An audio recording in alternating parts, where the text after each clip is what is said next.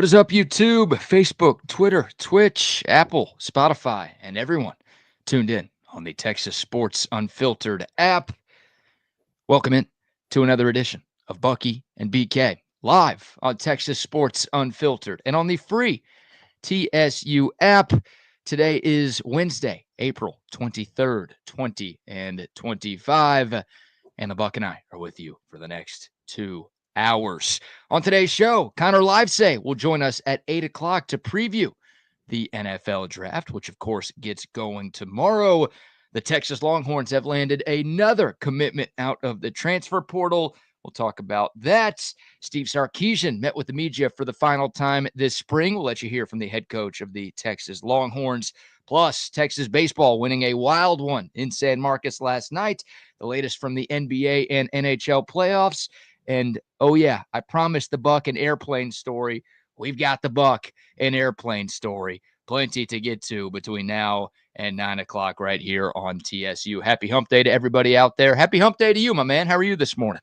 Doing fine, man. How you folks like that rain, weatherer? You know, I will give you credit, but you were a little later than what I wanted you to be. Because I got wrecked at dinner last night. I was thinking I had until Wednesday morning or at least overnight before we were going to get hit, and I got clocked trying to have a nice dinner outside with my sister, and we order our food, and all of a sudden, we got wrecked. You're out there with the dogs and the dog pecker flies too? There were some dogs out there. I don't know if it was hot enough for DPFs, but I don't think, no, not yet. They're not out yet. We had to pivot and grab the food and end up taking it inside somewhere. So I didn't get that until this morning at around 2:30. I got out here in the valley, out here, the hamlet of Dripping Springs. It was around 2:30. I saw that flash of light, and I'm thinking, oh boy, maybe the neighbor's walking a dog. The dog's got to pee, and they're taking a walk, and it flashes by my window. Like, no, and then I hear the rumble. I'm like, oh, it's coming. So I had to let the dogs in the garage. But dude, and then it started lightning and thunder, and the wind picked up out here on this hill. And boy, and I had a big gust of wind. It felt like it was 70 miles an hour hit the back. I'm like, shit, now I'm never going back to sleep. So I'm just half awake, half asleep at 4 o'clock in the morning. But I got a nice downpour, and it stayed constant for a while, but the road's still wet, but it didn't last very long. Really? It didn't last long out here. It seemed maybe about 40 minutes or so, but I don't know. I don't think we're done for the day, though. Okay. I'm seeing a pretty big chance of rain later this afternoon, but yeah, got plenty overnight. And good call by you. I will tip my cap. The real weatherer. Not 100% accurate, but you did tell us the rain was coming, and, well, it came. So appreciate that. I hope everybody's okay. I hope nobody except for you got surprised. And that was just weird. Yesterday afternoon, I mean, I'm coming home from Bastrop, and it was cloudy most of the day. It was kind of overcast, and it looked like it was going to rain, but you actually got it, huh? Oh, I got clocked. Yeah, and I was checking the weather all day. It's like, all right, we're getting dinner outside. Let me check. Just make sure that we'll do this without any problems. And, of course, all day long, the weather guessers out there are saying, no, you're good until overnight. We'll get some overnight, but you're fine today. Nothing to worry about. Your Tuesday's going to be great.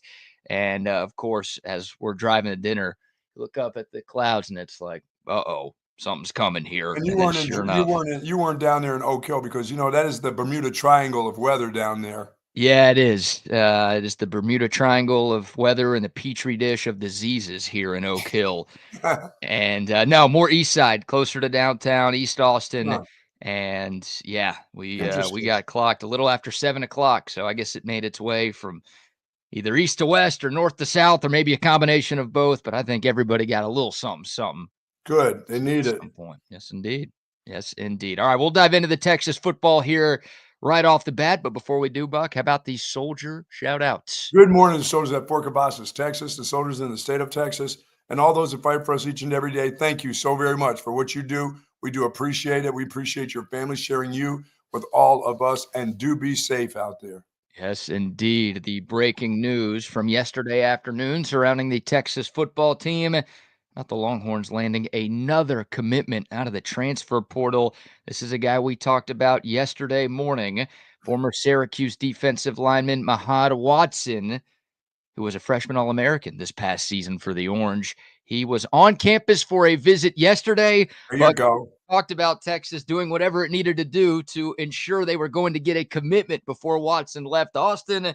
Sounds like the Longhorns did just that, because yesterday afternoon, the news drops that Watson has committed to Texas. That is the 5th transfer portal pickup for the Longhorns in the last 10 days. Steve Sarkisian is rolling right now. Yeah, maybe I'm wrong. Maybe I'm wrong about the defensive line. That 3 years in a row would be amazing if you could get that done. But games haven't been played yet. We've yet to see these guys play. But this guy sounds like he's a good player from Jump Street. I mean, he was a young guy that played well, good enough to be a freshman All-American. What conference were they in? What conference is Syracuse? That is the All Cupcake Conference. Oh, gee. Oh, boy. Well, it ain't Rutgers, but, what the hell? Rutgers is Big Ten. That's better, right? Yeah, it is. Yeah, but Mahad Watson, again, a freshman All-American last season. This guy logged almost 500 snaps in his first year of college football. Pretty good for a guy coming out of high school. Yeah, and I know the conference was down in 2024, but Syracuse was pretty good this past year. And yes, they were. Yeah, Mahad Watson, not a super highly touted recruit coming out, just a 3-star from the state of New Jersey, but he burst on the scene and made an impact in his first year up in New York. And this is a guy with some skins on the wall, but also a guy who has 3 years of eligibility remaining. So a lot of the transfers that Texas has brought in are just one and done rental guys, which, hey, that's great because you're trying to compete for a title in 2025. But this is even better because you've got a guy who can help your team in 2025, but also in 2026 and 2027 and hell, potentially 2028 as well. Absolutely. This is good. This is a good get right here. Yeah, guy with a ton of upside, the opportunity to develop. I think everybody was pleased with the job that Kenny Baker did in his first season as the Longhorns defensive line coach. And Mahad Watson, 6'3", 313 pounds, graded out really well against the run this past season. Most of his snaps were in the B gap. So yeah, traditional defensive tackle. Oh yeah. I don't know if he's going to start right away for Texas, but I'm very confident in saying that he will be a big part in the Longhorns defensive line rotation when we get to the fall. That's big. That's big to have a guy who's had experience, who can come in, can spell some guys, and probably at a lot of different positions too. He probably sounds like he's a pretty good athlete. He moves pretty good. Yeah, I would think he does. You said 6'3", right? We hit the 6'3" mark. 6'3", so he has passed the squatty body size, right? What are your rules? 6'2" or shorter, and you're a squatty body? 6'2" or shorter, 3 bills, you're a squatty body. 6'3" and above, 300. Yeah, you got some length on those arms too, so that helps out. 6'2" guys still have stubs for arms. Boy, 1 inch really makes that big of a difference, huh? Yeah, it does. That's what she said. Yeah, size does matter. Yeah. And according to the Buck, you got to be 6'3", otherwise you're a fat POS. I did not. It's not. You're not. Did I mishear you? Is that not what you said? No, you're not fat, but you're not. You don't have that. You're okay. Okay, you've got girth at 6'2". Is that better than fat? Girth sounds better. Maybe it doesn't sound that bad. Hey, she's got girth. I don't know if that sounds all that good. No, why are you looking down there, man? What kind of scouting reports are you looking up? What if she says he's got size? No, he's got girth. She's got girth. No, girth doesn't sound good for a female at all. No, I don't think you ever want to describe a female as girthy. No. Maybe some guys would like to be described as girthy, but I don't know if you're a girl. Round-shouldered is being very kind. The more I say round-shouldered, the better off I feel about myself when I say that people can understand. Yeah, shoulders are a little round. They don't look at the hips or anything else. They just look at the shoulders. Yeah, round-shouldered is very kind. If you call your girl round-shouldered, I think Jay Willems likes round-shouldered much better. I don't think he likes either of them, if we're being perfectly honest with you. And I don't know if your lady is going to ever appreciate being called round-shouldered. No, just pack mule. Yeah, pack meal's okay. I don't know if any lady appreciates being called round-shouldered. At least if you call them fat, you could say, no, the PH fat, not the FAT fat. I was just calling you Yeah, cool. If you call somebody round-shouldered, there's no, oh, I actually meant something else. You're just saying, no, you're a little big.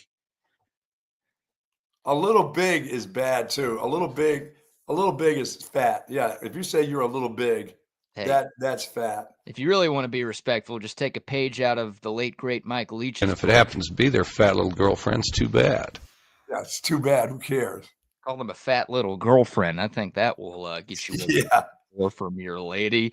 Oh, man. So there you go. Murad Watson, again, 6'3", 313 pounds. It's the 5th transfer portal defensive lineman that the Longhorns have that's added. a pretty good haul, brother, right there in the portal. Yeah, I mean, that's about as good of a job as they realistically could have done this offseason. I mean, when they got 3 in the winter, I was pretty pleased, right? Like, all right, that's a position of need. You bring in 3 guys with some experience. All of those 3 guys that Texas brought in the winter came from power conferences, so they, knew the level of competition they were going to get into. Sure. Got to Texas, and that felt like enough. But Steve Sarkisian a couple of weeks ago was pretty open about the Longhorns needing more bodies Yep. on defense, and they had 2 more power conference guys, and Murad Watson, one of the best of the bunch with what he did at Syracuse last year. I mean, Texas had a serious hole to fill after losing 7 players on the defensive line. 3 guys to the NFL draft with Alfred Collins, Vernon Broughton, and Bill Norton, and then 4 dudes to the portal. Texas only had 2 scholarship returnees at defensive tackle. They've got 3 freshmen coming in, so they brought in a very good recruiting class.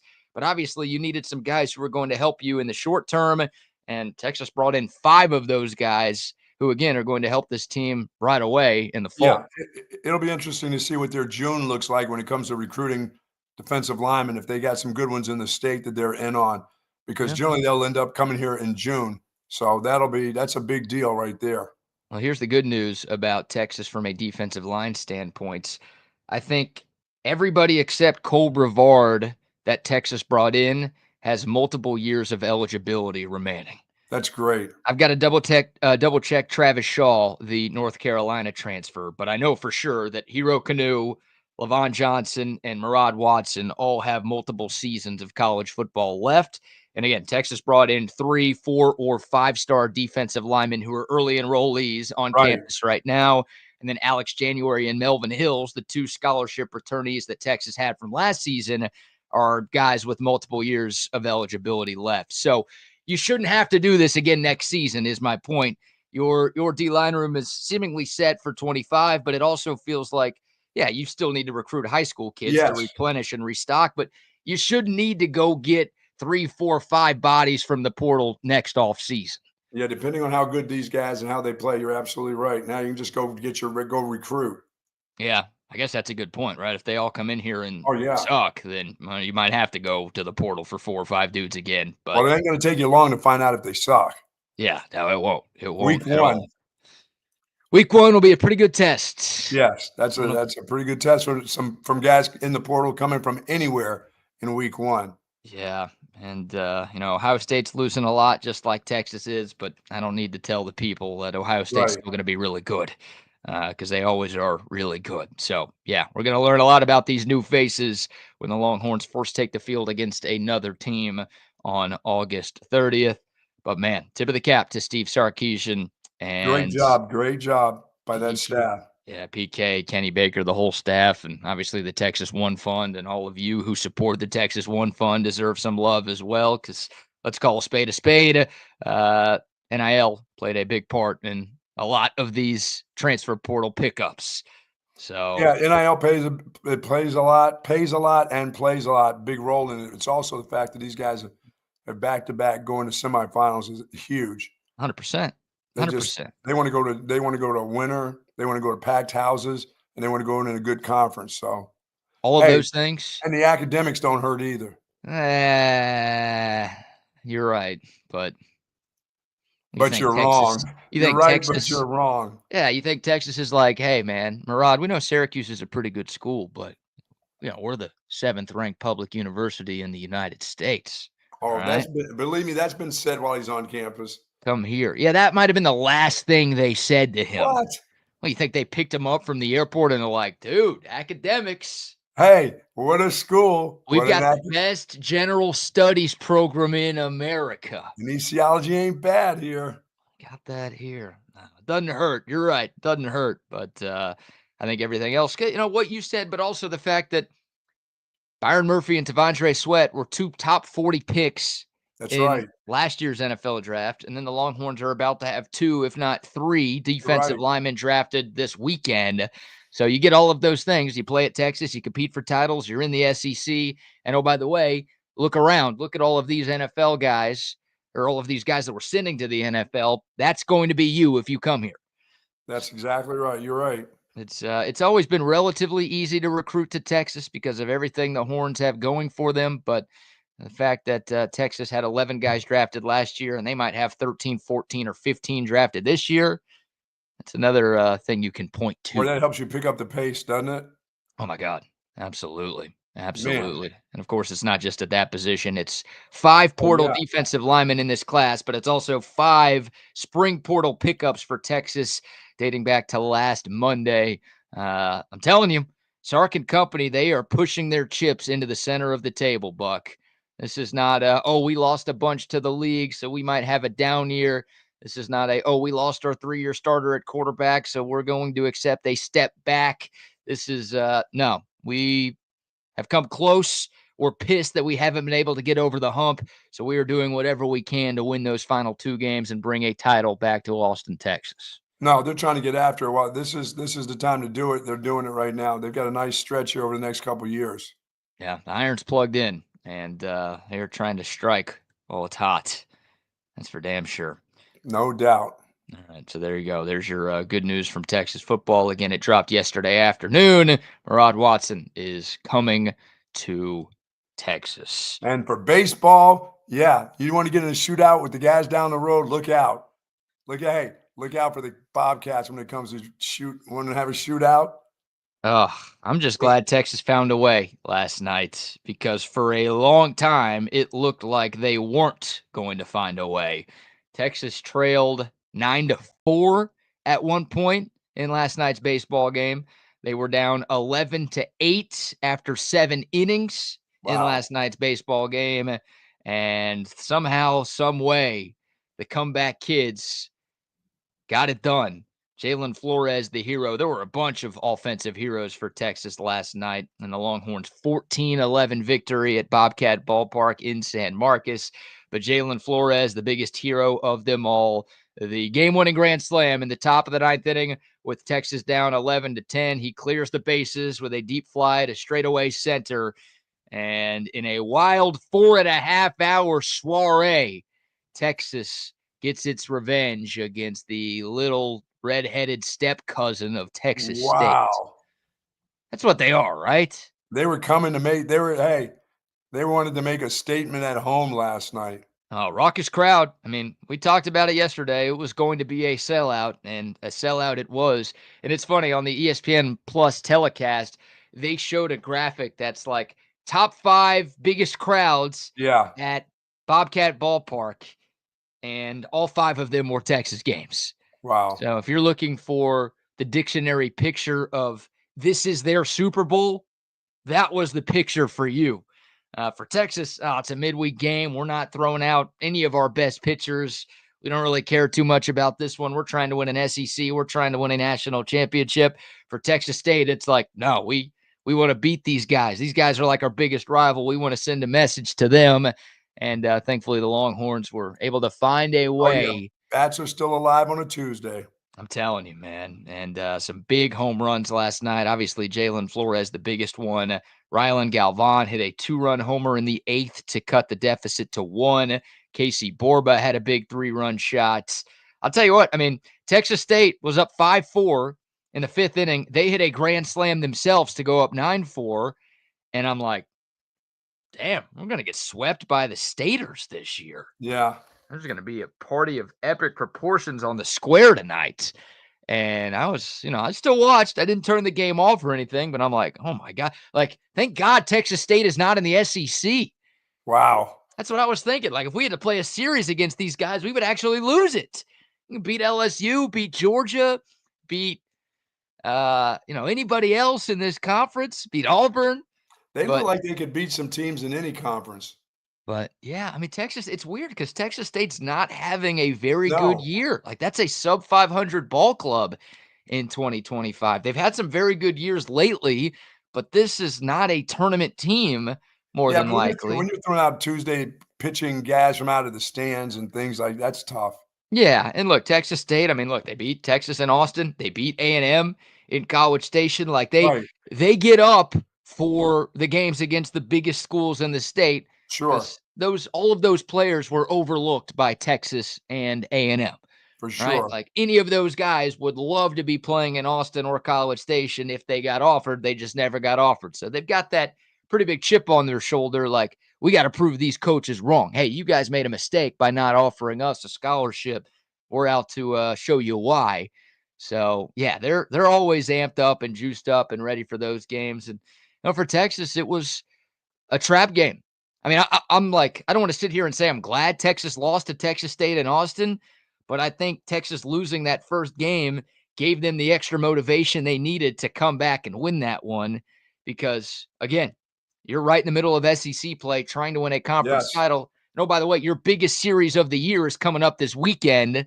Like, that is your classic overlook spot. And thankfully, Texas, they may have been overlooking them a little bit, but they got it done. Yeah, I mean, that's all that matters. You still keep your momentum going into this weekend. Yeah, the Longhorns used 8 pitchers. Again, none of their best guys. Some of the best guys didn't even make the trip down I-35 last night. But man, it was a shootout. Hell, Texas put up 2 touchdowns in Oh, the yeah. win. 14-11. They're scoring some runs now.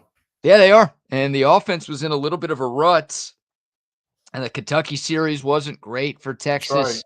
The Bats understandably went on a little bit of a slide after Max Ballou got hurt, but the way they wrapped up the series against Auburn, and then obviously last night against lesser competition, but still 14 runs is 14 runs, and they needed all of them to get that win. It's good to see the Bats maybe refinding their rhythm. How was some of the individual play last night, BK? Some of the individual play. Anybody in particular you're asking about? Some kids who are getting opportunities. Yeah, Jonah Williams got another start, 1 for 4. He did get thrown out trying to turn a single into a double, so a There learning you moment go. for him. But Stretch good, that bad boy out. yeah, good to see him in the lineup once again. Most of the big dogs at the top of the order got it done. I mean, Jalen Flores, 3 hits last night. Like, that guy has been an RBI machine, and he has stepped up in so many huge moments for the Horns this year. He continues to be Captain Clutch. Casey Borba, good to see him. He's been playing a lot for this Texas team, but was in a little bit of a rut at the plate. He had a couple of hits, including a big 3-run homer to help get Texas back into the game after the Texas State Grand Slam. So, yeah, I mean, a lot of the regulars played for the Longhorns last night. Again, the pitching was where Texas went way off the beaten path. And, a lot of the guys who struggled last night are not guys that you're going to see Right. in any SEC series, especially this one coming up. But good to get those guys some experience, and even better to do it in a win. I don't think Jim Schlossnagle would have been too upset if Texas lost that game last night. It was more of a, hey, let's see what we've got from some of these lesser used guys in our staff. Let's see what they look like on the road in a pretty tough environment in a real situation. And for Texas to get some of those guys out there and to still find a way to get a dub, that's best case scenario. For sure. Holy crap. I mean, started at 6. It didn't end till about 10:30 last Wow. night. And I know a lot of Longhorn fans made the trek to San Marcos. If you did, good for you. If you stayed to the end, better for you. But that was a late night. Made some folks still sleeping after attending that one in person yesterday. Aggies But got a man, win. Aggies got their midweek, their Tuesday win. yes, I think Sam Houston is who they got last night. So A&M continues to roll. I don't need to tell anybody that that's going to be a huge series. I mean, it's the biggest series in college baseball this year. Forget just for Texas, forget just for A&M, Oh, yeah. forget just in the state. Like, there will be no regular season series played in the country that mean more than Texas and Texas A&M. And I get it, like A&M's not in the running for the SEC title, so there's not a whole lot at stake from that standpoint, but just the bragging rights. And in the they're playing first- their best baseball right now. playing their best baseball right Just now. the way I like it. Yeah. No, you've been rooting for the Aggies over the last couple of weeks with your Not maroon. like rooting for them. I want them to play. I always like them to be at their best when they get beat. You've got your maroon underwear on this morning, Not don't you? not even close. Not even. You don't own maroon underwear. I do. So That's the only thing that I put on is those on my rectal area. that's weird. I mean, look, it's not weird that you don't own maroon. That's an ugly ass color, and I think you're being a good Texas fan if you don't own any of that color. But you go with the maroon me undies. Oh yeah. Is that those are the ones you crap in? Yeah, if I crap myself, those are the ones I crap in, yeah. Although you do say you'll never crap yourself, so Never. so maybe Never. you piss By the way, yourself. yesterday was true. I did change a baby. I did change one of my kids in the back of the trunk yesterday when were you changing babies? Your kids are all 40. You changed one of them yesterday? No, I just when we had the discussion about how you do it, put them over the sink, spray them, hose them down. I've done that in the back of a trunk. Yes. Hosed them down. No. Just laid them in the back of the trunk and changed them. I think that's something That's that normal. most I think parents, people have done. I've seen people do. I've seen other people do that. I would guess the vast majority of parents have changed one of their kids' diapers in the trunk of their car. Yeah, a lot of them will do it in the back seat. I don't want them in the back seat. No. What do you do if you have like a sedan? Like if you've got a minivan or an SUV with one of those big trunks, that feels a lot easier to change the kid.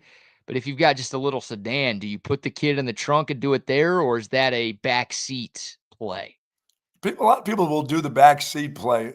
Moms can do the back seat play because they don't get any spillage. They're professionals. Dads will, take the wipe, not know what to do with the wipe, and put it on the floor of the back seat and never pick it up again. You know what I'm saying? Yeah. They don't pick it up till Tuesday. That's disgusting. Yeah. God, in the car. Yeah. You got to put your kid on the hood of the car right there. A little Dukes of Hazzard action. You'll burn the crap out of the kid. Put a little towel down or something, protect the kid, and then. I've never put the kid on the hood. I've done it in the trunk, never on the hood. Yeah, maybe not while the car is running, but turn off the car. Just turn the car to let that car get a little warm. Yeah, on a cold day. That's punishment for the kid. Hey, this is what you get for crapping while we're driving around. Maybe time your shits better, kid. What are you doing, kid? This will teach you. This will learn you a lesson. These burn marks all over your back.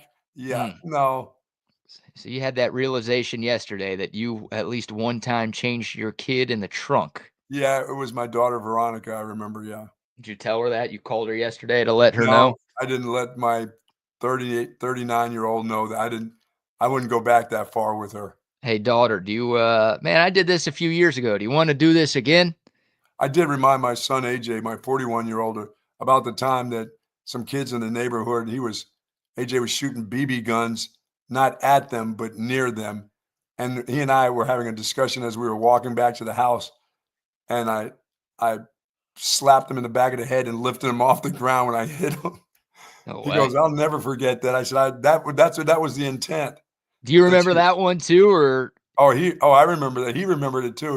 He definitely remembers. I'm wondering if that stuck with you, or. I remember it because I didn't cup my kids that often, but this one was one of those.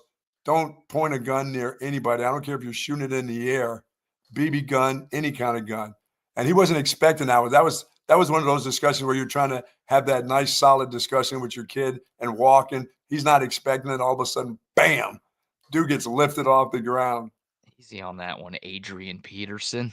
What? Watch out with the switch there, guy. No, never. I never used a switch. I got switched. I never used a switch on a kid.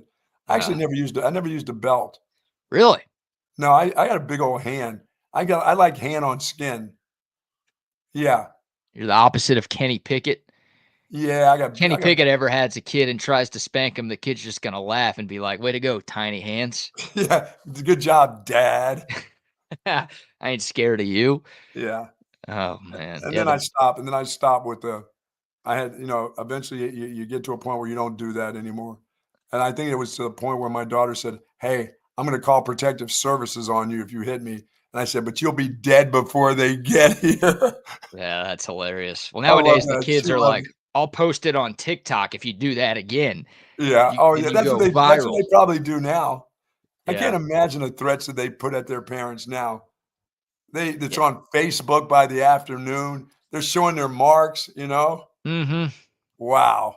Yeah, I don't think it's ever been easy to be a parent, speaking from zero parenting experience, but I feel like now it's probably harder to be a parent than ever before. Oh my God. They will squeal on you so quick. So quick. How about our guy Tom McKay tuned in this morning? I changed the kid walking down the sidewalk in New York City one time.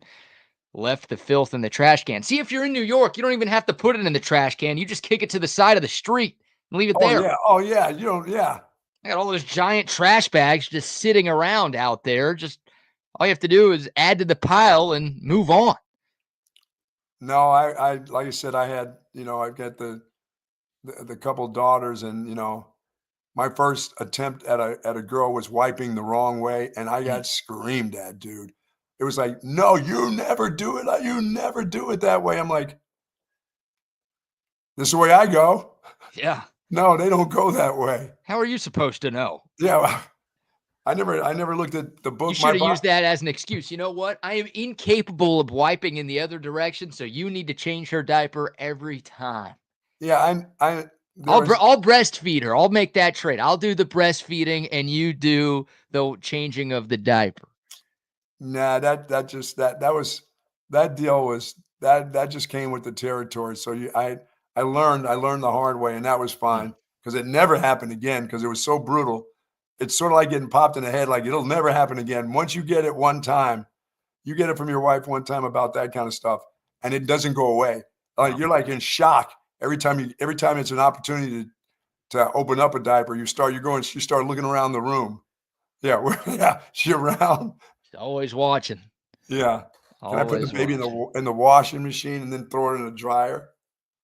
You put the baby in the No, washing I machine? was just wondering, can you do that? Oh, I don't know. If No? you've got one of those like see-through ones, I feel like you can. You're checking on them the whole time.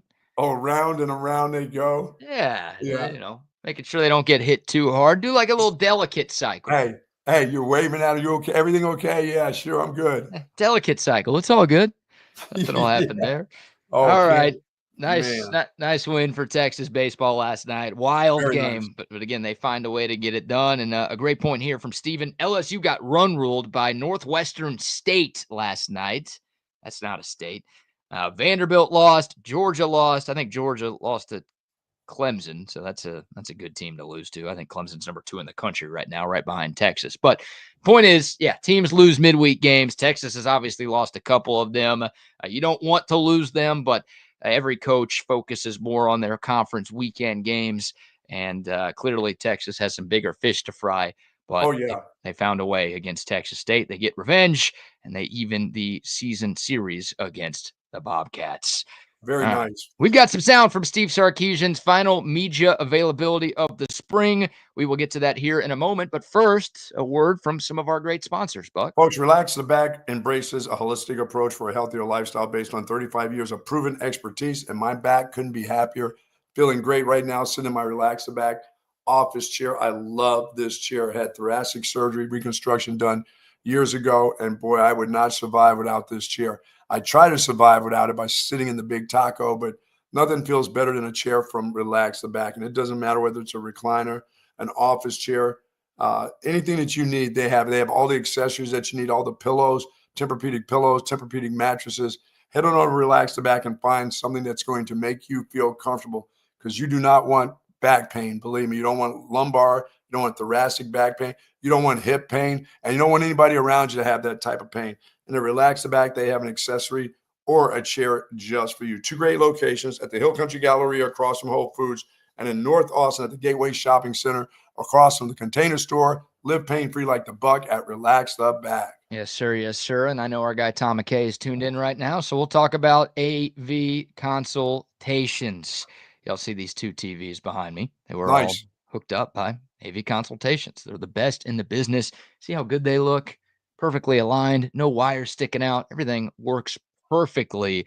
AV consultations hooked me up. They can hook you up as well because they've been hooking Central Texans up since 1988. So if you want the multi-screen man cave that I have, if you want the giant 85-inch screen like the Buck has, how about the home theater room with a big 150-inch projection screen with the badass surround sound? AV consultations can make it all happen for you. It's the screens, it's the speakers, it's the whole home lighting, it's the surveillance, it's the everything that's going to take your home to the next level and make your home a lot more fun for friends, for family, and for yourself. Go to their website, avconsultations.com. You can look at the gallery of projects they've done over the last 3.5 decades plus. Get some ideas for your home, and then reach out to Tom. Talk a little playoff hockey with Tom. Talk a little Stars hockey with Tom. And again, get hooked up. It's a great time of the year to be a sports fan. AV consultations will make your sports watching experience so much better.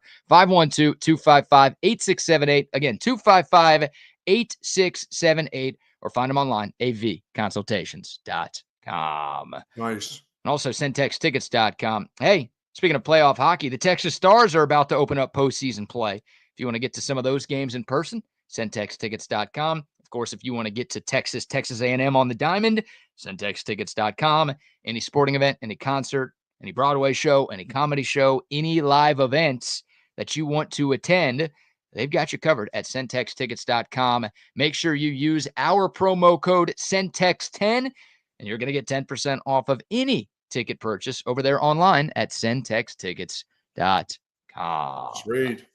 All right, let's hear from Steve Sarkisian, the head coach of the Texas Longhorns, who met with the media for the final time this spring. Of course, spring ball wraps up this week. You've got Fan Day coming up on Saturday in conjunction with the second game of that Lone Star Showdown between Texas and Texas A&M in baseball.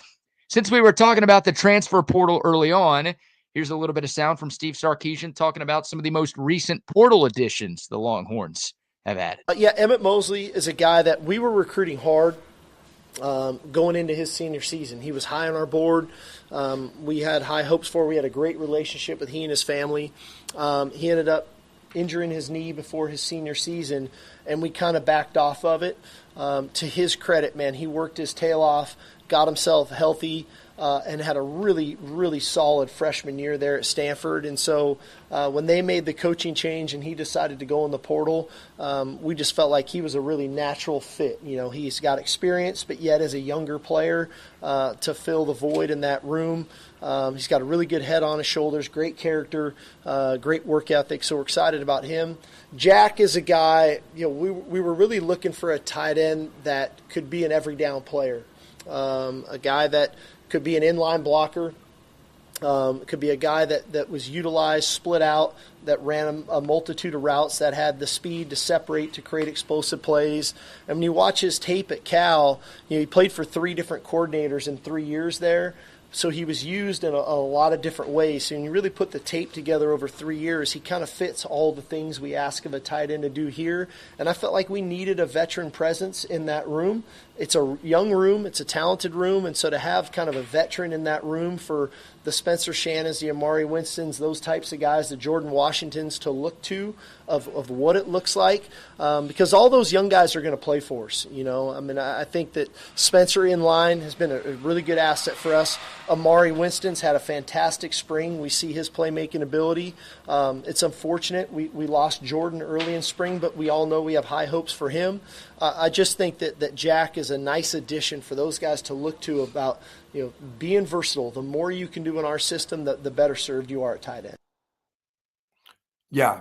And come in here and start. Thank you very much. Yeah, so there's Sark talking about the new wide receiver, Emmett Mosley V, and the new tight end, Jack Endries. Going back to Mosley here first, you know, one thing I love about Emmett Mosley V, he's from Chicago. Nice. It's a tough kid.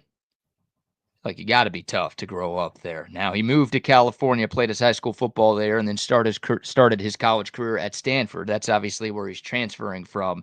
But, man, I like this kid's makeup, and I love the numbers that he put up last year in his first year of college football. Again, he's got more catches and more receiving yards than any returning Texas Longhorn wide receiver Oh, yeah. with what he did in 2024. So I like that pickup there. I think he's instantly going to come in and compete for a starting job. I think it's going to be interesting, Buck, because look, Ryan Wingo and DeAndre Moore are starters. I think you can put that in Sharpie. Those guys have been here. We know what they're capable of. They know the offense, this, that, and Sure. the other. But you wonder about that third wide receiver spot because Texas usually does 11 personnel with 3 receivers on the field. We keep hearing about Parker Livingstone, man. The second-year wide receiver from Lovejoy. That guy has been getting rave reviews all winter and all spring, and he's been here for now 2 seasons, so he knows the offense. I wonder if Emmett Mosley is going to come in and instantly be a starter, or if you're going to have a little bit of a competition between, the guy who's been here, already knows the offense, and this is not the easiest offense to learn, pretty Yes. complicated. And Or if plus, this, he Sark hones in about 3 guys. You don't get to 4 and 5. yeah, You only get 3 of them, and that's about it as the season goes on. So, but somebody will get hurt. That just happens. Somebody will get banged up. An ankle will happen. So whoever that 4th and 5th guy, they have to be ready to go. They yeah, can't be a teaching process in the middle of the season. They have to be ready to play. They got to know everything that's going on. So you need to go 4 deep. No, I mean you can go 5 deep. If you're the 5th guy, you probably don't play that much unless you get a couple guys hurt. But I can see you going 4 deep for sure.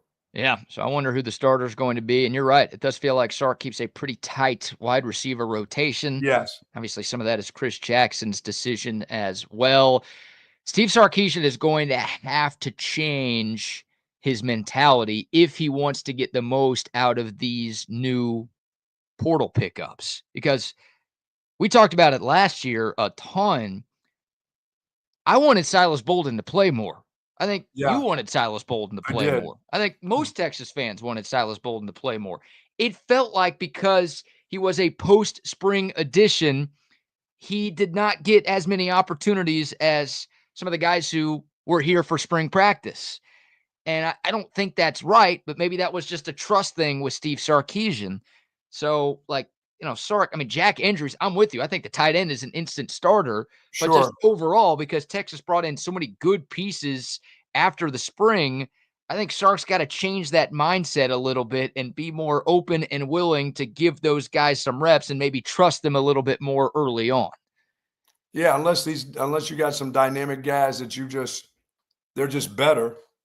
Yeah, of course. Like, look, you get to fall camp and the guys who are here were better, then all right, you play them. Yeah. But I feel like Emmett Mosley the fifth is a top 3 receiver on your team, and I feel like Jack Andrews is a top 1 tight end on your team. So Yeah, it's those like, guys will be playing right away. yeah, you would think those guys should be playing right away, and hopefully they're good enough to do that. But You just want to make sure the ones that have been injured are going to be ready by the fall because they yeah, have to practice in fall camp. There's not a lot of sitting around then. It's preparing then. So yeah. And then to your point about the tight end, I mean, yeah, thank you very much. You're coming here to start. yes. Jack Andrews has 2 years of eligibility left, but if he has a good 2025, he's gone to the NFL. Yeah, no That, doubt. that is an NFL tight end. I think Texas has some future NFL tight ends, like maybe 2, 3, 4 years down the road. Those guys could develop into draftable players, but you've got like one NFL caliber tight end on your roster right now, and that is the kid you just picked up. Well, they're going to need an NFL type blocking tight end for sure. Yeah, and I think Spencer Shannon's probably your best blocker in that tight end room. Sark talked about him in that little bit of audio we just played. He's 6'7", like 250.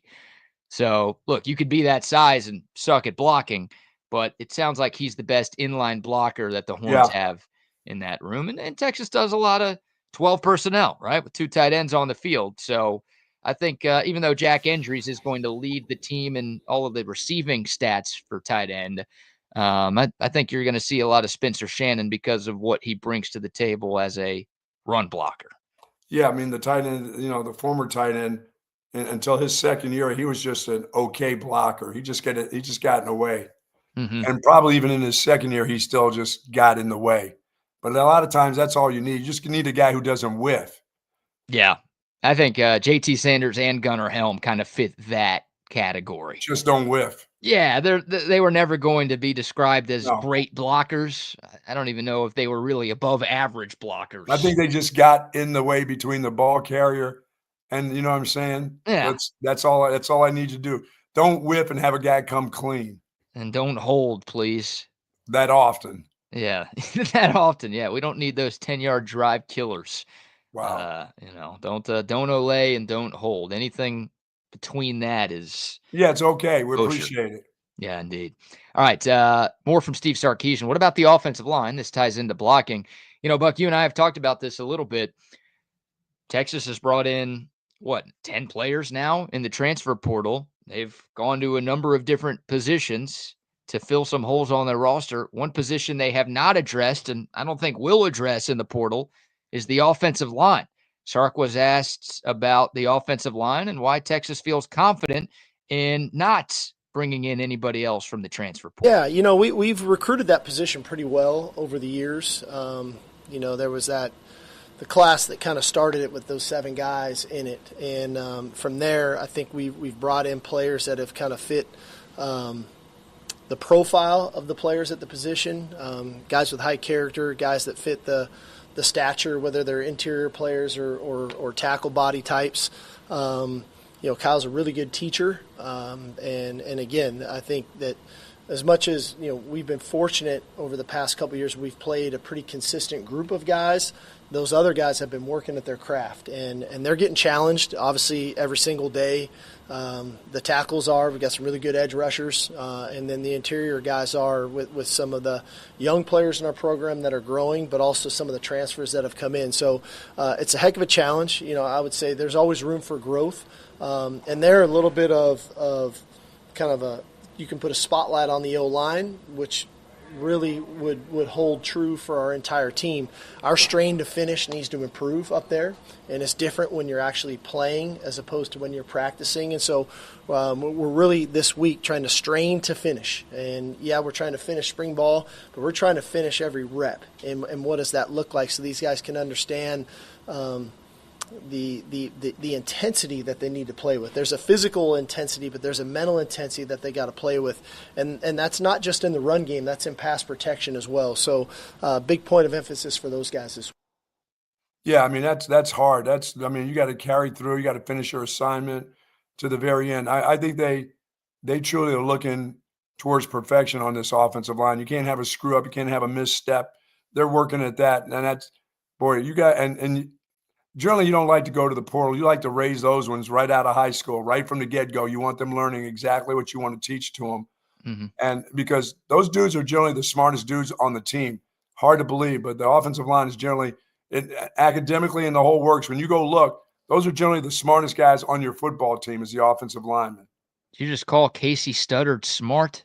Yeah. Lyle Sinline. Those guys are the smartest guys academically when they come. Those guys have to be able to make adjustments so quickly, and they have to understand what they see right in front of them, and it's always ever changing in front of them. But guys that play the defensive line, guys are dopey. It's just sick them here. Here's a piece of meat, go get it. Here's your technique. If it's not quite the way we want it, but you get to get the job done, you can play outside the box a little bit on defense. Offensive linemen, those coaches don't want you playing outside. They don't want you using any technique except for what they teach you from when you come from high school to there. Yeah. And they don't like trying to teach old dogs from other places new tricks. You know what I mean? It's worked at Texas. The Longhorns have had really good offensive line play these last few seasons. And that's hard to do, too. That's hard to do just from the high school ranks to continue to do what they're doing. But they have really good offensive linemen come out of the high schools here. They're taught pretty well. Mm-hmm. They get some pretty good teaching by some of these offensive line coaches in high school. So it's a pretty good system that they have. Like I said, if you get one, you're getting some guy that and they generally don't leave. Those guys don't leave places. They're like defensive linemen. If they're great offensive linemen, wherever they are, no matter what the record is or whatever, people will find them. They get found out. Yeah. NFL teams find out who's a good guard, who's a good tackle. even if the team sucks. Oh my God, absolutely. I mean, you'll see a couple of FCS guys, you'll see D2 guys, you'll see Sure. D3 guys on the offensive line getting drafted over these next few days. Oh, yeah. And yeah, look, for Texas, it's worked. And Steve Sarkisian, I mean, he's done so many things right as the head coach here in Austin, but pretty much from the moment he took this job, he talked about the importance of building up front and Yes. winning in the trenches. And he talked about, hey, as we make this move to the SEC, we got to make sure that our offensive line is good enough to compete because we're going to be going up against the biggest and baddest defensive linemen in America every single Saturday. Yep. Obviously, it took a couple of years for Texas to get there, but anybody who's watched this team knows that the O-line success has been a huge part of why Texas has had the success as a team that it's had. And look, like Sark's under some pressure here. Now, I'm not saying he's on the hot seat or anything, I'm not being ridiculous here, but Steve Sarkisian is taking a little bit of a risk by not adding an offensive lineman from the portal, right? And if this doesn't work and let's say Texas takes a step back on the offensive line or they have a couple of injuries and all of a sudden their depth isn't good enough to get them through a really long college football season, then there are going to be some fans who are questioning why he didn't go to the portal and try to add some help right there. Right. So, again, it's worked. If it ain't broke, don't fix it. It ain't broken. It's been awesome for Texas. But there is, like, you don't have Kelvin Banks. You don't have Cam Williams. You don't have Jake Majors. Like, you're losing 4 starters on the offensive line. And, like, at other positions, you lost a bunch of guys on D-line. You brought in 5 dudes there. You brought in receivers. You brought in tight ends. You brought in kickers. You addressed a bunch of other spots on the team, but you didn't do anything at offensive line. So if that group, again, is not as effective this year, there are going to be some folks just asking some questions about why Texas didn't do more to fill those guys. Yeah, like I said, they want to build from. That's where they don't neglect the high schoolers. That's why they try to get the best. That's why that dadgum kid that went to Oklahoma would have been something special, I believe. Here, you know what he's going to be at Oklahoma? In the transfer portal soon. You're putting in the call? Yeah, he'll be out of there. Like I said, though, but when you're good, they find you anywhere. You're gonna be on a crappy team, but they know how good, when they start looking for offensive linemen at the next level, they know how good you are, no matter what kind of team you play. No matter what type of team you play on, they know if you're good or not. Sure.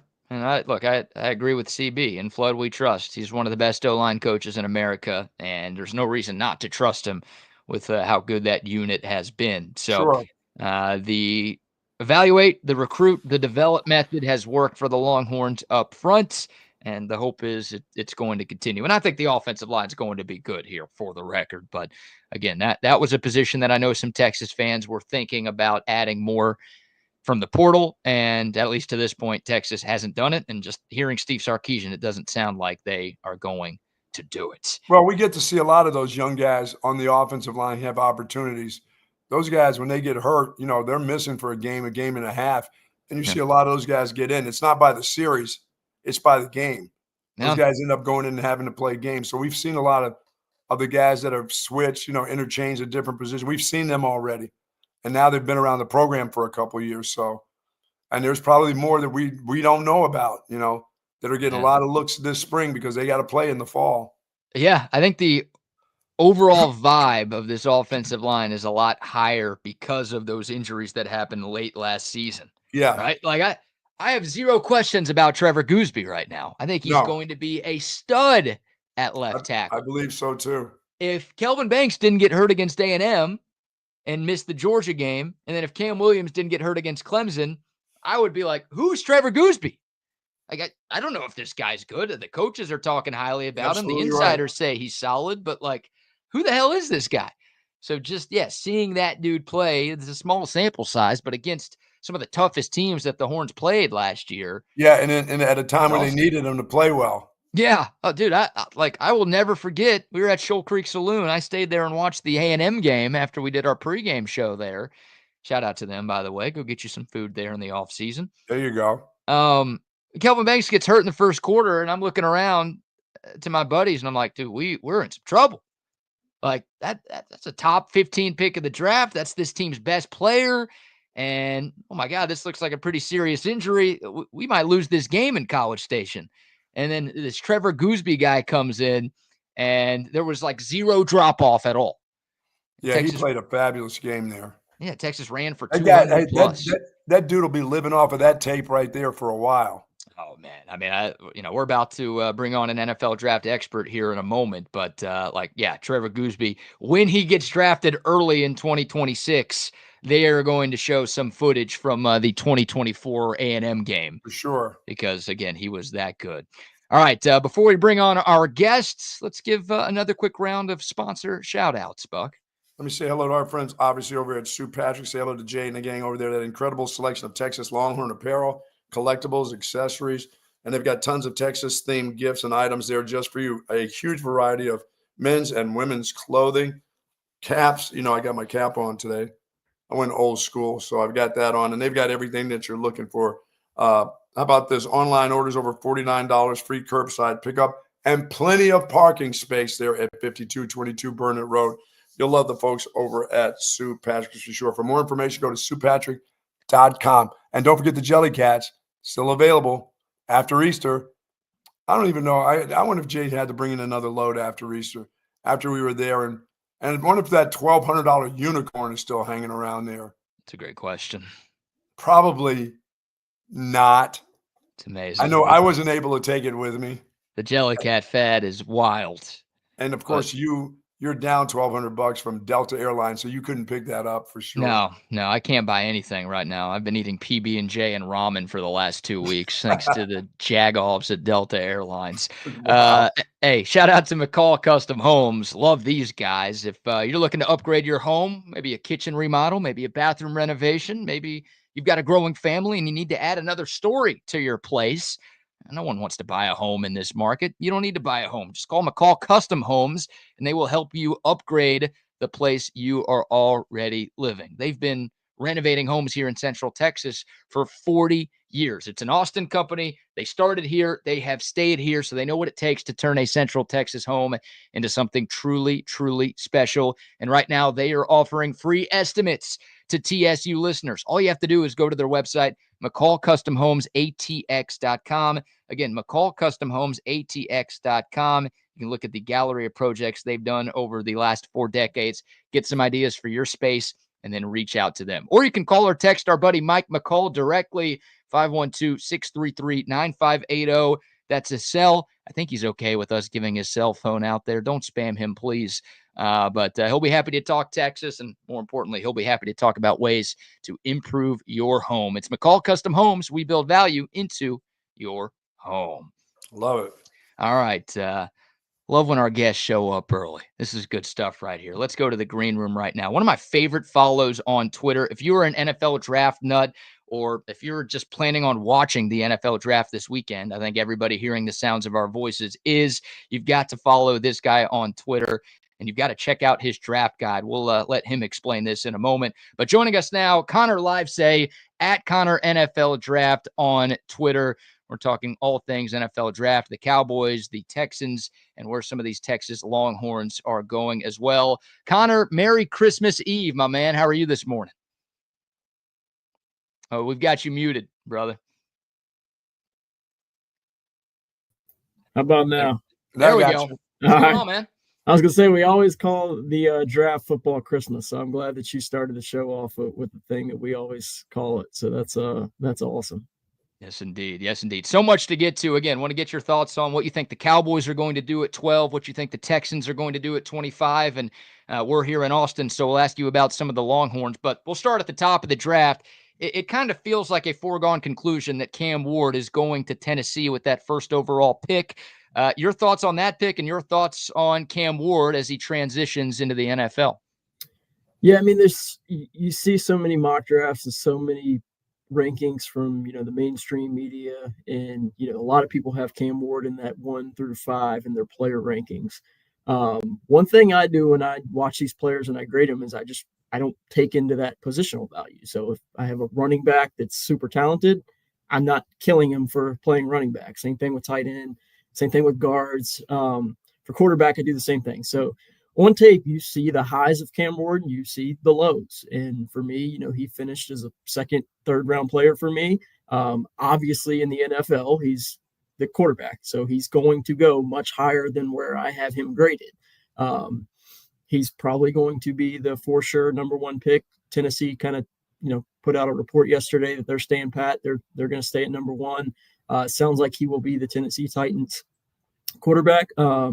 So as while I have him much later graded than that, I think you have to understand that when the teams are putting their boards together, they take into account that positional value and they do the rankings as such. Like I said, you see the natural arm talent, you see the off-script ability, you see the off-platform ability, and you see the ability for him to generate big play after big play. With that comes a lot of reward, and there's also a lot of risk because there are some accuracy and ball placements concerns in that short to intermediate portions of the field. There are some timing concerns, some pocket presence concerns with him.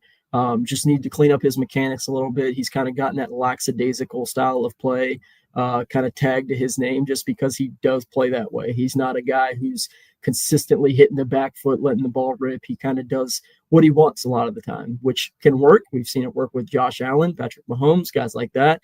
And then we've not seen it work with guys in the past like Will Levis. He was kind of a Zach Wilson's, a guy who kind of like did their own thing, kind of had that chaotic play style. And sometimes it works, sometimes it doesn't. But I do think that there is quite a bit of risk in Cam Ward. But when you're the top graded quarterback in this class, you're going to go number one or two more than likely. Yeah, I've got to believe, Connor, that he's got to be – the structure of where he's going is going to be very important. I don't know what the Titans have. It didn't show through the last couple of years with their quarterback. So their quarterback coach and what they do offensively is going to have to suit this guy, or he'll be on the run an awful lot. And like you said, it's that off – that off-structured type of stuff that he does okay. But that's a double-edged sword right there. That's scary. It really is. So I don't know what kind of structure they have in Tennessee, but there are better places possibly for him. But it's kind of chancy. Let me ask you about Travis Hunter. The way you look at these guys, and you're not looking position-wise, how do you feel about him? Is he your most? Would he be your number one guy? Period. If you weren't looking at position-wise. Yeah, it's just we hear the term generational so much in the draft process, and I can't think of a generational player that's coming. We heard it with Marvin Harrison Jr. last year. He comes in the league, has a solid rookie year, but Malik Neighbors had a better year, so it's like you can't call somebody generational when somebody in the same class that plays the same position comes in and has a better year. But Travis Hunter is a true generational player, mainly because we haven't seen somebody come in this draft class that can do it at a high level in offense and defense. And whether he does that in the NFL, which it sure sounds like he wants to and wants to try to, that's generational. You don't have guys that can come in and be a pure CB1 for a team and then come in and likely be a pure wide receiver one for a team. I know that a lot of people in Cleveland think that he's going to be a Cleveland Brown at 2, which I think for them, he could come in and he might not be the CB1 there. They have some good corners there. But he comes in, he's going to fill a big role in them on defense with at corner. Kind of lock down the other side of the field there, and then he can come in and be that wide receiver one for that team that they kind of desperately need. They have some good players there, but nobody that can really threaten defenses with his speed and agility and elusiveness after the catch. But yeah, to me, he's the best player in this class. Gets that true generational tag. And as good as Abdul Carter is, which is my number 2 overall player, we've seen a lot of good pass rushers come out of this draft recently, and it's just hard to tie him with that generational tag. We saw him have some issues dealing with these athletic tackles. I really like what the Oregon tackle did against him. I really like what the Minnesota tackle did against him. Just these guys who have some length and have some foot speed that can kind of handle his speed and elusiveness off the edge. But he's got a total package with him. I think he can come in and be a difference maker at pass rusher, generate a lot of pressure, get a lot of sacks. Makes those tackles for loss in the backfield because of how quick he is getting up the field. So those are my 1 and 2. But yeah, Travis Hunter gets that generational number 1 player tag. Would he be your number 1 wide receiver in a class of really, really solid wide receivers? Maybe not great ones, but guys that first and second round guys that can play on anybody's team and they can play at any level. I mean, would he be your number one wide receiver if he was just drafted as a wide receiver? He would. He is my cornerback 1 and wide receiver 1 in this class. And again, like you hear the comps go around, like in my draft guide, I try to give a player comp, and that is a lot more difficult than people want to realize, like trying to generate comps for players coming in that have never played in the league. But you see, like, I started with that when I gave him the first comp. It was Devonta Smith that plays for the Philadelphia Eagles, who's a really, really, really good wide receiver. Like, he kind of loses some of his shine because A.J. Brown's there. You got Saquon Barkley there. You know, Jalen Hurts gets a lot of the attention. But for me, I think he's a guy who's just he's a little undersized, but he's so smooth. He's such a explosive route runner. He catches just about everything. He's just got to clean a few technical and timing things up in his routes to really, you know, crispen those routes up a little bit. But I think he's like a Devontae Smith. There's some Chad Johnson to his game. That's kind of where we ended up landing. And then at DB, like I said, just his ball skills, his instincts and coverage. He plays like a wide receiver at DB, just with his ability to move his feet, get in good positioning, attack the ball. So, yeah, my true wide receiver 1 and DB 1 in this class. So that is why it's hard to not land him with that generational tag when he's able to impact the game on both sides of the ball the way he does. That's awesome. NFL draft expert Connor Livesay joining us on TSU. Follow him on Twitter at Connor NFL Draft. Speaking of wide receivers, Connor, what about Matthew Golden, a Texas Longhorn? A lot of people think he's going to be the number 2 wide receiver off the board after Travis Hunter. What do you like about Golden's game, and how do you think he stacks up amongst his peers in this class? It's funny because going into, you know, when I started getting into college prospects, getting ready for the draft in November, December, you didn't hear about Matthew Golden a ton. Like, it was Isaiah Bond. It was Quinn Ewers. It was, you know, Jaden Blue had some ball security things that he needed to kind of clean up. But it was like those 3 guys that you heard on offense. Gunnar Helm was even in the conversation kind of before Matthew Golden. But the more you watch, you just went like, this guy's the best NFL prospect receiver on this team. Like, I never thought he played to a 4.29. I would have thought he was a 4.40 guy, you know, 4.45, you know, fast, but not fast. And when he ran that 4.29, I think people kind of swung in the very high end of the spectrum with where he's going to be. You know, you started hearing, oh, he'd be a great fit in the second round, but then he went like first wide receiver off the board. And I don't have him quite graded as high as obviously Travis Hunter. Tetairoa McMillan's my second receiver. And then I actually do like Emeka Egbuka ahead of Matthew Golden, but Matthew Golden is still a borderline first-round graded player for me in a class that does not have a ton of first-round graded players. So him going in that 12 to 18 range is a perfect fit for him. I think he's a very good route runner. He creates pretty good separation. You know, just really similar to Travis Hunter. He's a little undersized. He's not this guy who's going to play with the big catch radius, have a lot of length at the wide receiver position, but he's so explosive. He was more explosive on tape than fast. And I think that those things correlate with each other, but they're not identical. You have guys who are explosive, who can make the explosive play, but they're not just running by guys. They're not making defenses shade coverage over the way because they're worried about what they're doing in that deep third consistently. And I think he's more of an explosive receiver, not a twitched up, just fast, going to burn by you, catch the deep ball all the time. And I think that was kind of his projection for me, is it's like, I think he's going to dominate that intermediate portion of the field probably more than the deep. But when you see him run that 4.29, you really feel like, okay, we can develop him to be a more consistent deep threat in that deep third portion of the field. But I think his route running skills and explosiveness really shine in that intermediate portion of the field where he can create separation, you know, get those big 10 to 15 yard chunk plays, and then hopefully develop into the guy who could get you the 20-25 consistently. Now, does that it's got to help the fact that he's in Sarkisian's offense, whereas you talked about a guy like Smith, you know, from the Eagles, he was in that offense, you know, well, hell, he won the Heisman Trophy. I mean, so you're talking about 2 guys that are coming out of an offense that, you know, the NFL has got to love what Sark does. And then to bring receivers like that over in that last couple of years, you know, even the year before, you know, with Mitchell, I mean, it's got to be like, wait a minute, they've got some true NFL type of wide receivers at Texas now. And plus this offense, it's got to help out when teams start looking at guys.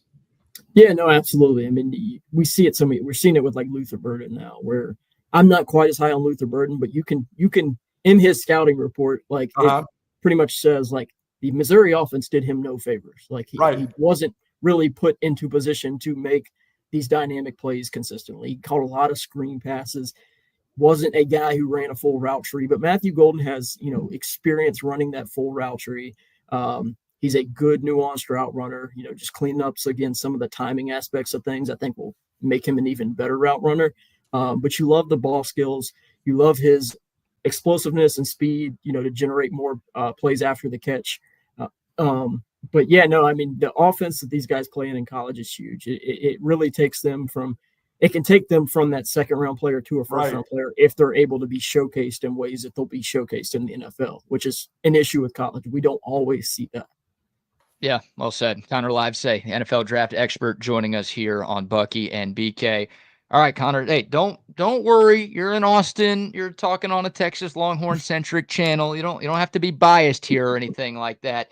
I'm kind of bracing myself for your answer to this next question, but I got to ask about Quinn Ewers, man. I mean, you cover the NFL draft longer than I have. You cover it way closer than I do, so you're a better person to talk about this than either of us. I don't know if I've ever seen a player with more of a wider range of projections in mock drafts than Quinn Ewers. I mean, I've seen him going early second round. I've seen him going in the sixth round. So for you personally, where do you grade Quinn Ewers, and ultimately, where do you think he hears his name called this weekend? Yeah, I mean, again, it's tough because going into this winter, when we were doing some of our winter scouting and stuff like that, summer scouting, you really thought that Quinn Ewers had a chance to be one of the first quarter. Cam Ward kind of burst onto the scene this year. He's kind of a late round guy, but Quinn Ewers was the guy that everybody I think was looking at as far as like being one of the first 1-2 quarterbacks drafted. I like Quinn Ewers. I think that you've heard his name mentioned in some of that first round stuff. And as you can hear with my Cam Ward evaluation, like I'm not going to have him anywhere close to that. I think he finishes my 140th overall player. He was my quarterback 4, I want to say. So I'm trying to go through my rankings now and show you where I got him. My quarterback. He's right behind Jalen Milroe, quarterback 7. So he's a guy that I think is more of a good backup than a guy who's really got the traits to develop into a quality starter. And I think you saw that some at Texas this year. I mean, there was a lot of Texas fans who wanted Arch Manning to play. Just the lack of stuff we talked about with Cam Ward, that lack of ability to create off structure, off script, do some stuff off platform. I think that's kind of limiting his ceiling. But I think that when you look at Quinn Ewers and his ability to be accurate and get the ball out on time in that short to intermediate portion of the field, I think that screams, career quality backup that can come in, play 4 or 5 games for you, maybe win you 2 or 3 of them. But he's just, I don't see a player that's got that ceiling that can take you as a starter to be a, 10, 12 game winner. I think that his high end ceiling is something like a Brock Purdy, where again, you talk to certain people think Brock Purdy's a top 8 quarterback in the league. You talk to some people that's, he's a 15th to 17th quarterback in the league. So I think his high end ceiling is a guy like Brock Purdy. But I see him more of like a Kenny Pickett style of quarterback who's, who might get a role to start, might be drafted, might get a chance to start, but it might fizzle out. And then he'll be a guy who's a quality backup on a good team. That can come in and fill in and play some valuable snaps on a team that a quarterback, goes down for a couple games or needs to finish a game or 2, but just lacks those high end traits that make him a higher end starting quarterback.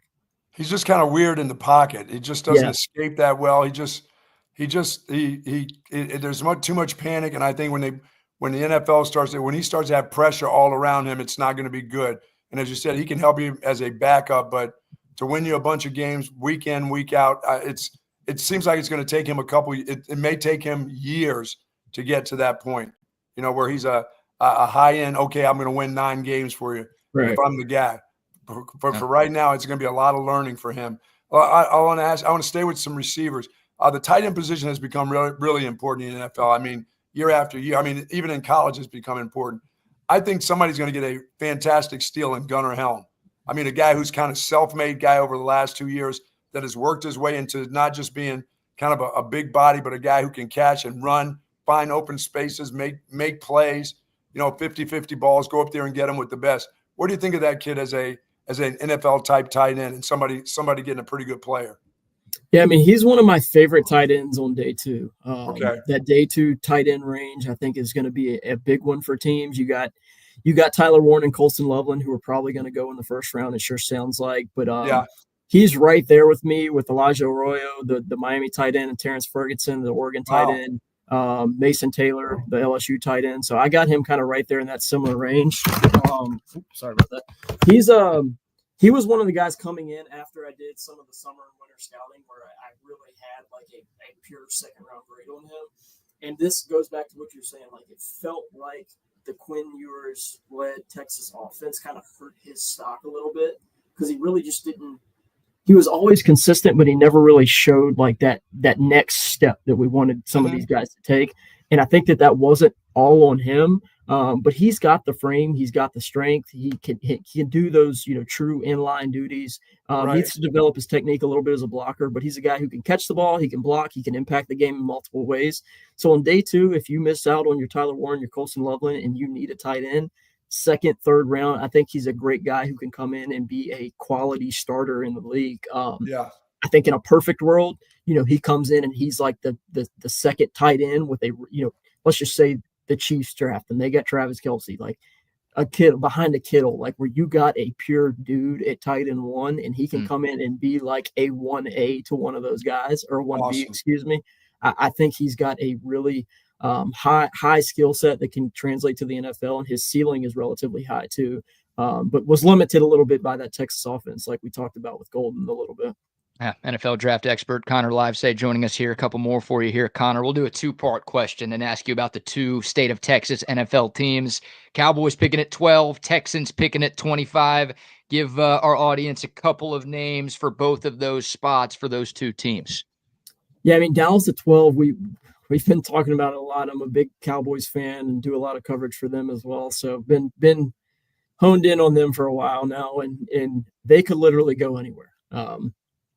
They could probably take 25 different players at 12. It's like they need a running back. They need a receiver. They could use a tight end. They could use an offensive tackle. They could use a right guard to fill in for Zach Martin. They could use a pass rusher. They could use it. Like, you could go position by position and pretty much go. They're probably not going to draft a quarterback. They're probably not going to draft a safety just because of the positional value that high. But literally anywhere else they could go. So how much time you got as far as the names, but I think the two positions that they're going to be circling is wide receiver and cornerback. They lost Jordan Lewis this offseason. That's going to be a big hole to fill from a play on the field standpoint and a leadership standpoint. They don't have a pure nickel corner on their roster right now. Israel Mukwamu was re-signed to a 1-year deal. He's played there in spurts throughout his career, but he's mainly been a safety. They traded for Collier Elam, who was a failed pick for the Buffalo Bills, who's primarily played on the outside. So they do not have a nickel corner, which brings you to Jahdae Barron, Texas nickelback that played outside a lot, but kind of projects as a slot corner at the next level. I don't think they're going to draft Jahdae Barron. They value size and length at that position. And I don't necessarily agree with him. I think Jahdae Barron's a really good player, somebody I would consider at 12, but he's got shorter arms. He's a smaller build. They normally go for the 6'2", 32, 33-inch long arm corners. That's not Jahdae Barron.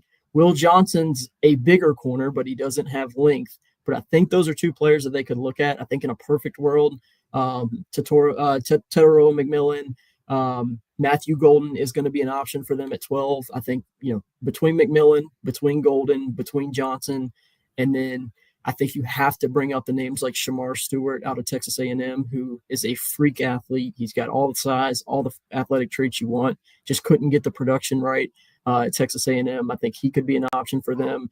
And then I know a name that's been getting thrown around a lot recently is Tyler Booker, the Alabama guard. I think that, a team that just lost a Hall of Famer might be weighing a little heavier on them than fans.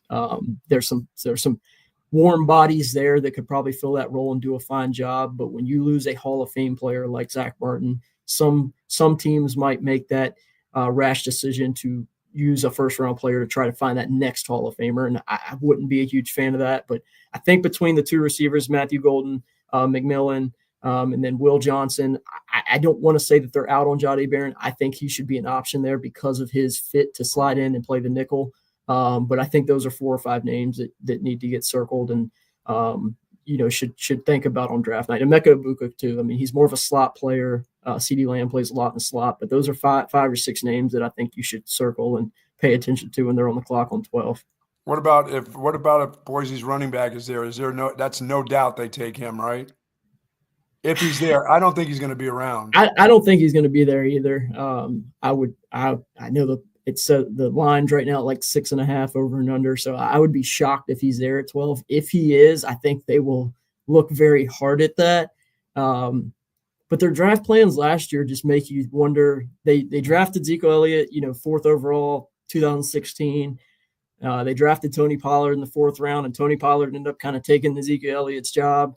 And then last year, everybody thought they were going to go running back on day 2 or 3, and they just didn't draft one. So they've kind of went from every end of the spectrum you could go into in the running back position. So it would be hard, especially in this deep running. I mean, this running back class is so good and so deep that it'd be hard to justify with so many needs that they have on offense and defense right now, drafting a running back at 12. But Ashton GT's a special player. So if he's there at 12, he immediately gets brought into that conversation. I don't think he will be, but if he is, I think he's going to be involved in it. Good stuff. All right, Connor. Texans at 25. Is it offensive lineman or bust for Houston? I think so. I mean, you trade away a future Hall of Famer, All-Pro, and Laramie Tunsil this offseason, and that offensive line wasn't great to begin with Laramie Tunsil. So I feel like they have to be in a position to rebuild that offensive line. And you brought the 2 teams up, and there's been a lot of talk recently about the Texans wanting to trade up in this draft to find their offensive lineman that they love. And Dallas probably wants to trade back. So it's something to kind of keep an eye on. If the Texans want to, I think the Cowboys are pretty content with trading back from 12 all the way to 25, and they maybe taking a little bit of hit on the value in that trade. I would think that that's a situation that both teams are kind of monitoring and maybe calling each other on.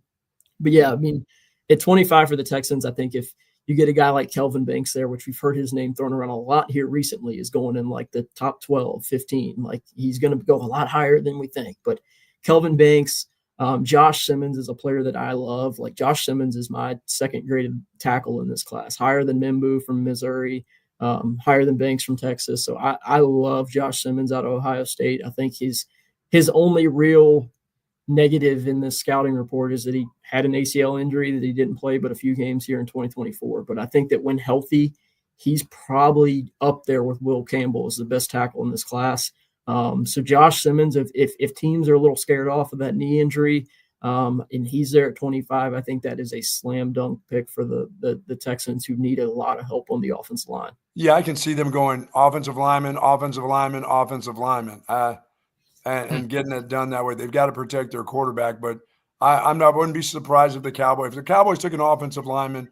They do that, and they've had a lot of success doing it. Oh. They just have. I mean, I know BK doesn't feel that way because they just took one last year. It's telling you that they didn't do a good enough job taking the one that he took the year before.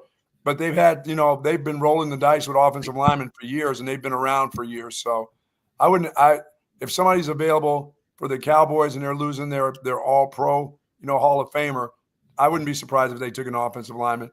And it'd be hard to say that that's a wrong pick for the Cowboys because of the success that they've had, but lately success isn't showing up with the wins, Oh no, absolutely. And the good thing about this class is it's not a great class. I mean, you got Travis Hunter and Abdul Carter, which are, you're normally going to be your 1-2 in whatever class they're in, whether it's 2025 class, the 2023 class, whatever. Yeah. After that, you pretty much got a lot of guys who from 3, you can throw Ashton Genty in that conversation too, but outside of those 3 names, everybody in that class is, like in most classes would be a 1-2 grade. And most of these guys are first round grades because the class is so weak. So you got a little less than normal first round graded players. But so many of the tackles, Will Campbell, Armand Mimbu, Josh, all these guys are like, they're good college tackles, but they probably project best as guards at the next level. So for Dallas, if they're at 12 and let's say McMillan and Golden go off the board before them, maybe they're in a spot where nobody's picking up the phone to trade back. You could see them take a Josh Simmons or Kelvin Banks or somebody like that and go, look, we don't have good results from our rookie left tackle from last year. We have a hole at right guard. Let's draft a guy and bring him into camp and let's figure out who the best 5 are.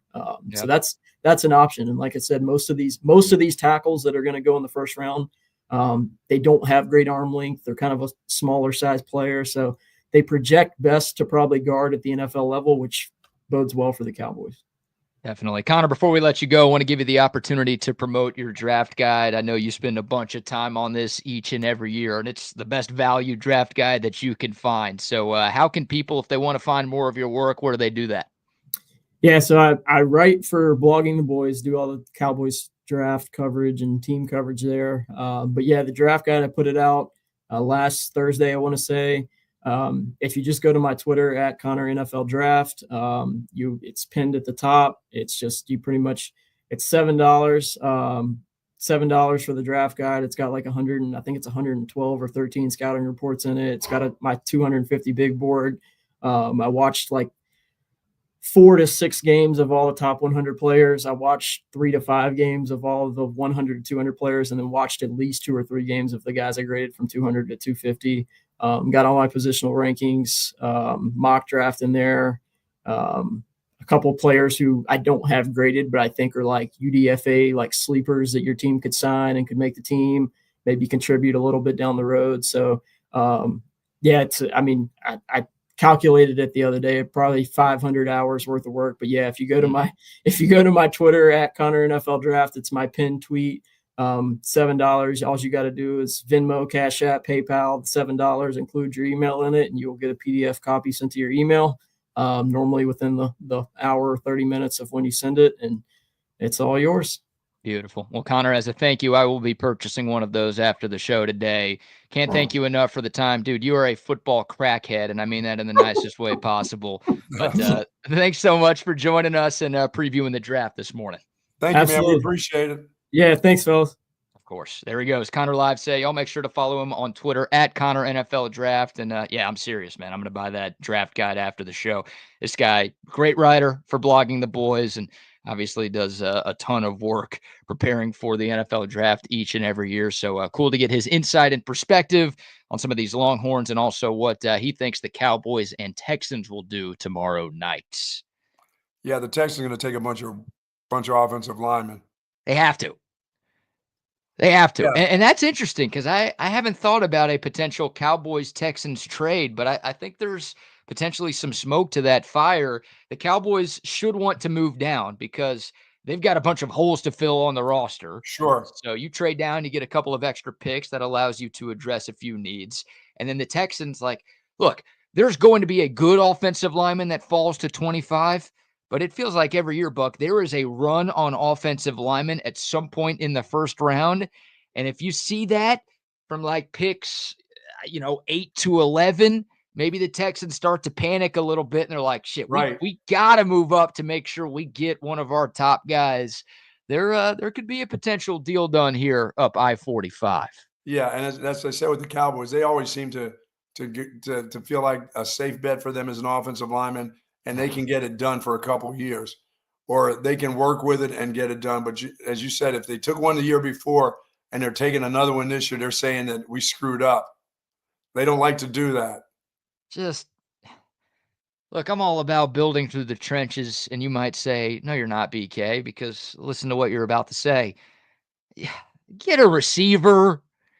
So you spend $60 million on your quarterback. I get it. You need to keep him upright. You need to keep him healthy. I don't want to diminish the importance of the offensive line, but you saw what your offense looked like with just one weapon on the outside last year. Yeah, you've got to have another receiver. Go ahead and get Matthew. If Matthew Golden's there, go ahead and take that dude and get him, or Buka, and help out CeeDee Lamb, because CeeDee Lamb can't play hurt for 15 games again, like he did this year with his bad.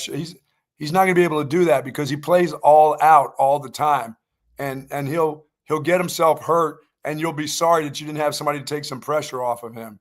Yep. And I think just about every receiver outside of Travis Hunter is going to be on the board for the Cowboys at 12. So if they do stick and pick there, yeah, they could go Golden, they can go T-Mac, they could go Ibuka, they could go Burden. They're going to have basically their pick of the litter for true wide receivers in this class. And it's just, you got to help the quarterback. You got to help the receiver. You got to help the offense.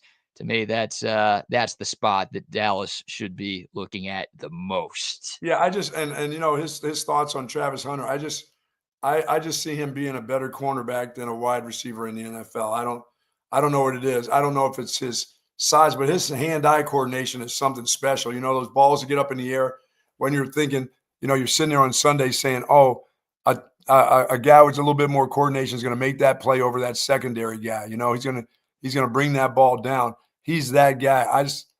I don't know if he runs those crisp routes. You know what I'm saying? His cuts, he makes those hard cuts, those long dipping moves. You know, he's not as smooth as it seems, but boy, when the ball's in the air, he sure knows how to go get it. I just don't know if I just think he'll be a great cornerback. I don't know if he'll be a great wide receiver. I am one of the biggest Travis Hunter fans in the world, man. Hey, they retired his number. I mean, what the hell? Well, he deserved it. He's not the guy who didn't deserve it. They retired the guy's number. Yeah, well, he won the Heisman Trophy, right? You should get your number retired if you win the Heisman. That's what Texas has done. Hey, they retired the quarterback's number too.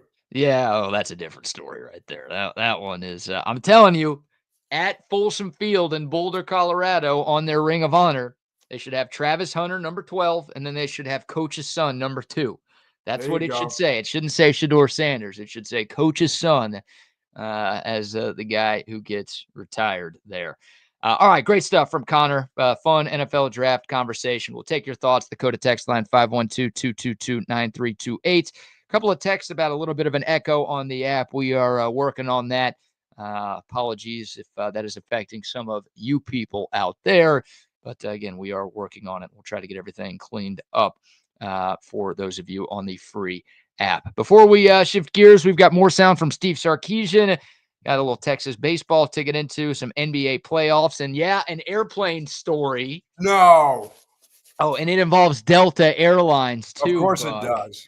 We'll get to all that here in a second, but first, a few more sponsor shout-outs. Say hello to our friends over at 34 Wine and Spirits, 4601 Southwest Parkway. You were over there yesterday to see the gang over there for all your alcohol needs, folks. Whether it's a big party, small party, they are wholesale distributors, so they can get all that booze to you. If you need it shipped to you, they can get it to you in those vans with Ricky Williams' picture on the side of it.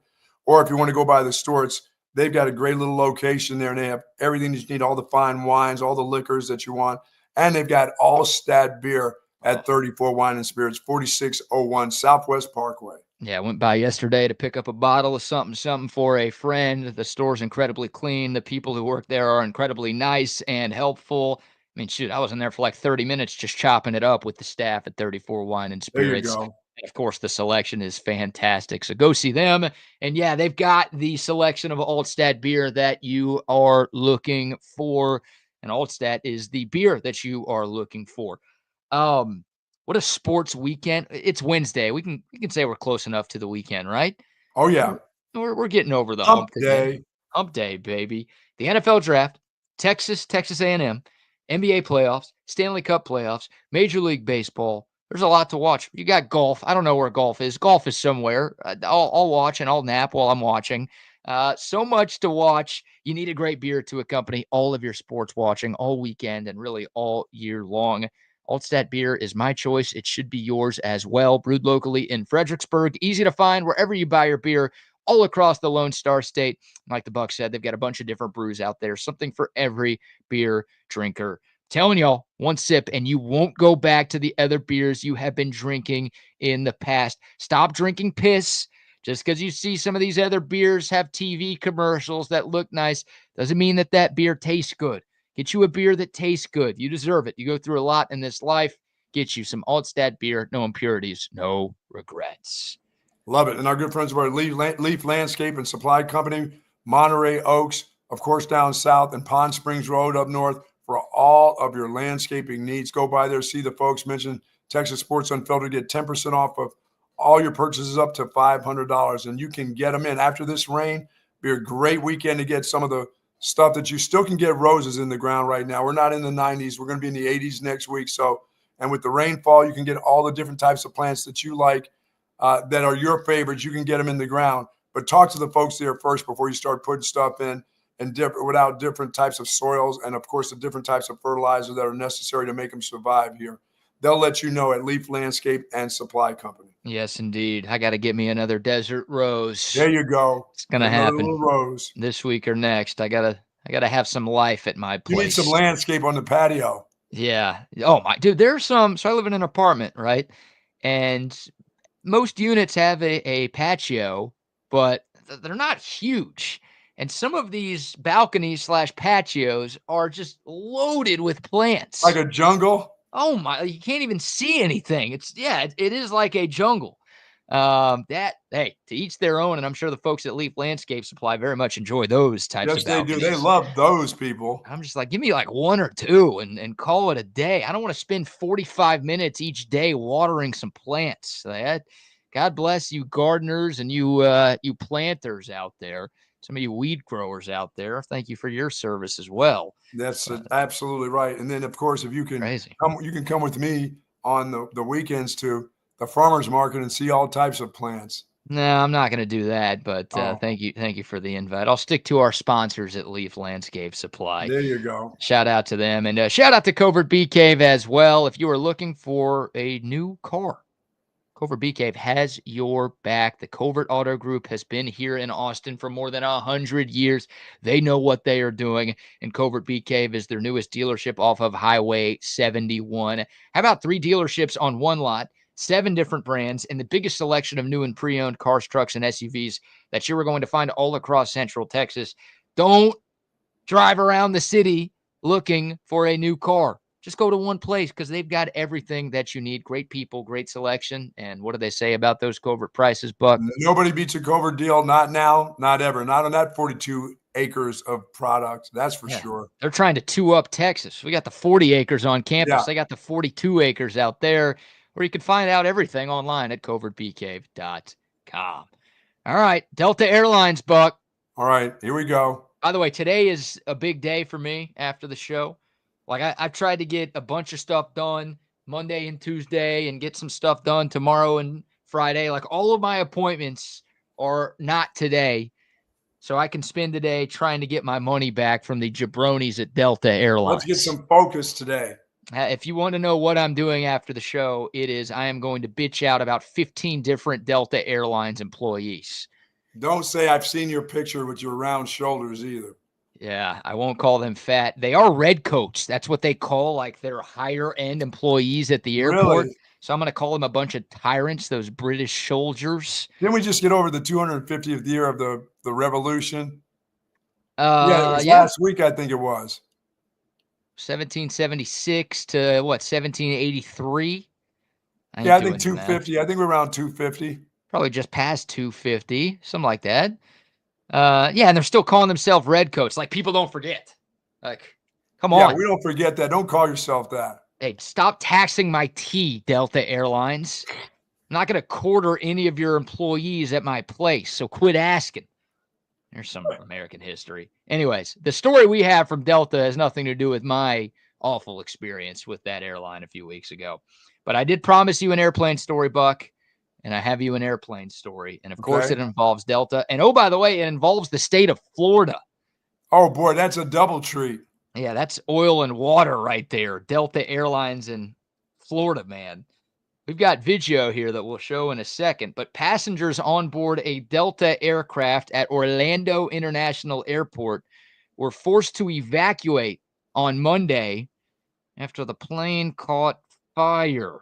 Oh. Flight 1213 that was bound for Atlanta, by the way. Of course. Yeah, so you've headed got to the hub. And the hub of Delta Airlines, all in the same story. It was pushing back from the gate at 11:15 when an engine caught fire. Here's a little video. Wow. Yeah, this isn't just like a tiny little fire like, hey, is there something maybe caught? Look at that. Look at some of these shots here. Where's huge my big smoke. There's giant my, there flames. it is. I want to get down the slide. I've been wanting to get down that slide like never. I have always, like, I don't want to say I've wanted to go down the slide because that No. means there's an emergency, so you'd prefer for that not to happen. Yes. Does look like kind of a fun ride, though. But, yeah, you had almost 300 people on board this aircraft that were forced to evacuate. Thankfully, everybody was safe and everyone's okay. But look at this, dude. Giant flames here coming from this Delta plane. And, of course, you're the one that they say, don't just get yourself out. You're looking for your luggage, aren't you? Your carry-on, you're getting your carry-on, aren't you? Yeah. Yeah, no, this is not a... Oh, yeah, no, rush off the plane. Don't grab your stuff. We'll get you your stuff. Sure you will, Delta. Yeah, your stuff is going to be burnt.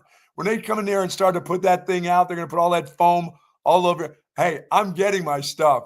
Yeah. The minute when they say, hey, leave your stuff behind, I'm like, I don't think so. Hey, see that guy right there? He may get left behind, but my bag's coming with me. Hey, leave these nuts behind. All right. I'm grabbing my stuff. And yeah, the footage of the couple of people heading down the slide, it looks like they don't have any bags with them. So they probably said, I saw one guy with his stuff. He's like, no, did you? No, thanks. I'm coming. My stuff's coming with me. Let's see. Here it is again, the portion of the video. There's one with a backpack on. Maybe backpack. Yeah, like whatever's under your seat, just grab that. But I'm sure they're like, don't worry about the stuff in the overhead bins. Oh, no, I'm getting all my stuff. I may even get yours on the way out. You know what I'll say? Hey, you people behind me might be dying here, but I'm grabbing my stuff. All right? I'm not leaving my stuff. I got some ID and stuff in that bag. I'm not leaving that behind. I'm not going to the DMV. I'm not going there all over again. No, I ain't doing that. You may die, but I'm gonna have my license with me. How does that? It's better that happened on the ground before takeoff. Oh, I was like that in the air. Yeah, that's an emergency landing, and that's, oh my God, we hope this thing lands before the real emergency starts. Yeah. But another plane incident to talk about, and that's of course, disruption of my vacation time right there. Oh, what do you think? I'm trying to get somewhere, you people. If you're trying to vacation in Atlanta, then get a better life would be my advice to you. I'm not going to Atlanta to vacation. I'm not going through their hub, back to their hub ever again. No, that's not a hub I'm into. I'm into some hubs, but I ain't into that hub. No, not that joint. No, and that's, what do you think They're they just did? Making a bigger and bigger play with us for Amtrak. I'm telling you. Well, look, everyone got kicked off that flight. Obviously, that flight is canceled. So now you got to wait a couple of hours to get on another plane. And then you've got, obviously, people who have paid for tickets for that next flight going from Orlando to Atlanta. So, some people had to go home or had to spend a night at the barbecue on the tarmac. Airport. Yeah, there you go. Yeah, cook up some chicken there. That looked awful, man. You talking about just getting out. And I love how people talk about how move calmly. Dude, if I saw that on fire, there is not a chance my old ass is going to move calmly. Mm-hmm. But my bag is coming with me. I'm sorry. Well, that's one of those, like, it's hard to really, like, if you're at a big concert or a sporting event, then you got a lot of space to maneuver. Like, I see how people get trampled at those things, right? It's horrible that it happens. People freak out. They just start running, and they don't pay any attention. Doors at indoor places. Yeah, but it's such a small walkway that you have on an airplane that, like, you can't really rush out of there because you can't move anywhere. No.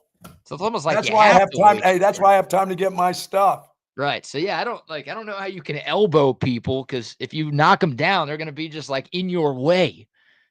So I don't know. You just got to wait your turn. But you're right. That's why you just grab your stuff. Like, it's going to be 5 minutes before my ass is able to leave this plane. Can I grab my stuff right here? Yeah, let me grab my rollaway bag here. Instead of seeing my stuff catch on fire from down below here. Yeah, you think I want the bag apes dealing with this? Oh, my God. I don't want them in on a fire. Thank you very much. So, Delta Airlines. No. I'm trying something different for a few different trips.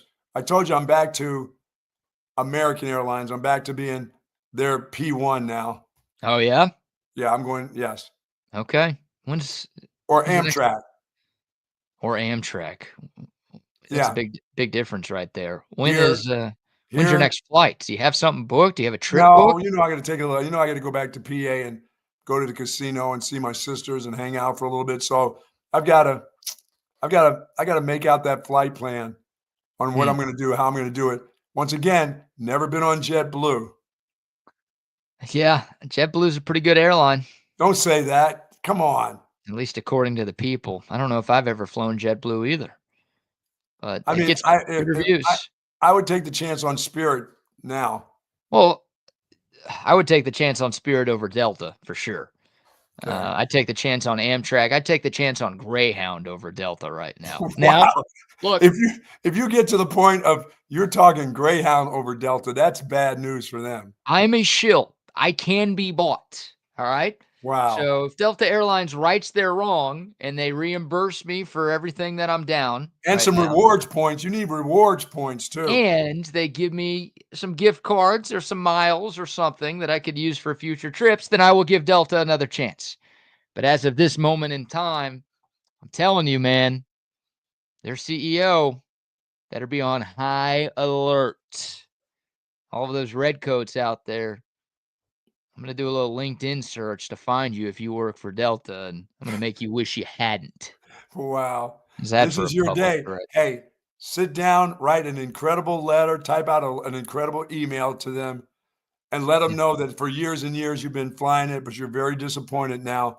Hopefully they can right their wrong, because this is wrong. I can't even look at a triangle again because of how bad my experience was on Delta Airlines. Oh, no. Terrible. All right. Hey, I got to give you some love because you made the people some money last night. There you go. You had 2 Gold Star locks on the NBA playoffs, 10,000 units on Oklahoma City against Memphis.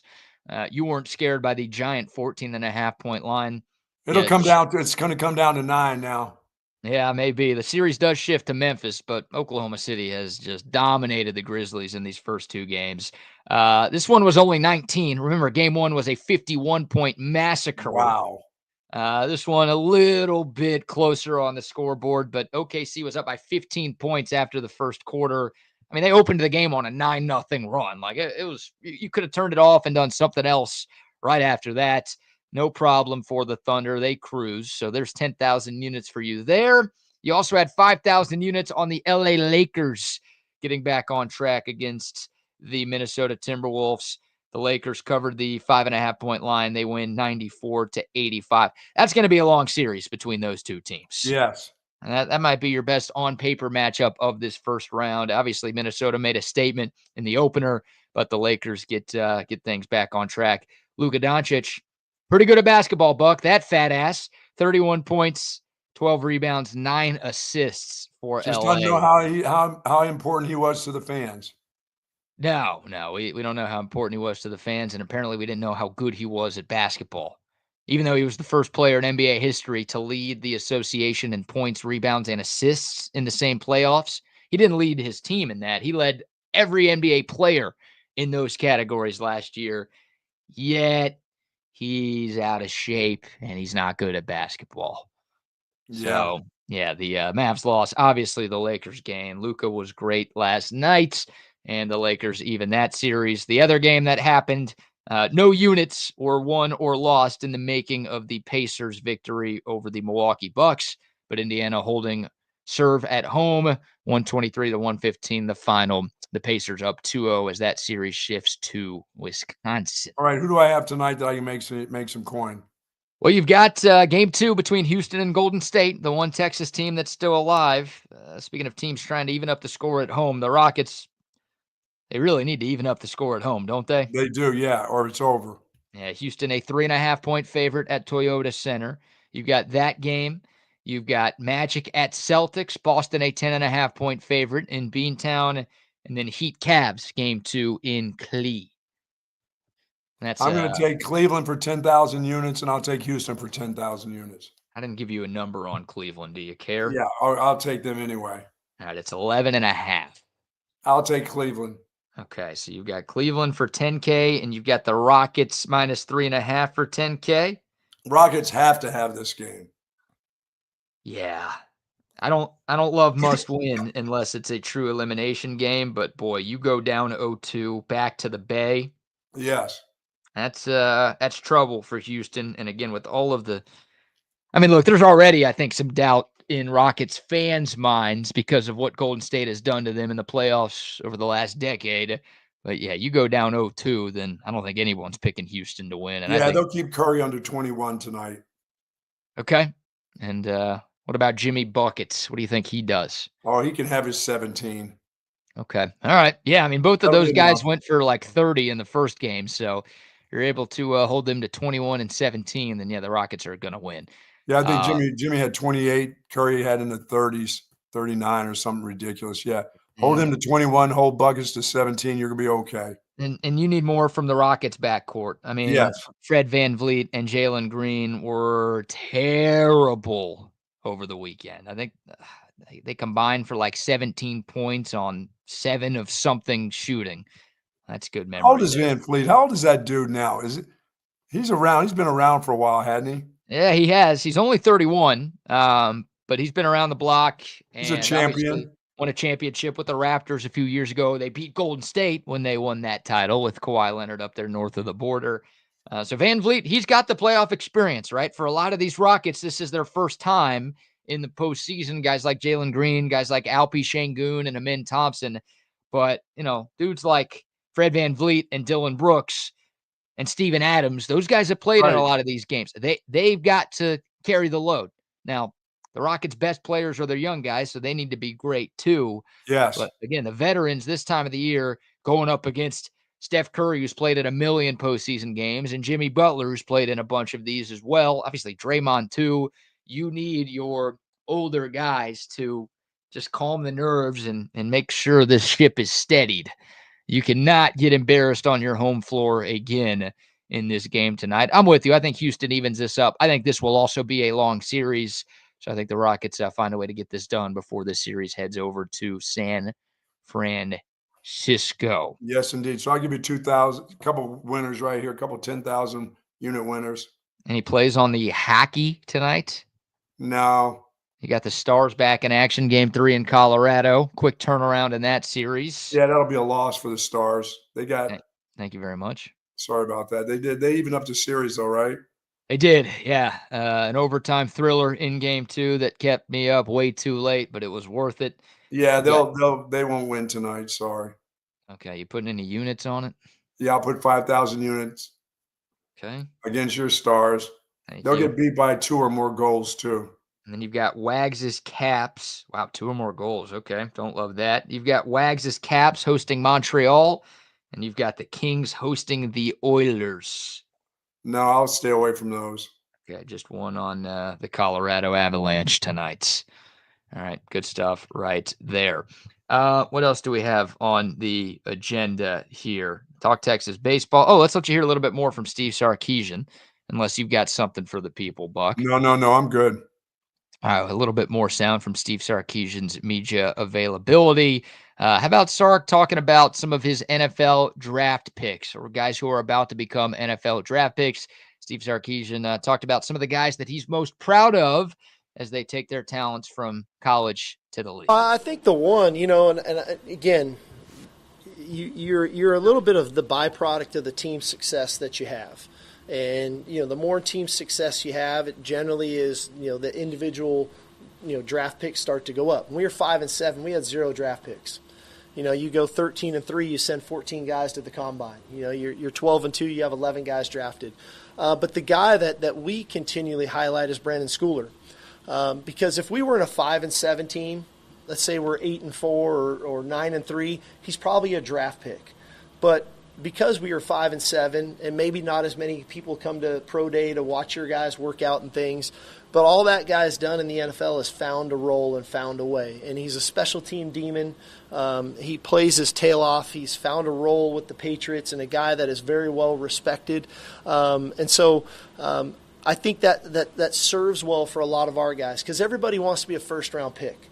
But just because you're a first-round pick doesn't mean you're going to play in the NFL for a long time. It doesn't mean you're going to get a second contract if you don't perform, if you don't work at your craft. And so for Schooler to be on a second contract now and just getting paid is awesome because what's his role? He was an undrafted free agent who excels on special teams. And so when we place a premium and a value on special teams in our room now, man, he's an easy guy to point to about this is how you go about your business. And so he's probably the guy that we're probably most excited about. And we only had him for 1 year, but again, he's a great example of what it looks like. It's not about when you get picked. It's not about where you get picked. It's about what you do with the opportunity when you get it.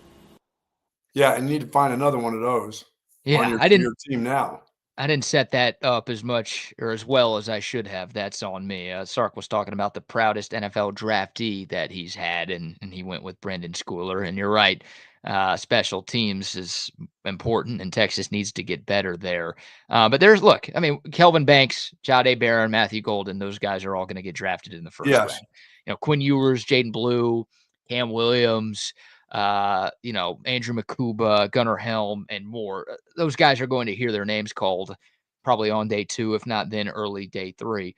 But I think it's a great point. I mean, Brendan Schooler is a prime example. You can look at a guy like Poona Ford, who went undrafted out of Texas. That guy's still balling in the league a decade later.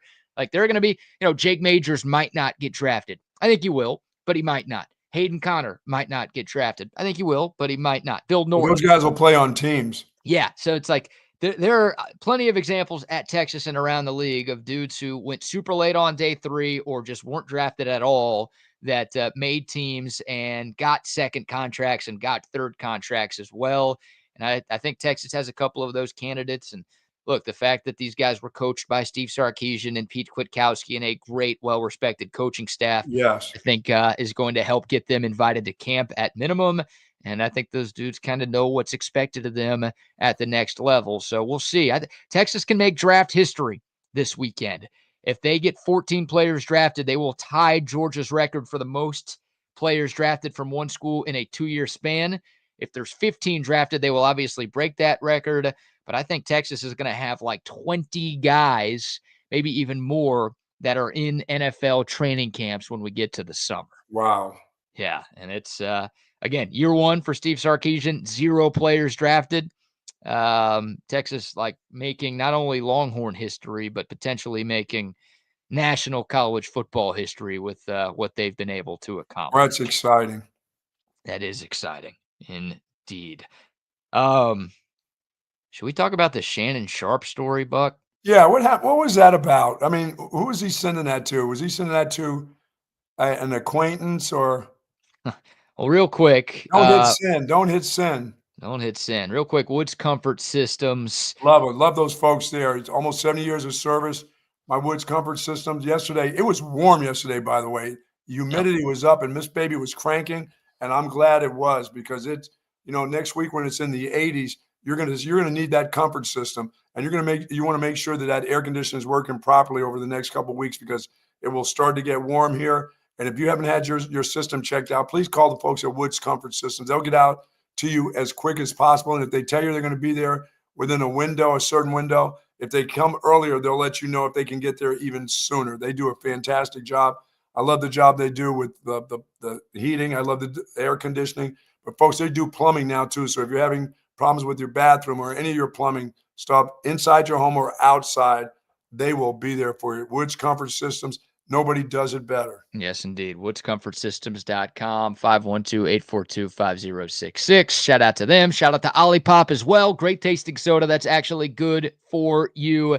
Had me the cream soda yesterday. I've got another one in my fridge that will be consumed after today's show. OLIPOP, the game changer of all game changers. It got me back into soda because it's actually good for me. The soda you've been drinking in the past, it might taste good, but it's horrible for you. OLIPOP is the best of both worlds. It tastes great, just like the soda you grew up sipping on, but it also has tons of health benefits as well, and it will support good digestive health. Get you some the next time you're at the grocery store, any grocery store. It is OLIPOP. And, of course, Waterloo Printing and Graphics. I'm rocking a Waterloo shirt today. Nice. It's Schlossball, Big Brother Baseball. Now you're talking. Yeah, little bro coming to town this weekend.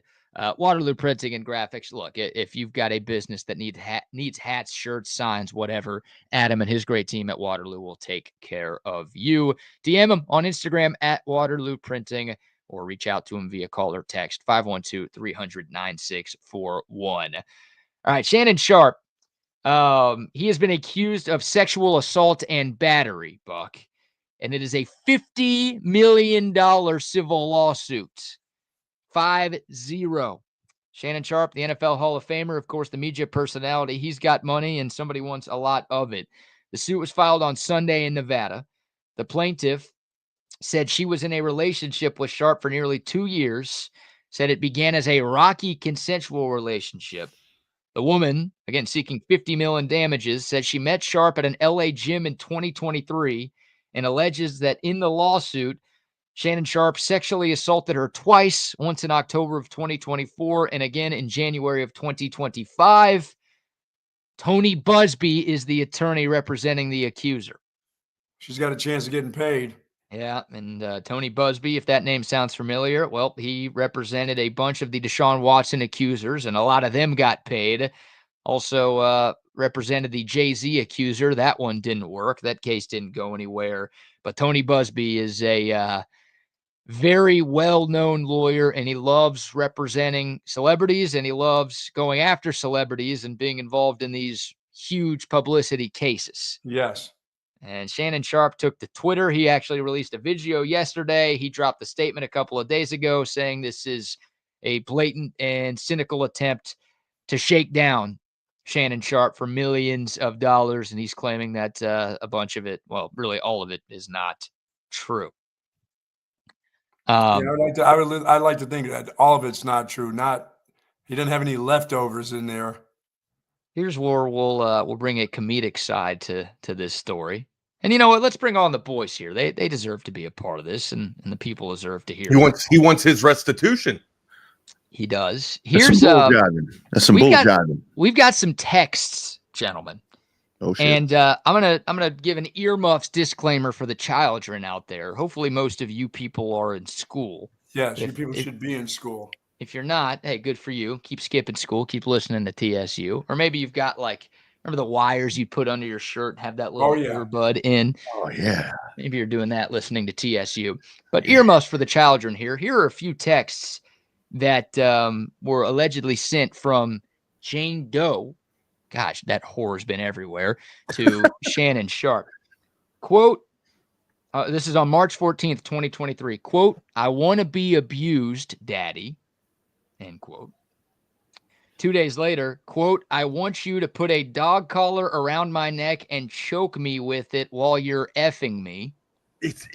These are actual text messages? These are actual texts sent from her to him. If the glove don't fit, you're all full of shit. How about this? I would like to know. Now, this is a woman sending a guy a text, but maybe you guys have sent something similar. November 23rd, 2023. Quote, "Only if you put that baby gravy in me, then you can do whatever you want to me. I literally ate so much food, I look like I'm pregnant with your big black baby." Damn. Whoa. Wow. You guys ever used baby gravy in a text message? Oh, No, man. no. Have I? No. I've never used that one. Yeah, you guys are all happily married. But there was a time when I wasn't. There's a time where you weren't, but you've been married twice. So I'd like, how about this text on January 12th, 2024? She sent this text, and I want to know if you guys use this to propose to y'all's ladies. Quote, "I want to put my tongue in your a-hole and then marry you." He said that to her? No, she said that to him. Said that to him. So why is he getting sued? Yeah, how is he? She's clearly the aggressor. Well, I mean, you can't sexually assault. She's suing for sexual assault, which even if you send these texts, you can't do that. But obviously, you see these texts and you're like, sounds like you almost wanted that kind of stuff. You asked for it. Yeah, I mean, you can talk about it, but you can't get back there and donkey punch her. Yeah, You know yeah. what I mean?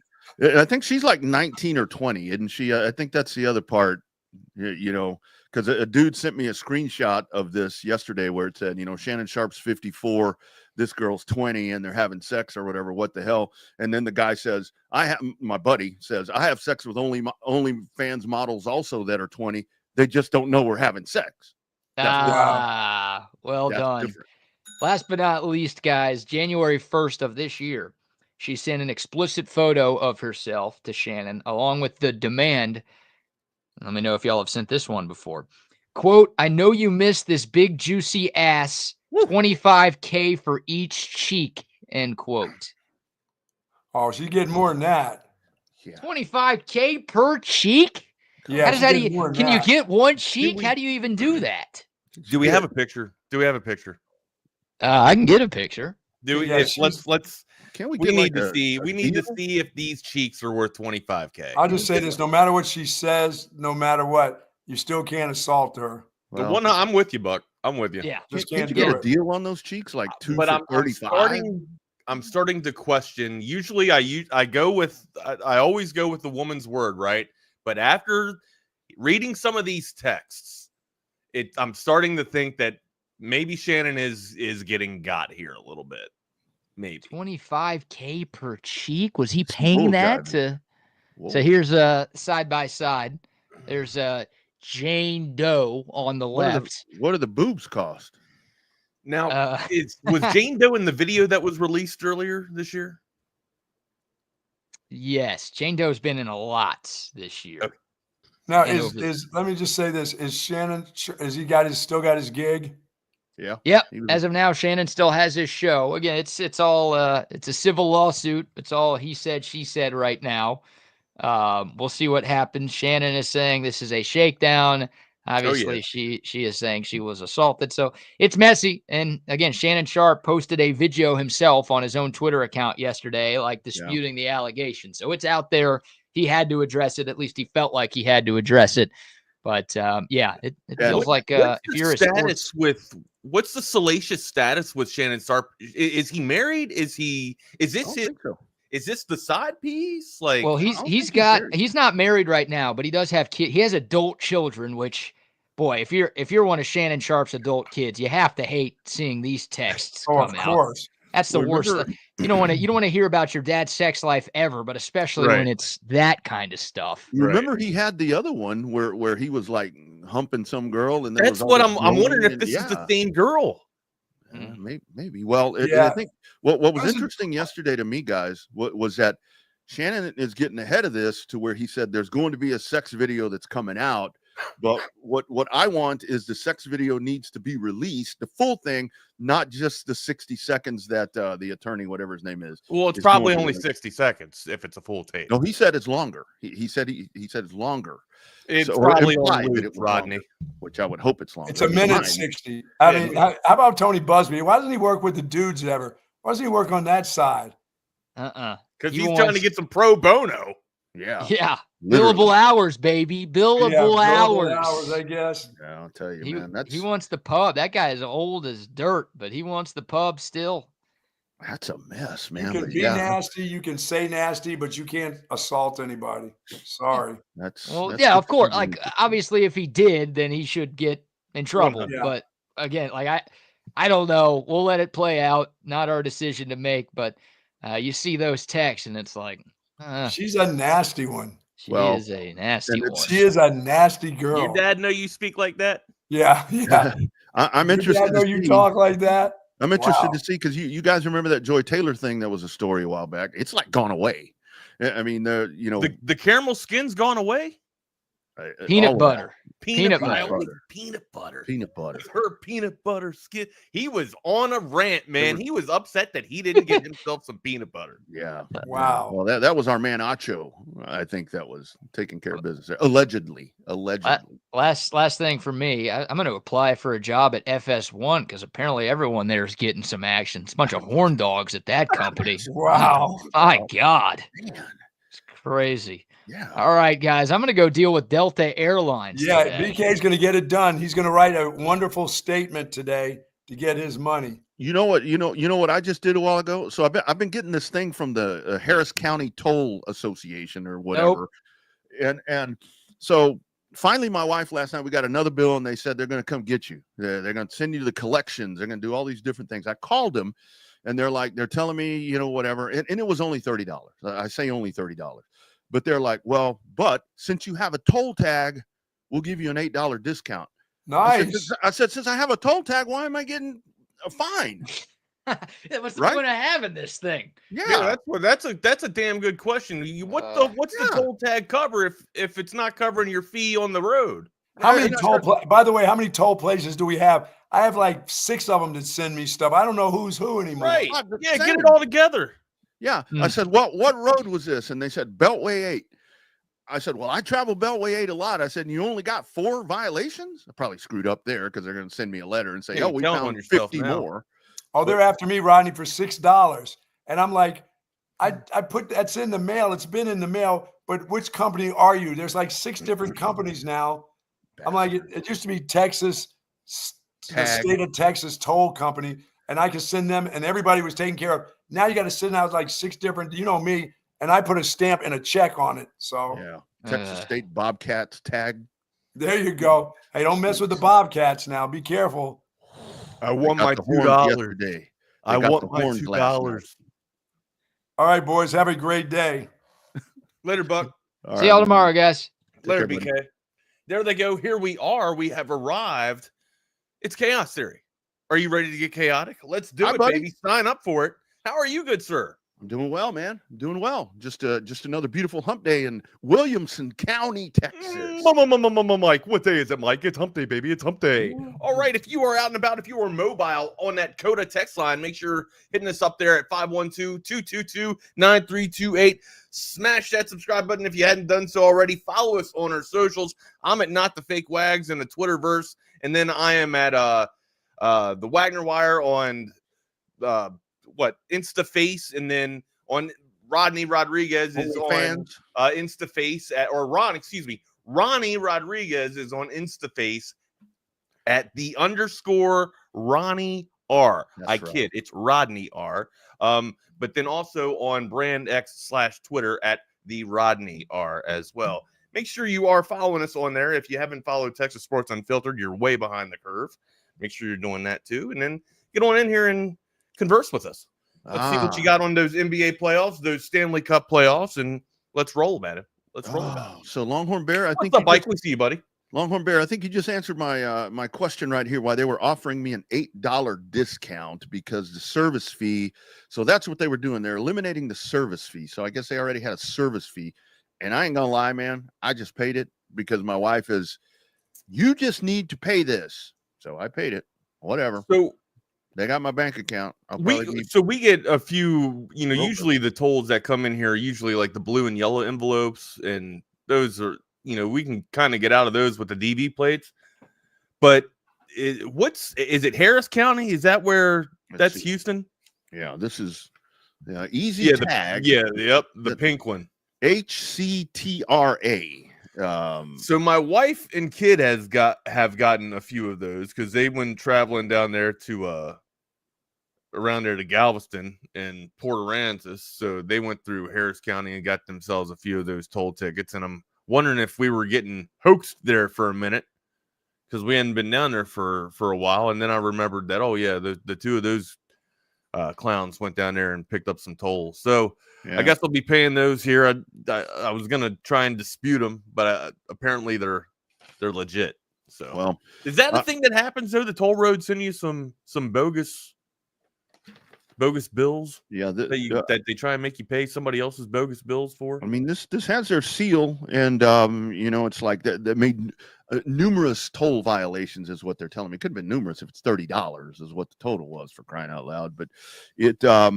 I don't know. I know a while back, a long time ago, when text tag was all jacked up, it was like I owed like $500 or something like that. And we fought that thing. And it was kind of like the Joy Taylor thing and just went away, So I don't know. It is, man. It's a mess over there because the whole toll system. And then you remember they did it and then somebody else took it over and then the state took it over. Then they sold it to somebody else. It's like a shit show, but whatever. Yeah, that's something I would like to. I would kind of like to get in there and root out and sort out. I have a thing for that stuff. It's kind of like having a ball of rubber bands or like a ball of knots. I like to figure puzzles out and stuff like that. And I'd really like to sort some of this government process out. We got a lot of stink. Yeah, we got a lot of stink going around that we need to get cleaned up. It looks like we've got multiple people saying that Houston has kind of taken over some of this, which honestly, Harris County. Yeah. I'll say Houston. If Houston is involved, because Houston has had that toll system forever, Beltway 8, all of those different tolls that they have. Now they have the Grand 99 and all the different things over there. They have done tolls for a long time. So I would assume that authority. Have they done it efficiently? I don't know. That's a good question. That would be for our Houstonian or Harris County residents to tell us. I don't know. Like I said, Wags, I just paid it. I mean, I'm tired of, I had credit problems for a long time, and I finally got that shit fixed. I don't need anything on there. I don't want to go through that again. I don't want to go through that. So whatever. So there's my dilemma today. Nothing like BK's, but still, whatever. If I have a toll tag, why in the hell? BK's fighting with Delta, right? And you're fighting with the toll counties? I didn't fight. Or not the toll counties, but the toll roads. Yeah, I didn't fight. I'm like that dude in MMA that they hit him in the face one time and he falls down. That's what I did. I'm like, I'll pay. Just leave me alone. Well, what do you want to pay to go first today, Rodney? Where do you want to go first, amigo? Well, we lucked out because I texted you this morning. I said, dude, as much as I don't want to, let's talk about Shannon Sharp. Luckily, we got that out of the way. NBA. Here come the Lakers, buddy. Here come the Lakers. We have a series, my man. It's one game. All right. I don't know. They look good, right? But when it's either they play really good or they're kind of just flat, right? And they kind of go with the pace of, well, they've always gone with the pace of LeBron, but I kind of feel like I can't believe I'm about to say this because usually semantics and drama go hand in hand with the NBA. Yeah. But it feels like Minnesota's there for basketball, and it feels like the Lakers are there for something else. Mm-hmm. That's just what it appears to me, right? Like every shot or every sequence down the floor that the Lakers were on offense, it was kind of like, oh, highlight reel, somebody take a picture of me. Look, I'm doing something here. I'm trying to, make a marquee highlight, or I'm trying to have some paparazzi take a picture of me while Minnesota's trying to play basketball. Now, right. Ant, of course, when he's jumping from, the free throw line and slamming with two hands on a poster, like, sure, that's going to be a pinup. What was that? Jackson? Did he got Jackson, I think. Yeah. Yeah. On the highlight reel too, right? And sure, that's going to make a splash, but it's like LA is trying.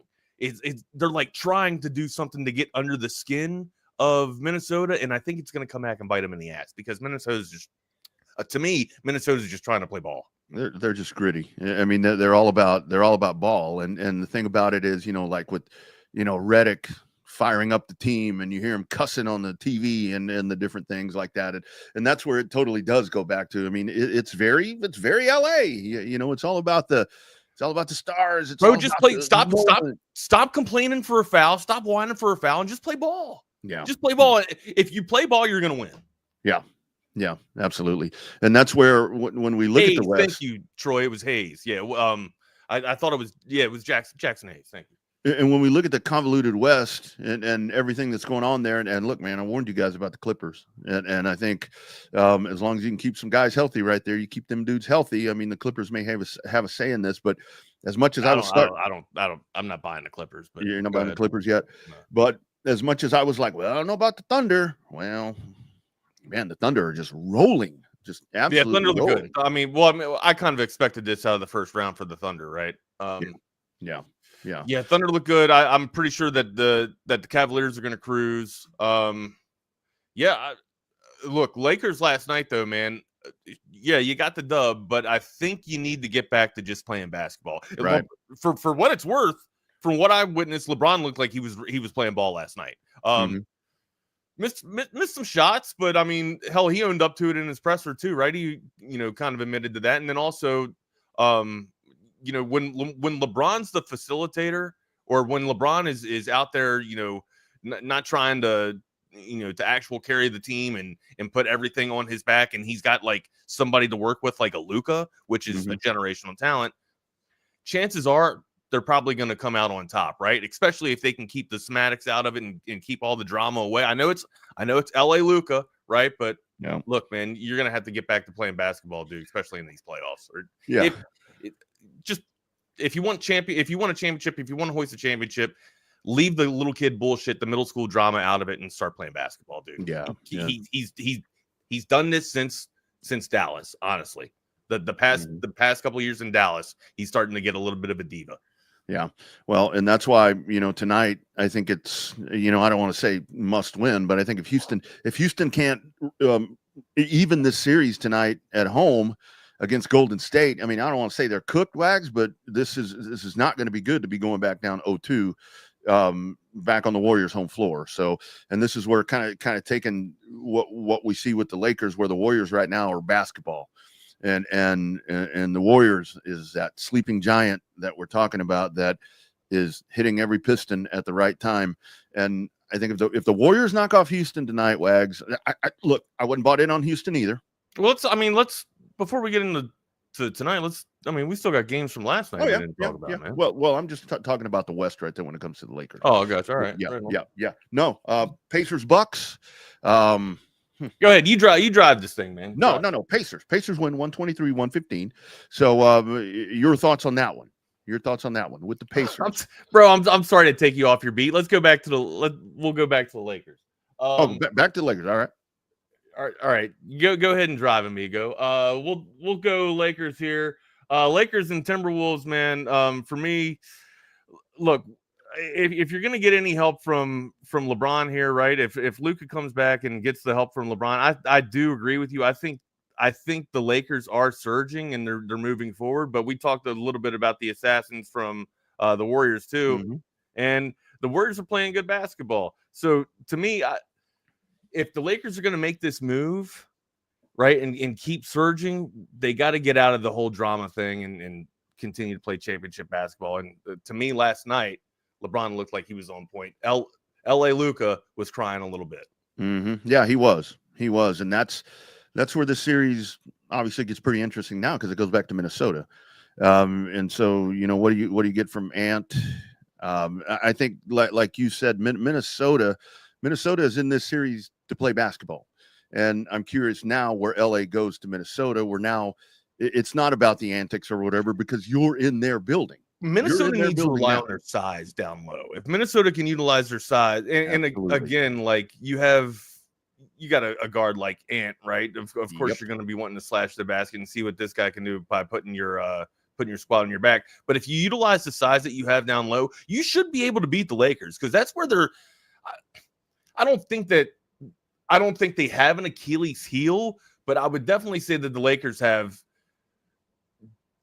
I would say their guard play supersedes their front court play, right? Like it's you don't have to be a rocket scientist or an NBA guru to see that, right? Their talent clearly comes from the backcourt, and they got some key cogs in the front court, right?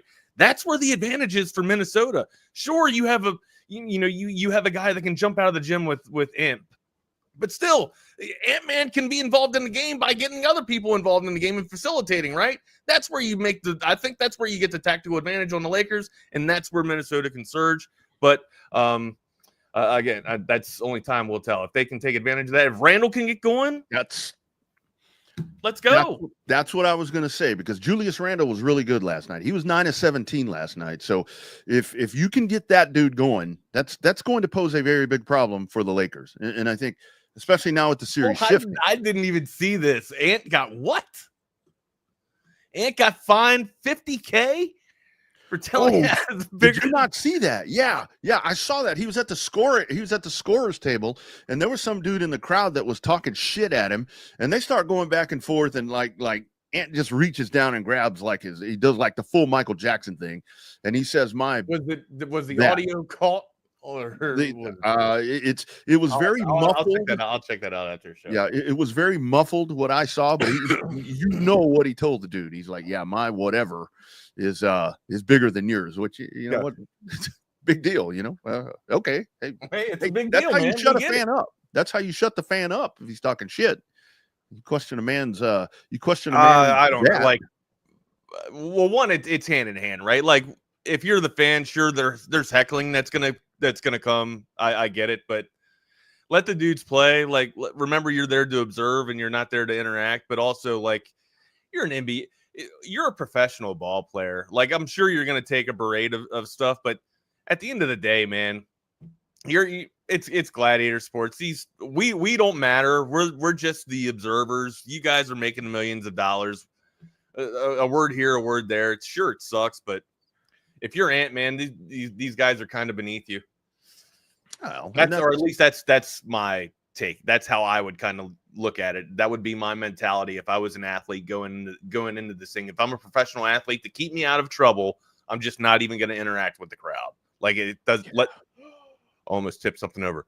Let them say whatever they want to me. At the end of the day, I'm going back to my mansion. I'm going to have my dietitian or my chef, make me up a food, or make me up a nice little meal. I'm probably going to get a nice little massage and a BJ. It's probably going to happen. Yeah, I'm going to get done with the game. I'm going to go call my 20-year-old OnlyFans model girlfriend, and just doesn't matter what anybody says. Whatever. Shannon Sharp's probably going to put in $25K on each cheek, so that's right. Going to happen. There you go, and that's part of the fandom right there. To where, and that's the nice thing about it, to where you can, at least for the most part, still go to a sporting event and somewhat heckle these people. There's not a lot of places where you can go and just literally you get away with it a lot more in hockey. I'll say that. Oh, absolutely. I saw that. You might get some water squirted on you, or my wife might yell at you, be like, his mom might be in the stands. Would you knock it off? His mom's probably listening. Yeah. Well, and it's like, every now and then, if you want to talk trash, don't go to a sporting event with my wife. Well, and that's the whole thing, because that is the beauty of it.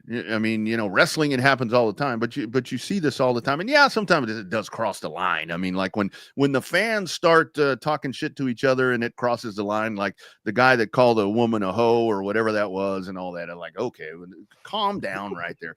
Yell at the player. Wasn't that at like a Denver game or somebody where it's like this dude's yelling and he starts bitching out? He calls this woman a hoe, and then there's all this mess, and they're fitting the scrap up there. And it's like, Rodney, I honestly don't pay attention to that shit. It's like I watched the game. Usually I have the game all the way down. I usually don't even hear the broadcaster's voice. And I don't know. And then after the game, I don't even listen to the pressers that much anymore. Like, the only time I ever hear a presser is when you guys put something in here, when there was something that was absolutely off the beaten path, though. Yeah. Or unless it's Longhorn shit, that's the only time I really watch. But if it's just a professional coach, unless they made one hell of a debacle, or they elected not even to use all their timeouts, or there was a sequence that went down there where they just had just a brain fart, then I want to hear what that coach has to say. But if it's on drama, I honestly, I don't pay attention to it, man, because it's not even worth it. And that is the thing, the beauty of sports with all of them. You see, like the NFL, we talk about the NFL to where it's like the season is from whatever to whatever, but it goes on and on and on. Here we are a day out from the draft, and it's like the top story, even over all these playoffs. You look at NHL, NBA playoffs, and still there's the NFL, and they're not even playing right now. You look at NASCAR, they have a race on Sunday, and there's a soap opera that goes on all the way to the next week because somebody's pissed off at somebody else. And that's, sports, it's our escape. And that's where, when people get political in sports, I'm like, don't go there. Don't go there. I don't know.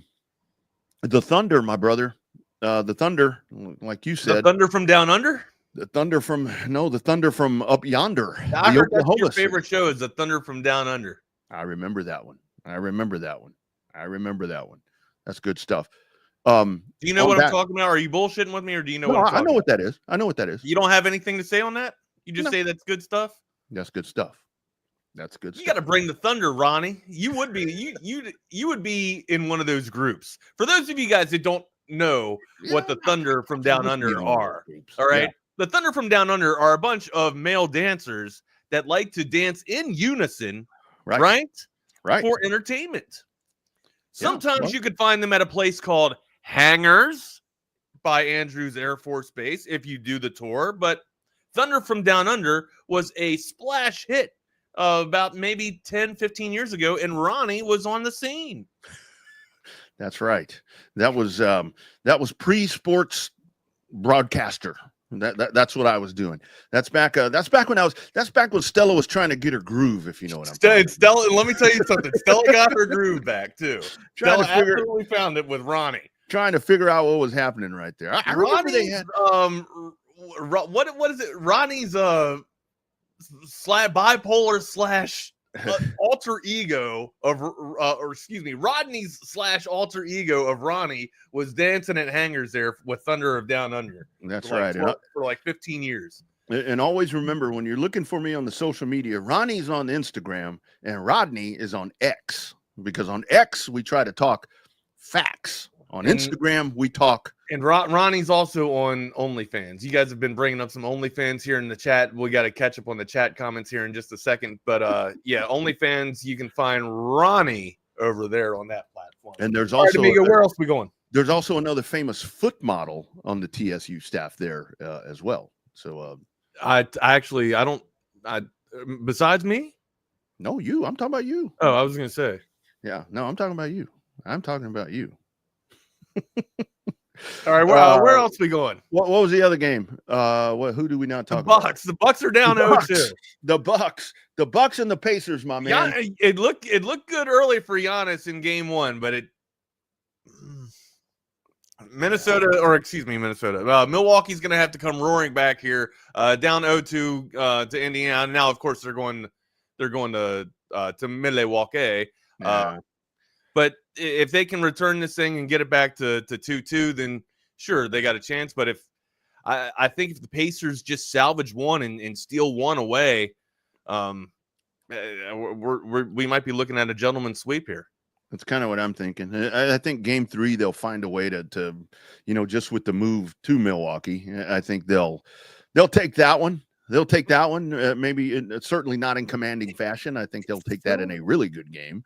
But then it's over. I mean, that one just kind of feels over to me already. That's the one series where it's weird, right? Because I'm thinking, like, when you got Dame Lillard and you got Giannis, you should never be out of it, right? But I feel like Hallie in Indiana's backcourt it's just domination. It's dominating Milwaukee. Now, again, we'll see what it's like up in the Bucks' homeland, but.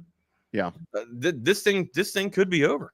Yeah, I mean, I think so. I mean, it really. Yeah, I agree with you, Jake. He's absolutely wasted in Milwaukee. Like, I didn't want to see it at first because I usually like seeing the superstar stay and everybody build around him instead. Like, it sucks because we kind of got a taste of it with KD, right? Like when KD bowed out and went, I don't want to say bailed out, but when he bowed out and went to the Warriors and, kind of took an easy layup, no pun intended. We all kind of just like, all right, well, there goes, NBA Live is going to be broken or NBA 2K is going to be broken. They're going to be the greatest team. And, to fruition, they ended up winning the NBA championship. Now, shocker, we all knew that was going to happen, but anything can happen. And, of course, Cleveland was able to get in there and rack some stuff up every now and then with LeBron. But look, man, when you have the superstars leave the team that they're trying to build around, it kind of, or maybe you guys don't feel this, but I just feel like it sucks. I much rather see the cogs try and get built around the superstar. Mm-hmm. And I mean, ultimately, maybe it's just because I come from a small market fan base, and it seemed like the superstar just always left, and right when the talent seemed like it was starting to come together, it would dismantle. As a small market fan, I kind of want to see that happen, right? I don't want to see Milwaukee lose what they've been trying to build, and you thought it was going to come together with Dame there, and then insert Doc Rivers, and here we go. You know what I mean? So, maybe it is over, and of course, maybe the writing is on the wall, and you just kind of, got to cut your losses and try and save face. And if you're Giannis, if ultimately you got to look at reality here and say, if you want a championship, you're probably going to have to. If you want some hardware, you're probably going to have to leave. And as much as he wants to build in Milwaukee and bring it back to Milwaukee, it just might be too tough of a feat. It might be. There's just not enough, and that's where it sucks for me as an old man, and I'm an old man. I'm in my mid-50s, to where it was like growing up as a kid, with the star players on team, that they didn't leave. They stayed. They played all of their career with a certain. It was marketing was different. You know what I mean? Absolutely. Contracts were different. Dollars weren't what they are now. And I mean, because it really does suck. And we see it in baseball all the time. And this is where it's cool now as an Astros fan, where I go back, like I was watching last night, the Astros are playing Toronto, and there's Springer. Springer's out on the field, and it's like, okay, he's left. And, they were playing the Padres the other day, and there's Yuli Gurriel. And it sucks where it's like, man, I really liked when he was on my team, but now they're gone. And it does suck for those. We see in baseball all the time, Wags. It's just a matter of time for Paul Skeens before he's, I don't know what, Poached. 5 teams. Yeah. 5 teams. You name where he's going to go, because he's going to command that. And it is where you have Milwaukee and all that. And I mean, Indiana to a certain extent, to where it's like they never can get to that next level. But at the same time with the NBA, what I do like is when you talk about the super teams, to where right now you have a core of really, really good teams that are multi-stars. You've got multi-stars on teams, to where it's not so much, I don't know, Magic Johnson, the one big. Well, LeBron James, I guess, and kind of. I know, I'm with you. Hey, CB, I love you. I love KD, but yeah, the KD layup, yeah, it absolutely was a KD layup. As much as I want to say that KD's my favorite player too, you can't sit here and tell me that him leaving Oklahoma City and going to the Warriors was not a fucking cupcake move. Please don't try to argue me. Please don't try to argue that. That was the softest shit we've ever seen since Baby Batter. Right? Yeah. Come on, guys. The stat. Absolutely. He was the best player. He was the best player in the finals. But shouldn't he have been the best player in the finals? Right. Come on. Let's common sense and logic here, guys. And I have to tell you, where as a Spurs fan, as a basketball fan and a Spurs fan, one of the coolest moments, I don't know if it could ever happen in this day and time, I remember when it was all but done, where Tim Duncan's going to Orlando, and that would have been where he'd have joined the Magic, and that would have been one of those super team things. He said, no, I'm staying in San Antonio. That's the point of this. There's no more statutes. There's no more statues that stand there and say, right, I'm planting. I'm not moving. If Giannis is the last one to do this, my credit goes, my hat goes off to him. I just don't think it's going to happen in Milwaukee. You tried to make it happen, and I agree with Troy here too. Like, he's all brute force. There's really no finesse to his game. He tried to develop the outside 3-point the outside 3-point game, but that's why they brought in Dame Lillard. I thought that was supposed to be the balance, right? And it just hasn't come to play. Dame is just not Dame that he used to be, man. Let's face it. It looked good for maybe the first half of the season when he came there, but then it broke. It's just not working. Yeah. And this is where ties, man. You got to cut ties to save face. You just do. And this is where I go back to Dallas with the Mavericks. It's like, okay, you see what you did right there, where you had Luka with Kyrie, and you found a way to shit that one off the bed. And it's like, I mean, you had something working there. I mean, I know there were problems. By the way, Nico didn't know that people cared that much. You hear that? I didn't get to ask you that yesterday. Yeah, Nico didn't know that they were that tied into him. Dude, where you been? Where have you been, Jerry Jones? But yeah, did you see what Chuck said about him too? Yeah, man. Yeah. I'm kind of with Chuck, like I'm pretty sure he is like, he's taking this. He is doing what he's supposed to do in his position, right?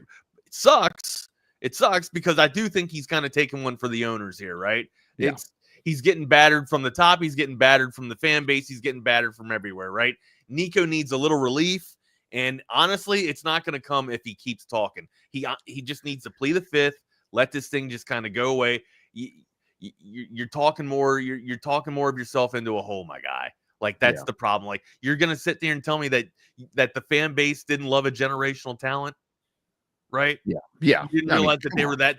You didn't see all the faces of Luka all around the organization. Come on, my guy. Yeah. This dude is Colt Seavers. This is the fall guy, and his dumb ass keeps putting himself in. I don't know if they're scripting this guy or what to say, but it's like if I were him, he's a fall guy. He's a fall guy, but right now guy. he's making matters worse for him. I'd resign. I mean, this is very much a structured effort to tank this franchise. Here's the thing, though. I gave him credit when he said, "Well, I'd like to see a full season without injuries." Of course, 100. Like that's legit. But when you sit here and say that you didn't know your fan base was behind a generational talent, now you lost me, right? Like I can't go to bat for you for that one. Yeah, and when he says, he lists off all those guys, we assumed that with all those guys, we would field a competitive team. And, well, no shit. If my aunt had balls, she'd be my uncle. I mean, come on, you can what if this thing, but that's not the way that it worked out. These guys got hurt and like that fast. No, but you do, but Double R, you do have to kind of give them a little bit of leeway. If the big three are healthy, yes. See where it rolls with Kai. See where it rolls, right? Before you absolutely dismantle this dude. Yeah, I'd like to see what he was trying to accomplish before you throw him under the bus and say it didn't work. Like you got to at least see the experiment on the table, right? We haven't seen the parts yet. We hadn't seen the pieces get assembled yet. Once the pieces are on the table and see if the experiment works, then you can throw the dude as much criticism that you want. But ultimately, the plan hasn't even come into play yet. That's it. And if there were personal problems, if there were whatever may have been happening in the locker room, whatever that was, if there were internal issues, I get that. But I still go back to with this trade, and I remember the night it went down. I'm like, okay, if Luka's leaving Dallas, what are they getting? What are they getting? And that's where it's like with Nico talking about we're planning to be competitive again and championship form and all this and that. How? I mean, the plan that you're talking about, great plan, but where's the rest? And I don't know. I understand why Dallas fans aren't happy. And Nico's old news to me, amigo. It's both of them. But even the other one to me. Where do you want to go next, partner? Drive this baby. But to your point, where we're talking about the with guys like Giannis in Milwaukee. I mean, now in college football, I mean, as quick as these dudes are moving around, it's like the whole commitment thing, right? It's like, where is that gone? It's like Wags. If I tell you, Wags, on Friday, I'm going to go pick you up at 12. I'm going to go pick you up at 12. I'm giving you my word. This guy's word doesn't mean shit anymore, man. That's where it's a little frustrating to me at times. But I'm old, man. I'm an old dude. Old man. No, I mean, well, that's how it's going to be, right? Like you talk with the youth these days, and wish in one hand, shit in the other, and you're only as good as your last trip. All those adages, you throw them out there. Like my son says he's going to do the lawn, and he's gone in 5 minutes. He doesn't do the lawn, so I think else's lawn. I don't know what else you got, partner. Where else you want to go? Swing that stick, dude. Let's talk some hockey. Down goes Vegas. On display last night, Mr. Tkachuk, welcome back to Florida, amigo. Puts two in the pot, man. Look, here we go. I thought this was, and look, Tampa Bay and Florida got started for the first round. It was the last series of the first round to get going, and this is the match that I was looking to. This is the series that I was looking forward to the most. You got two great goaltenders, right? And it sucks because one of them's bowing out. It's great for Caps fans that one of them's bowing out after this. But Bob and Vess, these guys are some of the best to go inside the net. And Vasilevsky just got torched last night. Florida looked great. When Florida's offense is like this and their defense is able to stay balanced and go hand in hand with it, these dudes, they're going to be hard to put out. And also with Chucky coming back too, he's been over 2 months since he's played, or a month and a half. It's been since the damn series they had with the international series they had. But anyways, this looks like Florida is skating well, skating fierce, and the Panthers are ready to roar, man. And the thing is, with Tkachuk back, didn't take long, did it? It's like, man. Usually doesn't. He was on the second line last night too. Didn't come out on the top line, but Florida's loaded. Yeah. Florida's absolutely loaded. Yeah, they really are, man. I was watching that, and they are just. That's going to be a tough one to overcome, man. That, but with Chuck back, man, I think Florida, Florida, dude. That's solid play on the ice from those dudes. And then also Vegas. Did you see the late game with Vegas? I saw the first part of it, and then I had to get pulled away to do something else. Vegas Knights got dismantled. They got run. I saw Minnesota. Yeah, Minnesota. I mean, blink if you didn't know, but Minnesota, they do have a hockey team up there. It's not just all Vikings. It's not just Timberwolves. But yeah, the Wild were getting after it, and it was on display. Now look, with all the theatrics that go down in Vegas, it is a must see. It's on a bucket list now that I got to go to a Vegas Knights game. I had to go see the Golden Knights play once. It looked like a damn Daft Punk concert or a Tron Legacy 3D movie last night when you were checking out the pageantry, if you want to call it that, but the pregame festivities for Vegas. Now that could be a distraction in itself, but still it's something that I want to go to just to see the experience of what's inside that damn arena when they're skating, man. It looks absolutely awesome. And maybe that's just what makes Vegas win so much, man. It's all those distractions and theatrics. They're in, on the strip or on the drag there. I've thought about that to where it can totally be a distraction to play there. And Revved Up Bobby has been, I think, to a couple of those Golden Knights games. He's been the Golden Knights. Is that his favorite team? I think that's the only team he knows. I think he likes them because they're in Vegas. It's kind of one of those things to where it's like, I like the Vegas Knights. Can you name me another NHL team? No, the Texas Stars. But he says that is quite the pregame, the entire presentation. The entire presentation, he says. But last night, let me tell you who was going. Minnesota! He doesn't even know where he's at. He doesn't even know he's in Minnesota. He's thinking he's talking to a boat or something. Like, you're in Kentucky. You're in Kentucky, my man. Come on now. We can't win. I know, right? It's like, geez. And then Stephen A. Smith might run. Holy smoke. Dang. You know what? I'm going to run. I think you should. Run. Hell, actually, at least I wouldn't want that shit. At least I'll say you're a true man of the people. I mean, shit. These other people, it's like, congrats to the mild. Congrats to the mild. Oh, yeah. 5-2, Minnesota over Vegas last night. They put the theatrics to bed. Series is tied 1-1. We told you about the shellacking that the Panthers put on the Bolts last night, 6-2. Leafs make this thing commanding lead 2-0 over the Senators there from Ottawa, and then the bunch of jerks from Carolina, they got 3-1 and take this thing to 2-0 over the Jersey Devils. Looking well, we'll see. I don't want to get ahead of the skis here, but looking like Capitals could be going into Carolina here, man. Yeah. So. Yeah, well, I'll tell you, and that's usually been the thorn in the heel for the Capitals here, buddy.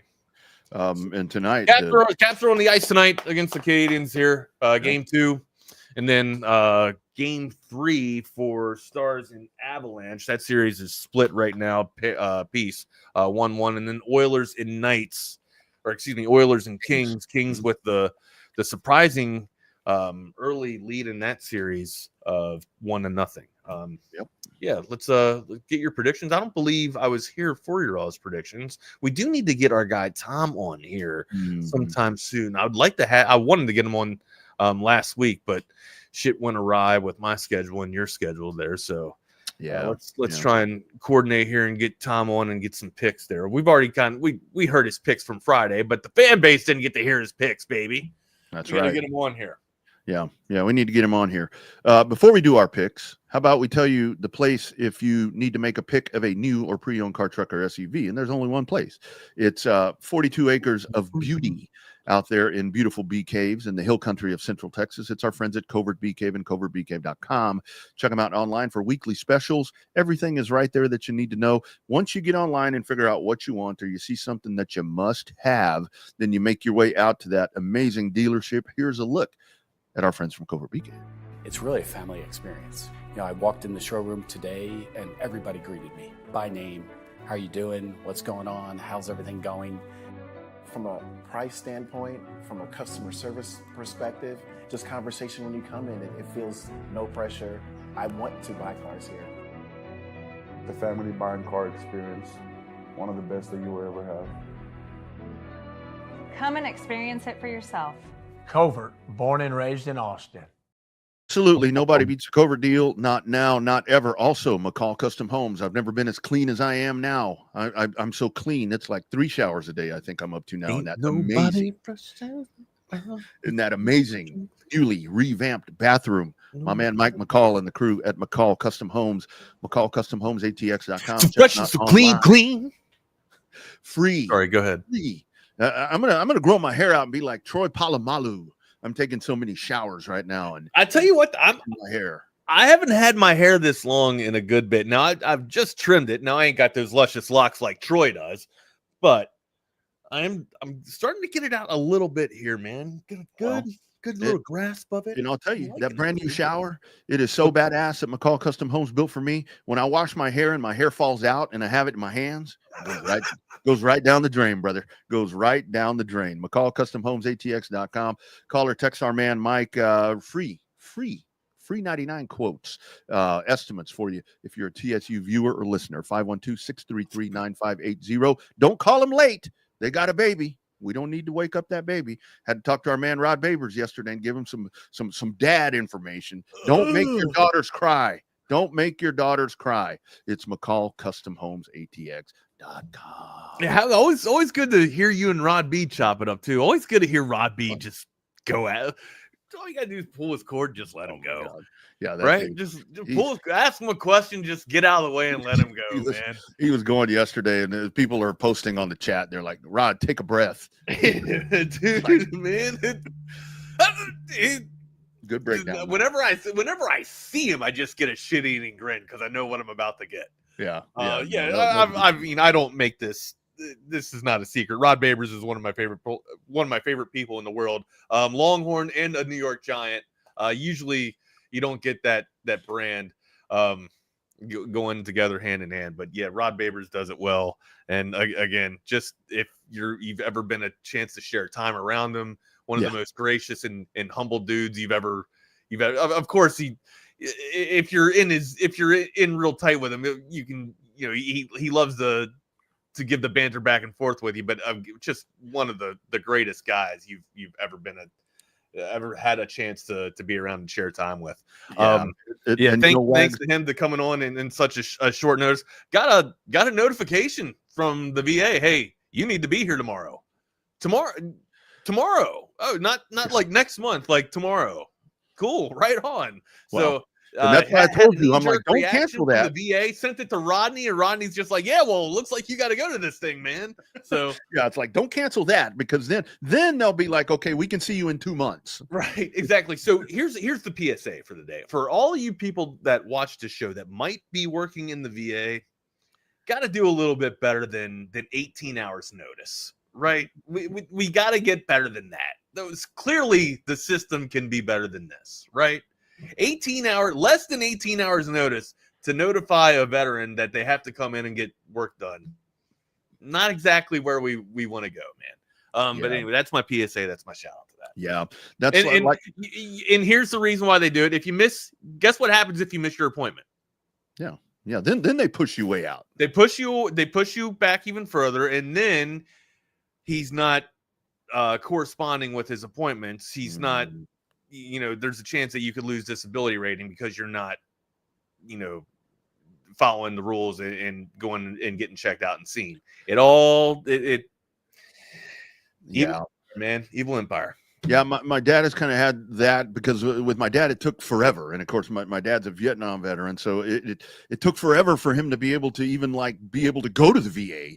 And once that was finally done, I mean, it took forever. I mean, it took him damn near being blind before they would finally take him in there. Yeah, Michael, and you got to give 20, and we got to give 24 hours for canceling too, or else. And it's like, okay, I got to give 24 hours, but you're giving me 18. You're giving me 18 hours before my appointment. Yeah, no, that's how I was like, dude, you do that. But that's the thing with Rod. You know, it's like Rod and you, Wags, and KD and BK and Bucky and Aaron Hogan, where you guys were the ones who were like, I remember Rod, we'd be out on remotes and, you know, I'm just sitting there kind of working the Comrex was my job. And he'd be like, put that headphone on and talk. Put that headphone on and talk. I'm like, all right. It's there for a reason. Got to get used to it. Yep, absolutely. Yeah, good stuff with him. But and we talked a little NFL draft. That's tomorrow. What are you doing for the draft? You gonna bunker down? You're gonna have multiple? No, I was Tom McCall or what? I was supposed to. We were supposed to have a. We were supposed to have like a fantasy draft that kind of went along, you know, with it. I guess while it was going down, we were supposed to be drafting while rookies were getting drafted. Don't know how well that would have worked out. So I think I'm just gonna chill at the house, man. Or I do have to, well, it won't be my house, it'll be at my sister-in-law's house. I got a dog set. So oh, okay. Well, yeah, I'll be dog sitting for a week. Yeah. Probably gonna be watching it with Handsome Hank, is the dog. There you go. That's gonna be the extent and the craziness. Who knows? Maybe we'll get a milk bone. Or maybe we'll do maybe we'll chase a ball around the house. He's a French bulldog. Maybe we'll chase the ball around the house each time or each time a Georgia bulldog is drafted. We'll do some crazy tricks or something. I don't know. Rodney, it's going to be a very boring draft night for me, bud. I don't know. Tried to spice it up and spruce it up for you. Can't do it, man. Usually for me, that's what happens. I'm in here. Well, you just fall asleep with the dogs. Pretty much. Yeah, you know, I just kind of go on their couch here in my studio. I go on their couch, maybe order me in a pizza, maybe a Domino's day tomorrow. I think it sounds like a Domino's day tomorrow night. We kind of talked about this. Like, I'm 44. You're 51, 50. Gotcha. 54. So we got the decade gap here. That's it. I don't really have that crazy of a nightlife, a social life. I live vicariously. We all live vicariously through BK and Bucky, right? Like that's where we're at, man. Look, man. You know, after 6 p.m., you pretty much find me here. You know, behind a computer or watching sports. But you know, in this AV consultation studio room here, or I'm with the damn dogs. It was a little bit of an anomaly this past weekend where I got to go out 2 times in a row. Like, it just usually doesn't happen like that. I'm not really a night out anymore. I wouldn't call myself a social person, right? I would think that I'm pretty much the most outgoing introvert that I know, I would think. Yeah. And, you know, like tonight, I mean, I'm a little edgy right now, and I got to go out tonight. I've got to go into Austin. So a couple of weeks ago, the wife is like, hey, you know, so friends of ours, and I think both of our girls, they're going to a thing at the Paramount where my daughter works. It's like it's this convention type thing to where some dude's going to be speaking, or he puts you in the mind of I don't know if it's like a serial killer or one of those things, because they're totally. Are you going to a hypnosis? No, it's not God, I hope not. It better not be. I don't think it's a hypnosis. It's one of those things where they explain the mind tendencies of a serial killer or something like that. And, you said he walks you through the thought process. Yeah. I thought you were getting I thought you were getting hypnotized. Yeah, and you know, the wife is like, hey, you know, would you like to go to this? And she tells me everybody who's going, and I'm like, my first thought is, hell no.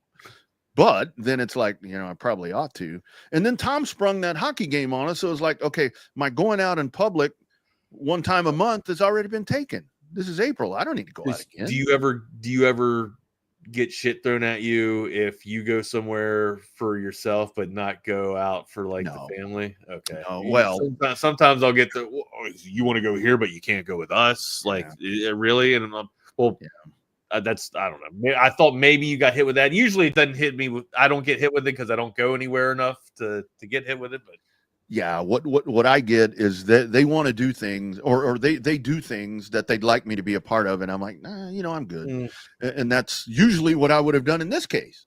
But you know, I was like, okay, I'll go. So I'm looking forward to it. It's kind of one of those things. Once I get there, I'll be all right. But it's like all day, I'm like, no. And it's not that I don't want to hang out with them. It's just I don't want to leave. Too much hockey and too much basketball on tonight, man. I ain't going anywhere. So too much hockey, and then the draft tomorrow with Domino's Pizza. And yes, Longhorn Bear, Aaron Rodgers ain't gonna make no decision. That dude's just gonna sit there and wait. He's thriving right now. Are we thinking something happens? Does he sign somewhere before draft day happens, and then that forces a piece to move, and then the draft gets kind of wonky that way? I mean, because honestly, like, and we'll talk a little bit more about this tomorrow. But besides Cam, I don't even know if Tennessee's taking Cam Ward. Honestly, like, I have no idea what's going to happen in this draft. I don't have a gimme. Right? Like, I thought maybe Cam Ward to Tennessee was a gimme. I don't know. I'm pretty sure the Giants are trading their pick. Two veteran moves, two veteran quarterback pickups. You have your wide receiver already. You could probably get some decent offensive linemen with draft capital here. I'm thinking they take a trip back in round one here and acquire some capital and pick up somebody else in the interior. That's what I'm thinking. And this is where we have a lock for Cam Ward CB saying lock for Cam Ward number one. And this is where we have to be so careful right now on what you see, because we get so much content to where it's like, I thought I saw something where Tennessee had informed him you're going to be our number one pick, but I don't remember what source that was. So I have not seen that yet. Yeah, I don't remember what source that was, but that's what, like with Rodgers, I mean, it's the Pittsburgh thing. I think still somewhere in Aaron Rodgers' mind, he thinks that he could end up in Minnesota, which is where he would want to be. I mean, hell, who wouldn't want to be there if you're a quarterback? But I think they made it pretty obvious why they don't want that dude. And for Pittsburgh to be sitting here hoping that this. That's my legit question. Does Pittsburgh really want Aaron Rodgers? I mean, I think if they did. Or do they kind of just, God, does anybody need Aaron Rodgers? That's the actual question, right? Is Aaron Rodgers at that state to where he's needed? Is he going to contribute? Or is he? I mean, look, because it was a debacle. It was an absolute shit show for Gangrene last year with the Jets, right? Mm-hmm. And you would think that him coming off, him being healthy, right? And of course, we never knew what it was going to be like coming off an Achilles, but you'd like to think that he had some type of magic in that arm to be able to get the Jets in some type of playoff fashion, but no. So, in the antics that comes with him, I just don't know if it's worth it, man. If you're trying to build, I don't know if Aaron Rodgers is the guy you want to be building around. And I got to think, man, if I'm Pittsburgh and I did have an inclination at one point that I wanted him, through all of this, I'd be like, well, you know what? I changed my mind. Let's go with what we have and try to build into the future. Because, and again, that, you know, Wags, he may come out and have a good year, but what do you get beyond a year? I mean, this is not it's not a long-term. The writing's on the wall for Aaron Rodgers, right? Yeah. Like, it's you're on your finals tour. Right, exactly. You're touring. You're on your last. What's the farewell tour? Yeah, you're on your damn farewell tour here, Aaron Rodgers. So yeah, and this ain't like George Strait where you can do the farewell tour 12 times. I mean, has he done that? It's been a lot of times. I think I've been to 4 George Strait farewell tours, concerts. This is it. Well, you know. The king of country. I would think that George Strait makes a lot of money in royalties. I love George he doesn't Strait. Need to do tours, but maybe he just loves the music. Maybe he likes getting out there and playing. Yeah, you know, it's like after the third time, you know, it's like I'll just stay at home and listen to the CD. Yeah, you know, I'm good. I don't need to go to the concert. And hell, why wouldn't he? I mean, it ain't like he's like Garth Brooks ziplining across the stadium. He just sits there and sits on a stool and plays a guitar. Hell, I'd come back too. What was that? What was that movie he was in? That was Pure Country. Pure Country. He had a love interest in that. Is that one. Leanne Warren? Warren. I don't remember who that was. I remember who that was. I think it was Leanne Warren, John Doe, the bartender from Roadhouse, Pat the bartender from Roadhouse that gets kicked out from Dalton. He's actually the drummer in Pure Country. Dusty. George Strait was Dusty. And Kyle, a young Kyle Chandler. Yeah. Young, as I guess he's the roadie or whatever, and then steps in for George Strait when he goes on tour or whatever. That was a damn good show, man. I ain't seen that one in a long time. And that was one of the few movies that I can recall, because there's always a love angle in there somewhere, where if I don't think George Strait ever kissed the girl. I don't think he did. I wonder if he had that in the contract, where it's like, I will not. I think he kisses the girl at the end, doesn't he? Maybe he does, but there's no like nothing. Oh, I think you're right. I think he hugged her. I think he hugged her. Maybe he was like Bill Clinton, where he's like, I will not kiss that girl, whatever her name is. I don't think you should be comparing George Strait to Bill Clinton. I think. Yeah. My bad. I think one outweighs the other. Yeah. He kissed the actress. All right, amigo. Wild Shane, anything else we got to cover? Hey, the other thing about the draft, man, it's like since they retired Shedeur Sanders' number, that dude's his draft value is like going down the toilet. Is that what happens when you get your number retired? I thought his draft value was down the toilet since the beginning. Like, I've seen things to where he's at the end. I've seen things to where he's not even in the first round now. I've seen him in round 2. Yeah.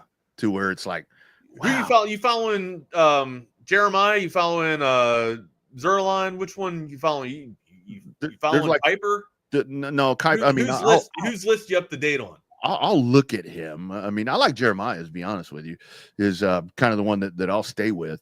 But I mean, I look at all of them just to kind of see differences and so forth. But yeah, the thing with Shedeur, man, it's like that dude is just, I don't know what's going to happen with that. When you talk about the falling stock, and I'm with you. I mean, I was never all that high on him in the first place, but I don't know. You would think with that Sanders name that it was still going to hold some clout, but that's the whole thing. We don't know what to think right now because there's so many different things that you see at this point.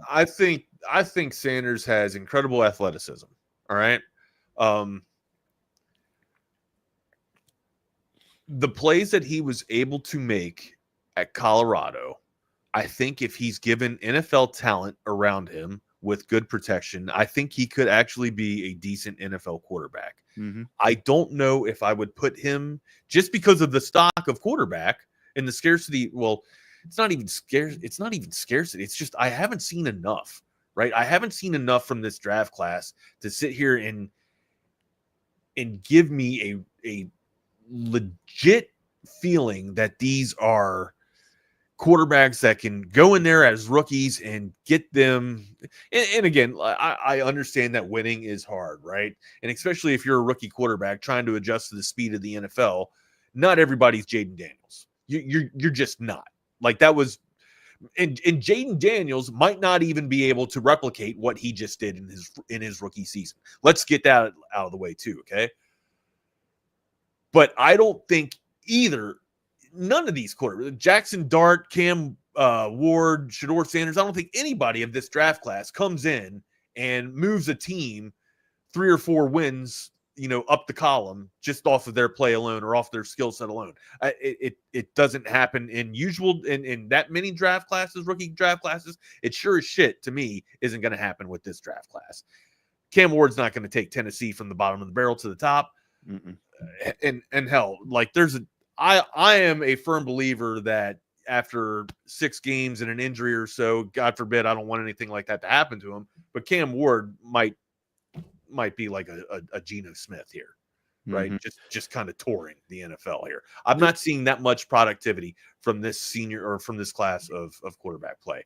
I do think the athleticism is there for Cam Ward. I think the athleticism is there for Shedeur Sanders. I think Shedeur Sanders has a big arm, right? And if he can do and make some of the magic that he made at Colorado with professional talent, then he's got a chance to be in the league for a while. Yeah. But I don't know if either of these quarterbacks can be superstar quarterbacks. And I'm seeing Milrose starting to, you're hearing Milrose's name thrown around a lot right now, but to me, I've seen too much inconsistency with Milrow. Yeah. Right. Yeah, and until maybe get him a quarterback, get him somebody a professional coach when he's just doing nothing but ball. Usually I think that's what you do at Alabama, or I thought that's what you did at Alabama anyways. Right. But again, get these guys professional coaches, then we'll go from there. But off the stuff that I've seen right now, off the tape, none of these guys move the needle for me as an NFL quarterback. I'm seeing Milroe thrown around a lot to Pittsburgh, depending on what happens with the Aaron Rodgers thing. I personally think that Milroe would be a great fit in Miami because he could kind of take Tua's. Well, obviously there's that. I mean, the correlation there between the Alabama, but I think that would be a really good fit for him. But it's when you look at these quarterbacks, I mean, even like with Will Howard and Quinn, I think Will Howard and Quinn are in the same where we talk about perfect fits, where we talk about the Rams I think the Rams, either one of those dudes. I think Will Howard stocks a little bit more than Quinn right now. They're right?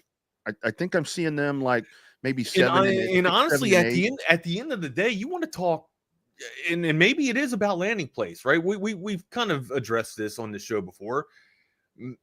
You get these guys, you get Quinn, we flirted with this idea, right? Quinn to LA behind Matt Stafford. That's a phenomenal fit. He gets the chance to work on his footwork. We've known about his, superior arm strength, and he gets to put the tutelage with Matt Stafford there. And then also you want to take who's the other guy you just named? Will Howard. Will Howard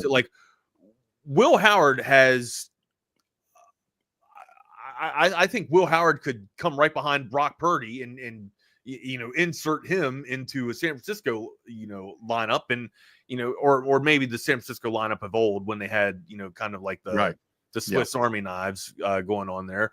But again, like that's kind of the mold for me with Will Howard. He can run if he needs to, right? We've seen that when he was in the Big 12, and then hell, we've seen his ability to put it on a dart or on a platter to tremendous wide receivers. So you get this guy some skill set around him, and who knows, maybe Will Howard can actually make a decent career out of this thing. But honestly, it's kind of a cop out remark to say this, but it's where they land, right? Yeah. It's all on where they can kind of blossom at, right? And it's Cleveland is kind of quarterback purgatory, but now with Joe Flacco back there, I mean, Joe Flacco is going to be your opening day starter. I mean, first game, it's going to be Joe Flacco. I mean, unless God forbid something happens to him between now and then. He's old. Who knows what might happen? But now to me, Cleveland, where you get one of these young guys in and you could saddle him in there and kind of work. Ewers can spin the damn thing. Like I know that Ewers, he gets some ducks to die on him, but with that thing, he's got magic pop when it leaves his arm, man. Yeah, man. I'm telling you, that Rams thing. He can throw the ball. Yeah, the Rams would be like ideal for that dude.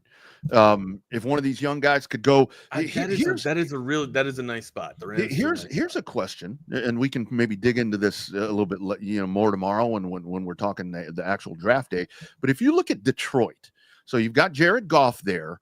I mean, how long is Jared Goff going to be the Detroit quarterback? I would think that they would start. I would think for a while. I mean, Jared Goff is quietly in the top 5. Or absolutely. Before I make that remark, let me. You could get Goff, if you could get Goff to go into that, or you get one of these young guys to go into that offense and shadow Goff and be the heir apparent to Goff. That'd be a pretty damn little sweet spot right there as well. Yeah, Detroit's got a nice little offense cooking too, right? Yeah. I think that's one where, and Detroit's a well-run organization. They got their shit together.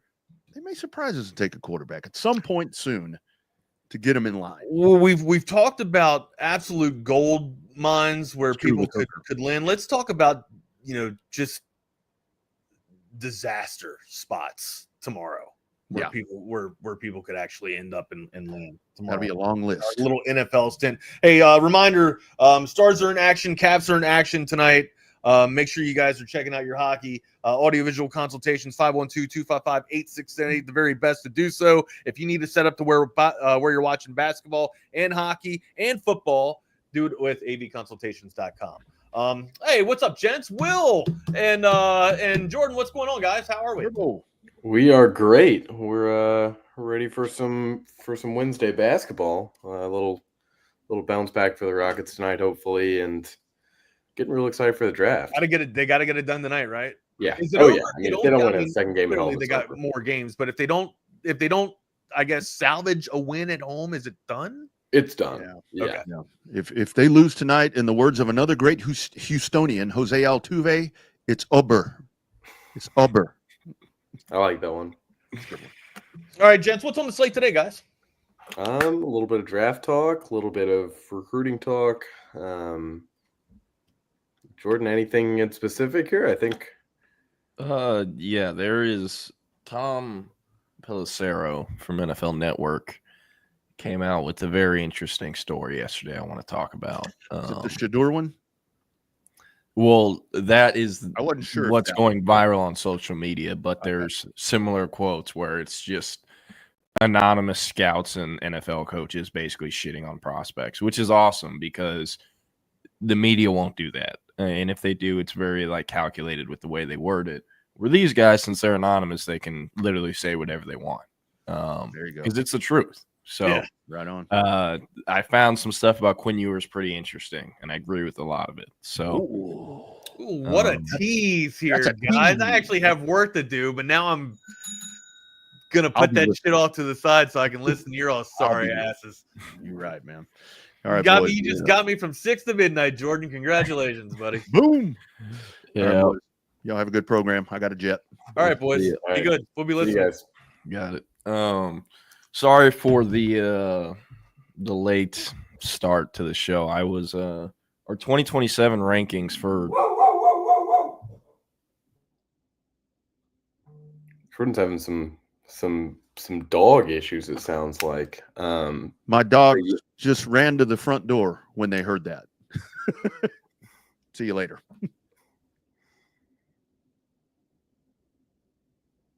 Is he coming back? he's sorry, my bad. He I didn't want to bark and I got the blinds open and someone walked past it. But what's it called? Our 2027 rankings update today. Currently there's 100 prospects that have been ranked in the 27 class. Those rankings debuted in August. Pretty much everyone that made that list, because they're getting ranked going into August their sophomore year, is an NFL legacy, has verified track data or testing data, and has varsity film. So it's very limited. And very often there'll be at least, 30 to 40 of those prospects who were top 100 players in August of their sophomore year that finish either as 3 stars or outside the top 247. I mean, that's just how it works. A lot of guys who emerge early, some of them tend to not get better as they grow up. And also, guys emerge later that are much better prospects. Some guys put it together later, or late bloomers. And also, whenever you move someone up, you got to drop everyone else down. Yeah. So that's also part of it. But we'll do a lot of 2027 content probably on Friday. Turbo, I don't think I brought this up with you. We're going to have Nick on for like 30 minutes to just talk draft stuff tomorrow because he's missing Friday's show. Again, we'll have 27 content later. Want to get into this draft stuff right here from Tom Pelissero. So every year I think these are all his sources. I'm not sure. It's kind of worded vaguely, I think on purpose.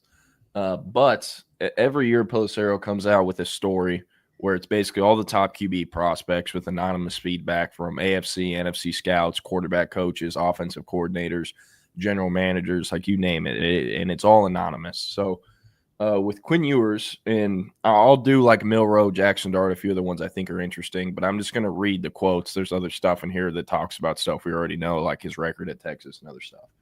But these are the quotes.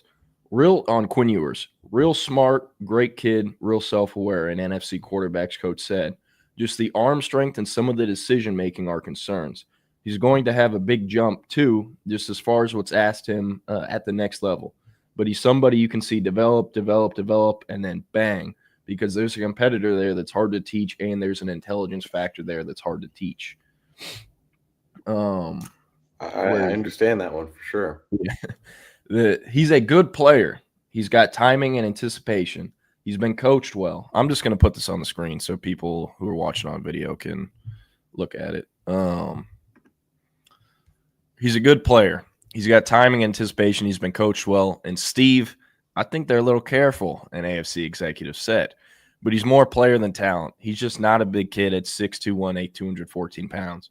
He's been hurt every year since high school. The arm's very average. There's not a lot of talent there. He's not a starter. He's a distributor. He's a point guard. He ain't going to push it down the field. Yours a small frame, injury history, and overall average traits are why he's not expected to come off the board sooner. Quote, the Texas kid I wasn't a fan of, an AFC coordinator said. He can hit short and intermediate, but he's like an all-arm thrower.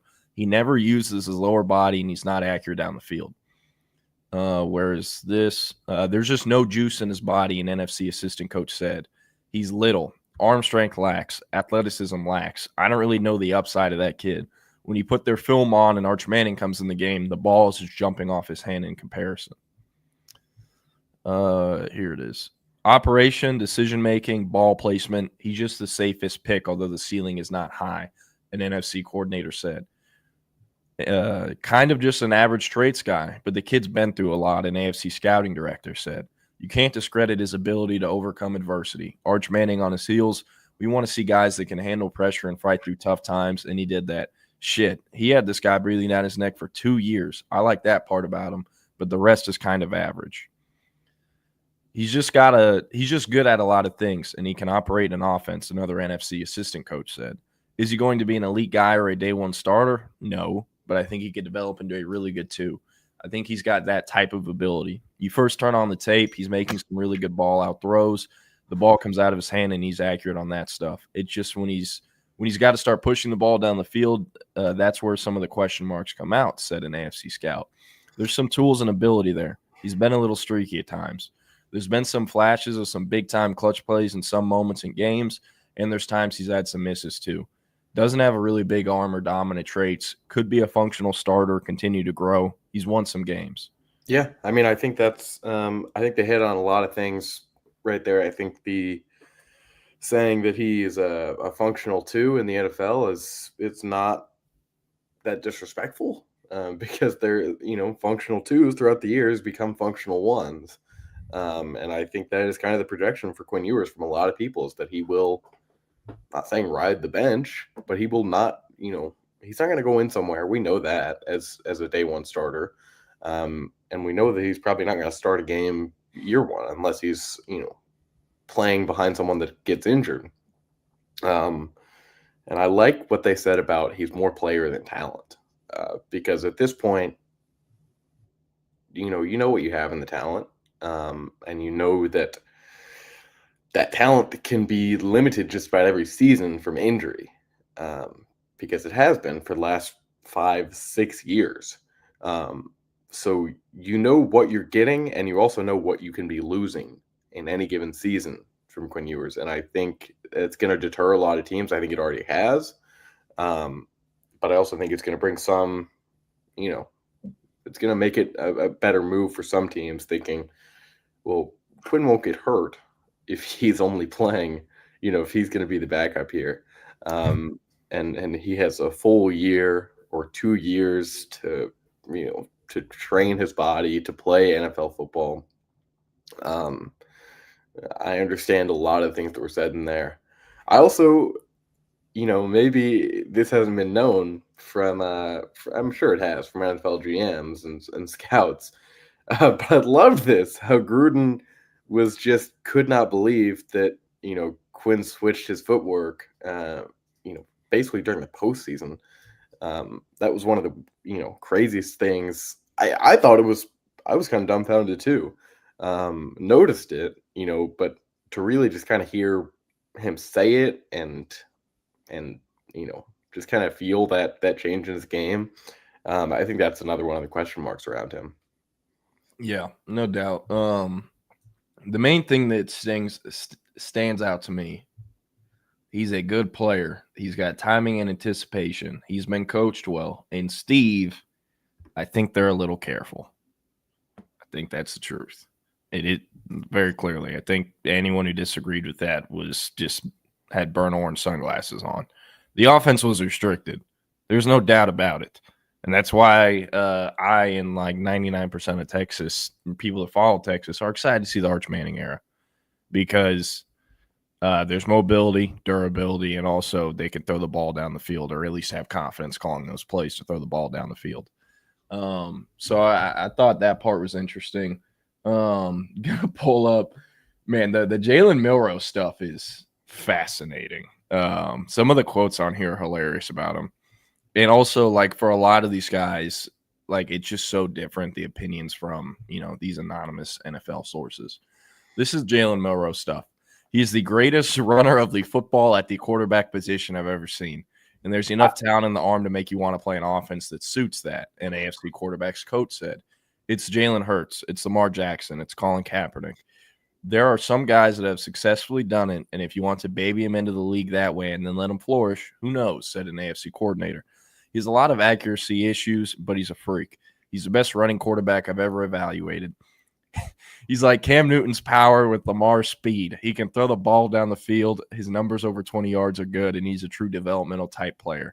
He's electric. I mean, that is a spot on. I really like that because I think I've said the same thing. It's like he's like Cam Newton with Lamar's speed.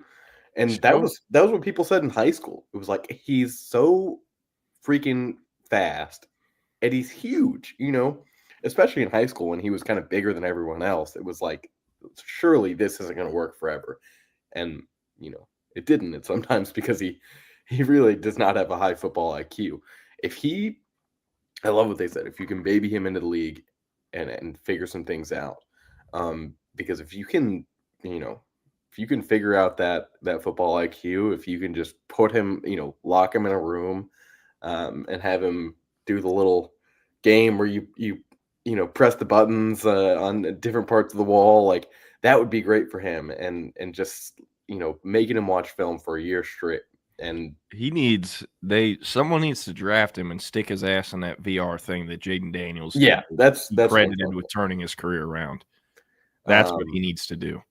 But I honestly think that, and I don't think you would disagree, Jordan, if he reaches his ceiling, Jalen Milroe is the best quarterback in this class, and I don't even think it's very close. Oh yeah, he is the most potential at anyone in this draft class. There's quotes about that too. We'll get into. I just wanted to highlight, like, do y'all know how ridiculous this is to say he's like Cam Newton's power with Lamar's speed? But I get you don't disagree with that either, right? I agree with the Lamar speed part. When has he ever like trucked multiple people, put his shoulder into multiple people multiple times a game? Like Cam Newton was a brick shit house or shit brick house, whatever the saying is, that literally carried an entire Auburn offense where he was the only NFL player amongst the 11 starters, and he won them a national championship. Like, trust me, I'm a big Milroe fan. I've talked to him off camera years ago before he was even the starter at Alabama when I was down there for a camp of the developmental program. He's a great guy, and he's everything you want to be the face of the franchise as a person. But as a player, he needs to put it together. And the Cam Newton power thing is just effing ridiculous, in my opinion. The greatest runner of the football, look, I think that is more or closer to being accurate than the Cam Newton power thing. I just don't see that. They're much different builds and body types. But anyways. Jordan, I want to ask you a question here. Go ahead. This is a pure hypothetical, and it might piss someone off. You remember Jalen Milroe was committed to Texas. Mm-hmm. And you also remember that Quinn Ewers was at Ohio State at one point. Mm-hmm. If those two guys stick it out at those schools, and they're both in this year's draft, who is being taken higher?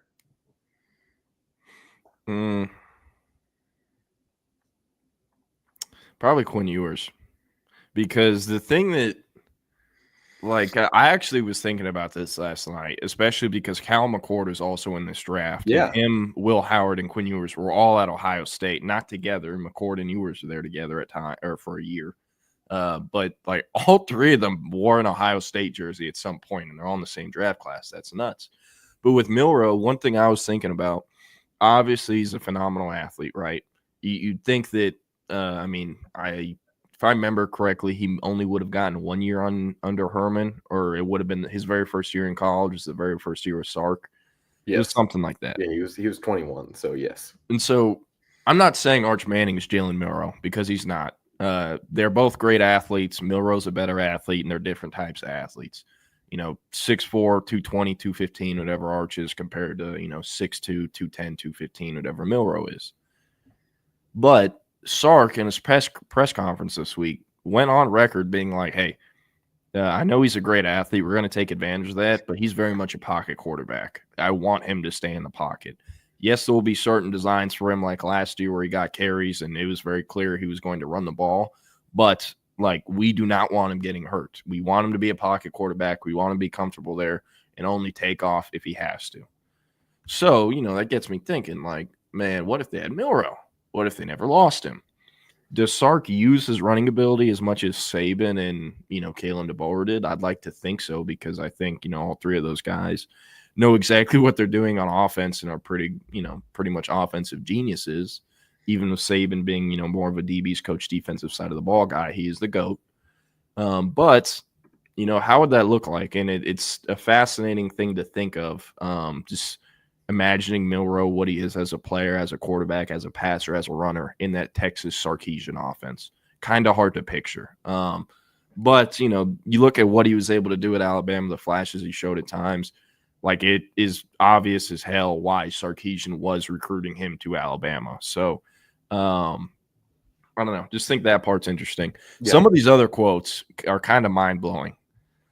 Here it is.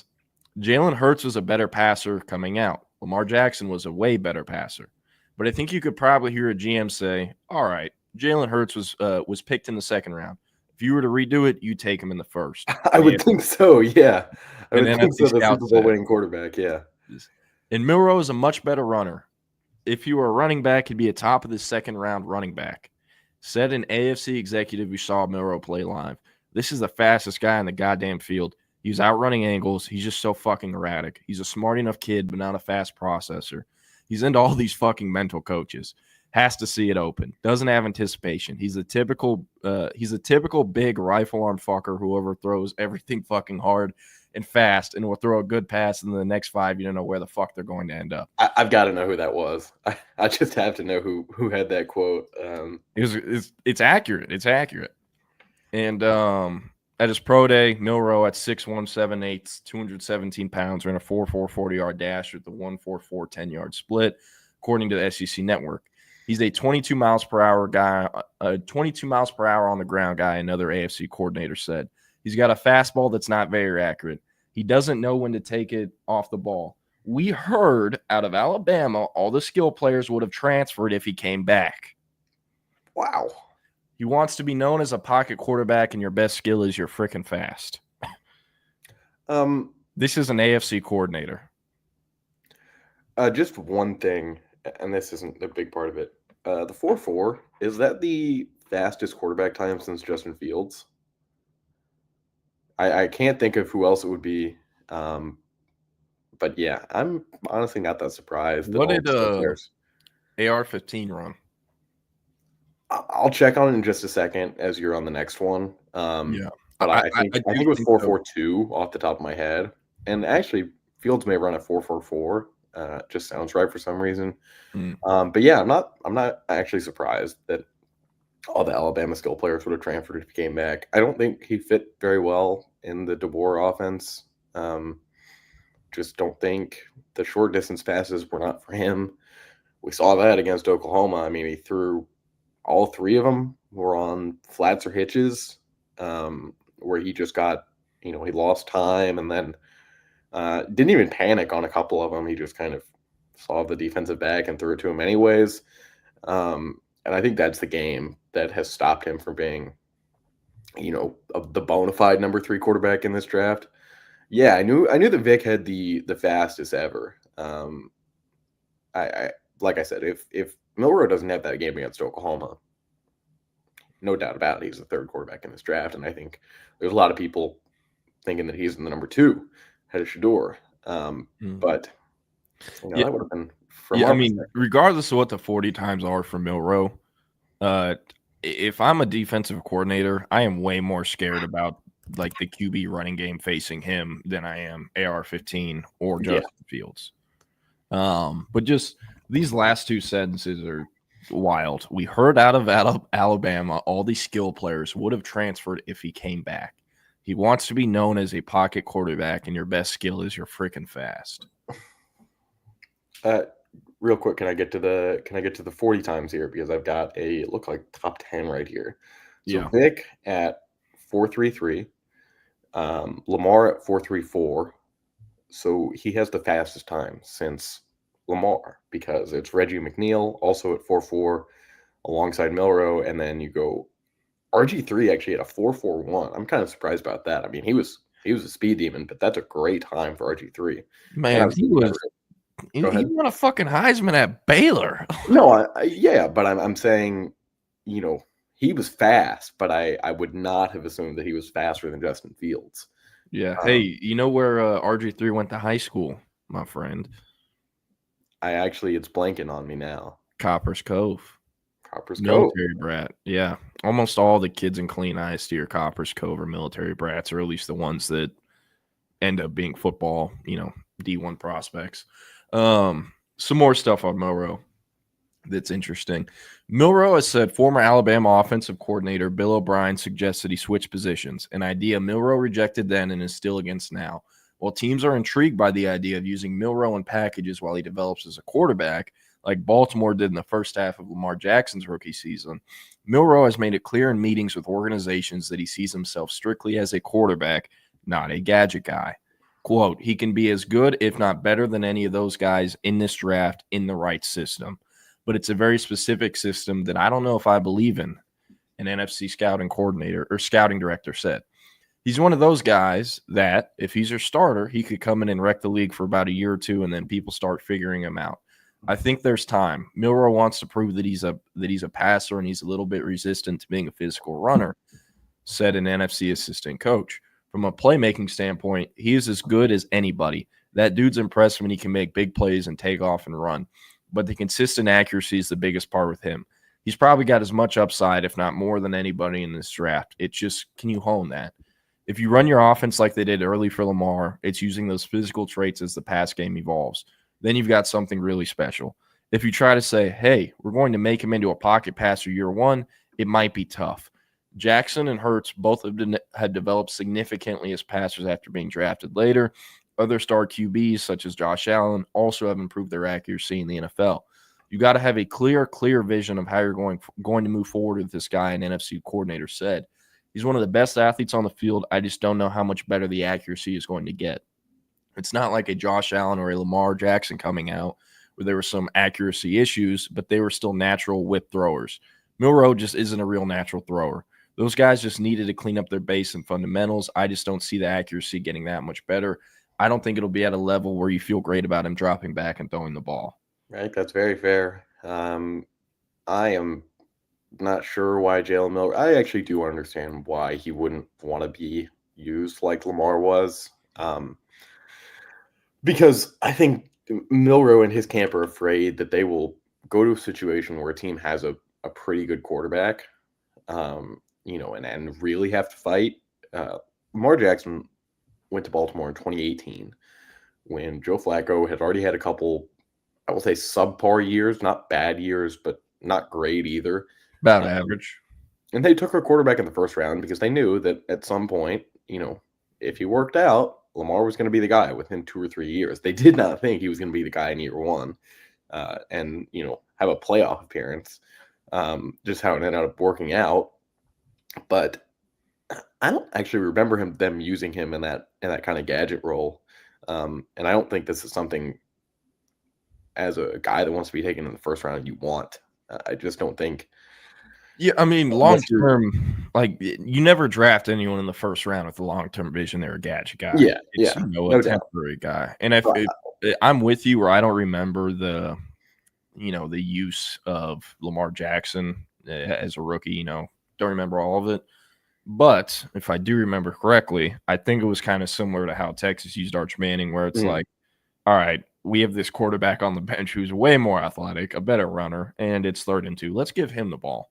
I think it went down somewhere like that where he would get, specific touches per game just to rush the ball from the QB position. So where it's like, dude, with Milroe, if you're an NFL coach, if you're, I don't know, the Lions, I doubt McVay drafts Milroe, but if you're the Lions and it's 3rd and 3 and you can't throw the ball because Stafford's had a bad game passing or whatever reason and they, are stopping the running backs, I'm stabbing the Rams.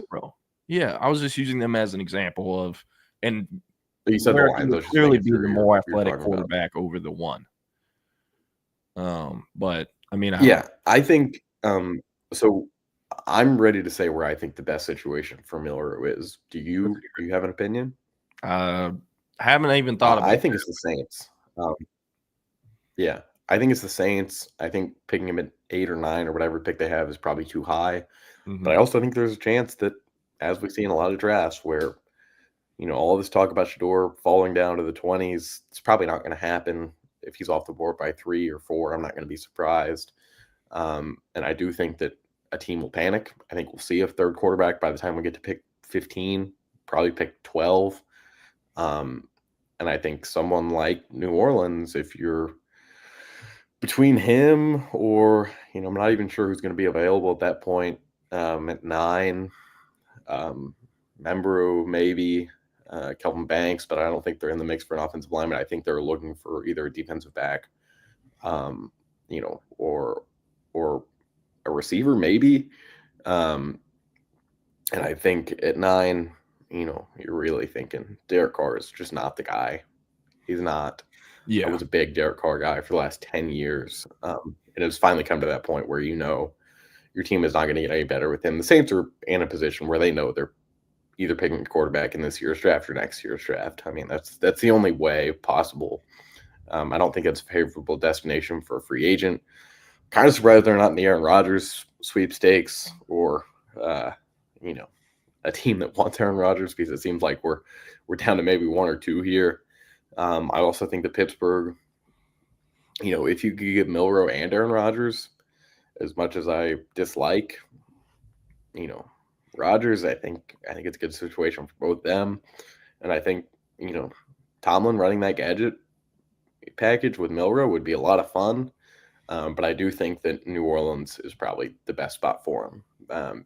And that probably spells the end to a Spencer Rattler NFL career, because he got his chance year 1 and, maybe someone will pick him up. But a battle between Derek Carr and Jalen Milroe, I don't think would last longer than a couple weeks. I just think the upside on Milroe is so much higher than anything you're going to get out of Derek Carr. No doubt. Some Tyler Shuck stuff, because I think most of the people in this that watch our show have felt similar things to us, where it's just like, how in the hell could this guy ever even be talked about as a first rounder? Well, here's what the NFL has to say about it. Here's what the NFL has to say about it. He's a grown man compared to kids in an evaluation standard. It works in his favor, an NFC executive said. He's been in a lot of places. He's handled adversity. He's learned different systems, and he's had to be around the most diverse group of people going between all three schools. This floor is super high. It's just yet to figure out if the floor and the ceiling are touching. And then can you couple that with the durability? And by the way, Shuck is so old, he was Justin Herbert's backup for 2 seasons. For 2 years. Yeah. But his first year starting, 7 games in the COVID 2020 season. And more stuff from the NFL. He did have to operate in a pro-style offense. Jeff Brom trusted him, and an AFC scout said. Just like an NFL quarterback, he would get multiple plays. He could check out the line of scrimmage, make NFL calls, call plays in the huddle. He's done that type of operation already and shown he can handle it. He's going to intrigue some teams. Smart, high IQ type guy, very stable. He's already married. He comes across very professionally. He's going to be 26 in September. The Senior Bowl with the spring process has only benefited him because he's going to come across well in meetings. He can talk it at a high level with coordinators, coaches, draw it up. He's the most day one ready to play in the NFL no matter what offense.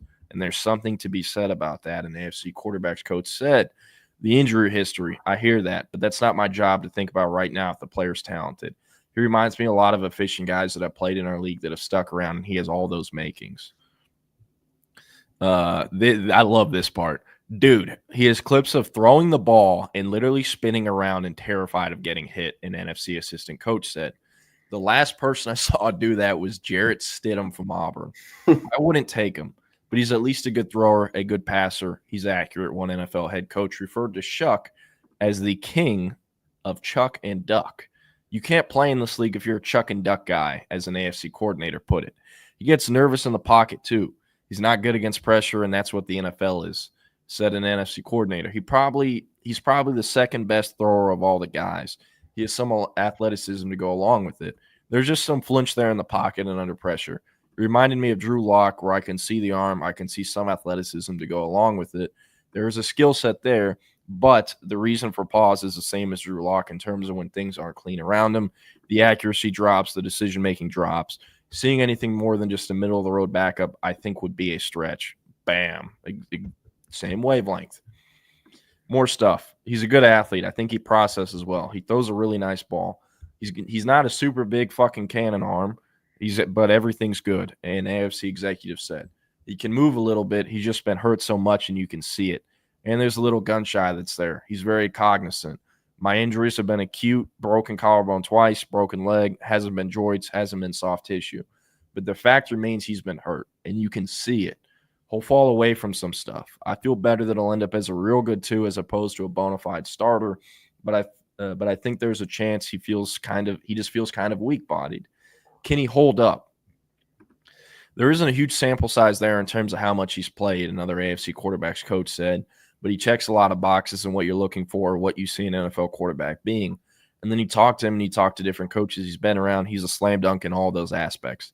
The age thing, part of it with the injury history stuff, here's an aspect of that I kind of like too, because he's gone through some shit and he's had to overcome some stuff. He's got a little chip on his shoulder because of the way he's being viewed, and I like that. I like the amount of edge he has to him. This one. And then the Shador stuff has gone viral. I'll pull that stuff up. And that'll be our last thing on this NFL quarterback stuff.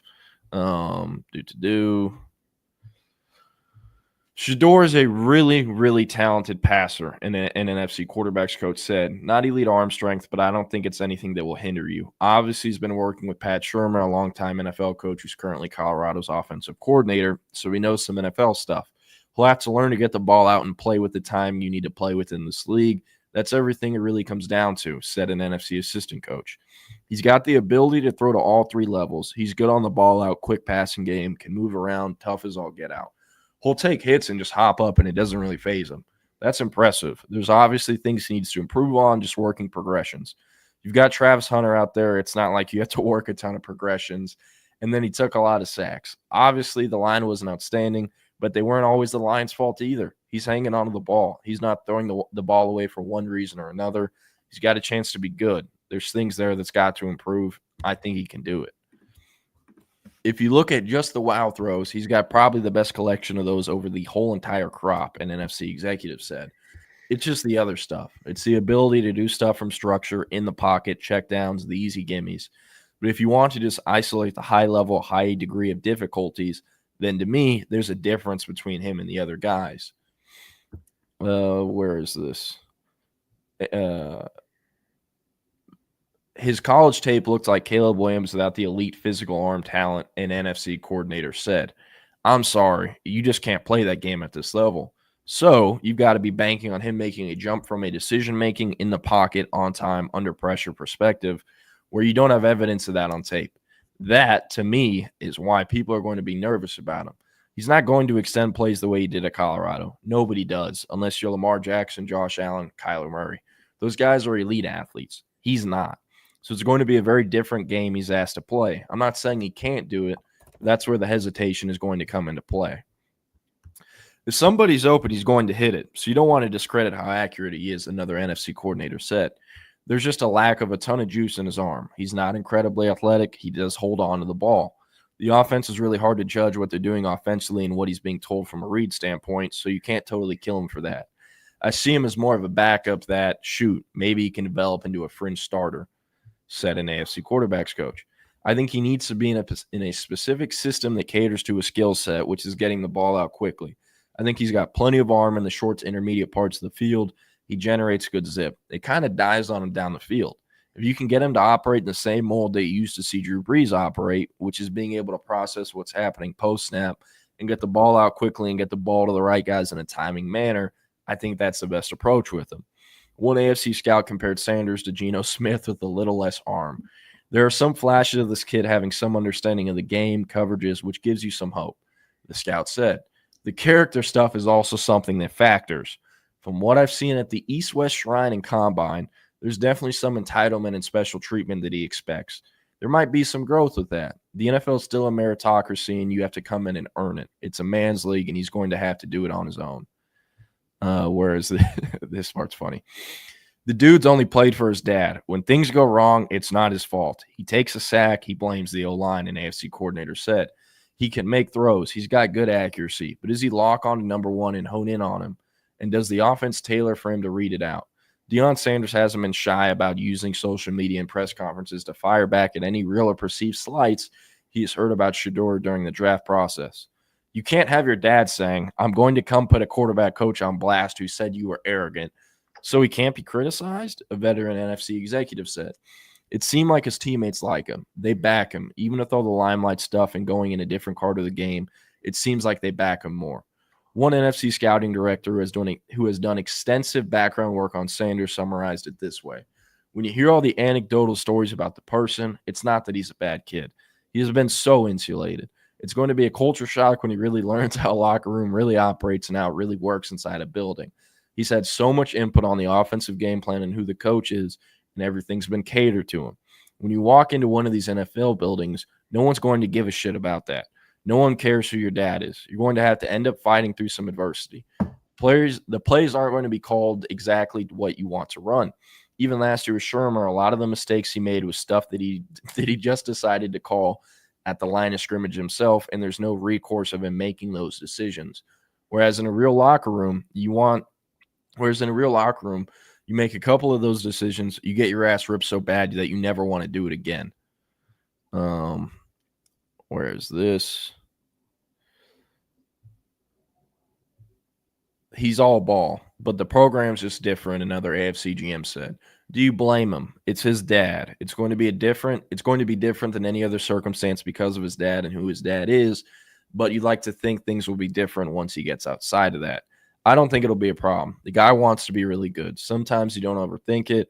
It's complicated just because of the circumstance. He hasn't helped himself in some of the interviews. All right, this is the quote that has gone viral on Twitter that all of the Colorado Deion/Shedeur fanboys have claimed is fake and made up. One longtime NFL assistant coach said his time with Sanders was the worst formal interview I've ever been in my life. He's so entitled. He takes unnecessary sacks. He never plays on time. He has horrible body language. He blames teammates, but the biggest thing is he's not that good, said one longtime AFC executive. It didn't go great in our interview. He wants to dictate what he's going to do and what's best for him. He makes you feel small. Even some of Sanders' fans expressed disappointment he didn't take a bigger step forward as a senior. I liked him the year before, an NFC GM said. They did change coordinators. It just felt different. It felt less athletic, less arm talent. Everything felt less. If you're talking about this year's tape versus Jackson Dart and Shedeur, I don't think it was particularly close. I agree. Where is this? Shedeur, man, you just got to like him, said one GM who has spoken with Sanders. It's the same thing in every building. I don't think you can get a consensus of 100% on him. I still think the Giants take him. Can take him. Can take him. My bad. I'm not going to disagree with a lot of things that were said there. I think it's true that Dart had better film. I don't think Dart is going to be a good NFL quarterback. I just don't. I think from a scouting perspective, I would definitely understand taking him ahead of Shedeur, but I just don't like it. I understand the entitlement. I understand all of that, and I do think it will be an issue. I think Shedeur should spend at least a training camp being the backup. The problem with the Giants taking him is, are you really going to make him think that he's not better than 35-year-old Russell Wilson? And there's just no way. That will lead to some interesting comments by Deion and all the Colorado people over the summer, because there's just absolutely no way that, Shedeur Sanders is not a better quarterback than 35-year-old Russell Wilson and 35-year-old or, 32, 33-year-old Jameis. There's just no doubt about it in my mind. And I think that's what the Giants are thinking right now is, do we want to get in that whole Shedeur verse? Do we want to get in the Sanders verse? And I think that's what is going to hold them from picking him. he's going to have to go to a team where he's the bona fide QB1, and there's not much of a battle, which is why I think Pittsburgh is probably the best spot for him. And one thing I think is also interesting too that I think is quieted down a lot since, the NFL, there's no open head coach jobs anymore like there was in January or February or whatever, right? But something that was in the story that I did not read because it was not a quote from a source in the NFL, but it said whoever the head coach is that drafts him has to know that as soon as things stop working out with him, or if it never works out with him, that all of the blame is not going to be put on Shador. It's going to be put on the head coach with the pressure and emphasis that he should be replaced by Dion. Yeah, which is why Pittsburgh just makes the most sense, because that'll be I think the only situation. Yeah, and in this story it said outside of Mike Tomlin, everyone else that would draft him would have to consider that. So, and everyone else, I think Cleveland is the one where it's like, that's really one where I would understand Prime being the head coach. Not that he would be good, and not that would be a good move for a franchise. Just that Stefanski has been dealt an awful hand over the last 2 or 3 years here, with that ownership making the worst trade in sports history for Deshaun. So I think Cleveland realizes that there are 2 routes that can happen if they take Shador. It is, even if it's a 24 or wherever that spot where a lot of people think they could trade up to take him if he's still on the board. At 24, there's a lot less pressure because you didn't waste your second pick on him. You still have Abdul Carter or Travis Hunter. But it's going to be rough. It's going to be real rough because the Browns are not the franchise that want to be known as Prime's team, just because of how things have gone there in franchise history, and especially over the last 5 years with all the controversy surrounding Deshaun. But it may actually be the best move for them. I hate to say it, and I like Prime, and I like Shador. I think he's going to be, like I said, I think he's going to be a better NFL quarterback than Jackson Dart pretty comfortably. I think the only 2 that can hold a candle to him are Cam Ward and Milroe. And Milroe, we already talked about, a lot of question marks. Mm-hmm. Just gonna go through some questions, comments from when we were going over the NFL stuff. Patrick said, "Jordan, how cold do you keep it in your house?" I set it to 70 when I go to bed, so when I wake up at 70, and then I just set it to 74 and let, I guess, the sun warm up the house. So it's 74. Yeah, usually a little bit. I'm with roommates. Go ahead. Yeah, I'm with roommates that like it at 68 all the time, and I'm a big 71, 72 guy. So that's why you see me in the hoodie every once in a while. I'm just kind of thugging it out today. I'm always cold, and somehow it's always colder in my room than it is in the entire apartment. But yeah, I would, preferably like it at 72 all day. Oh yeah, I mean it feels colder than 74. Like I wear a hoodie all day. Just do you freeze? I think you froze. I don't know. I also think I'm a little used to so at my mom's house growing up, 6 other people in the house. All the kids are upstairs. Few of us share rooms. My stepdad, who's like the biggest, I don't know, whatever it is, people who only use coupons and save a ton of money. I'm not hating. It's just who he is. Always looking to save money. He would set the thermostat to 78 degrees during the summer, and we would change it to like 76 or 74, and he'd yell at our asses to not do it, and eventually we just kept doing it to where you put a password on the thing to change it.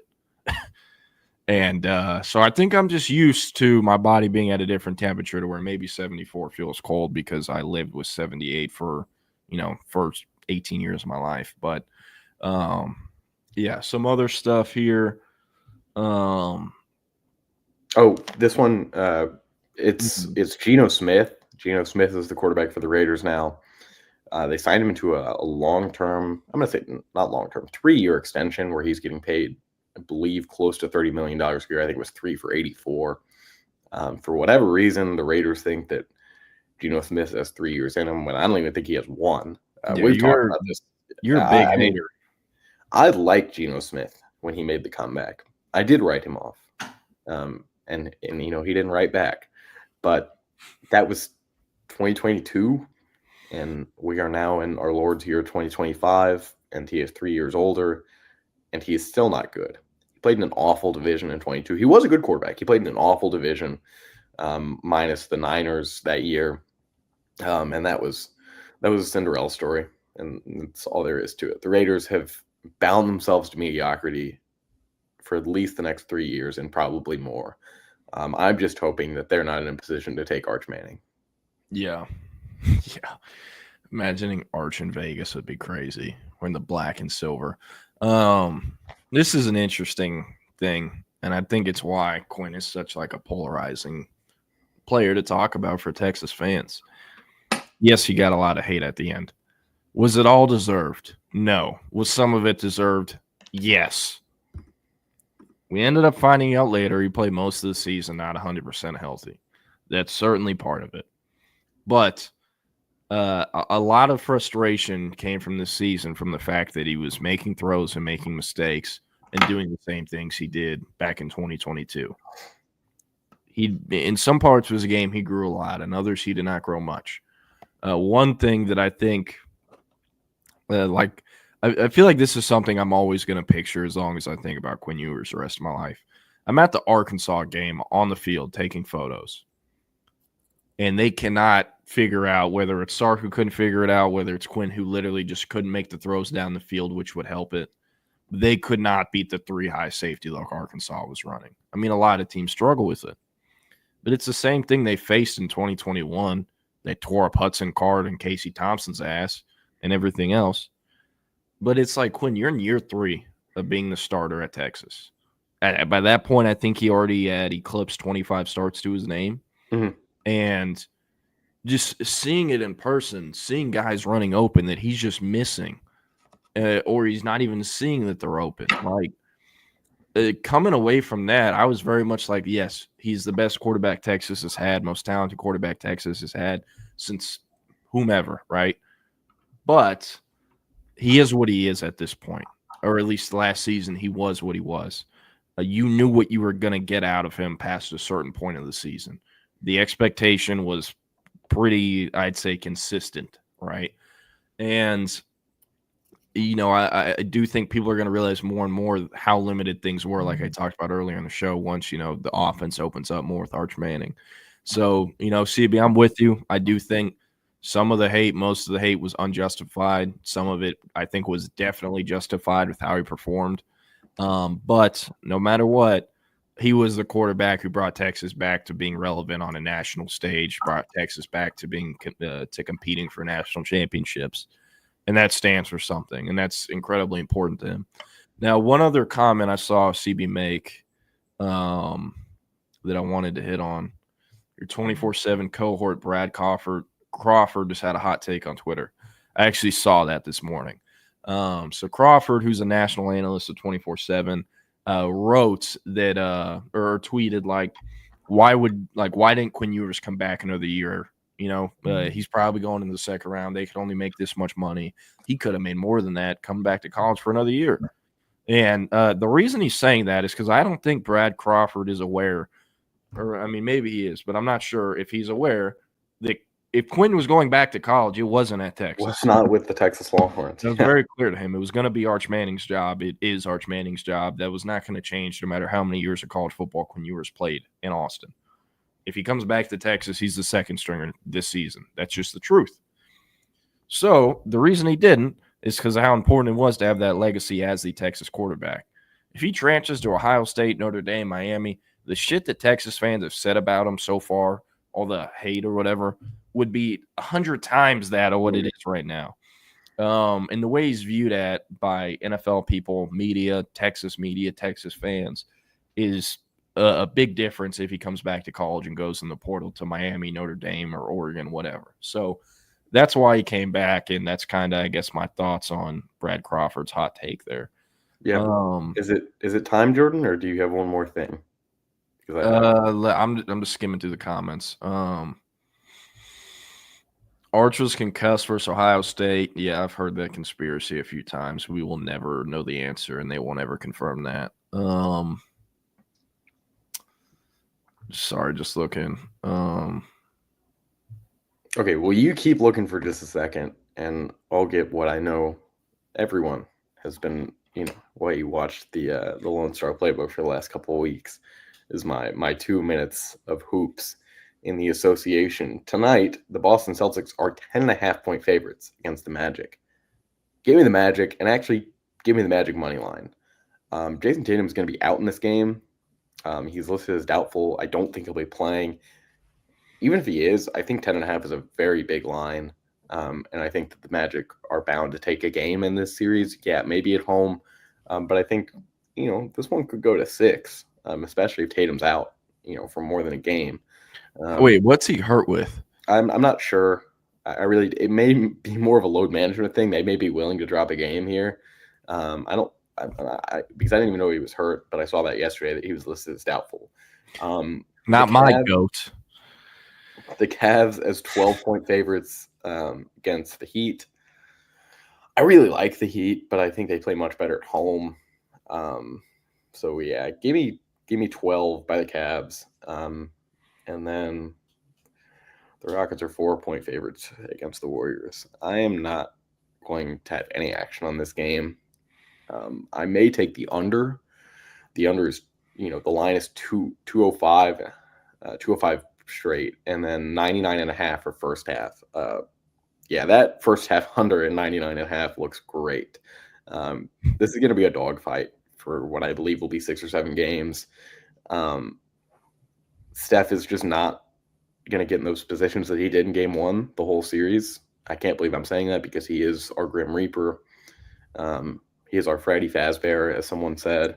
And he just doesn't miss those shots when they count. But it takes a long time to get those shots to count for him.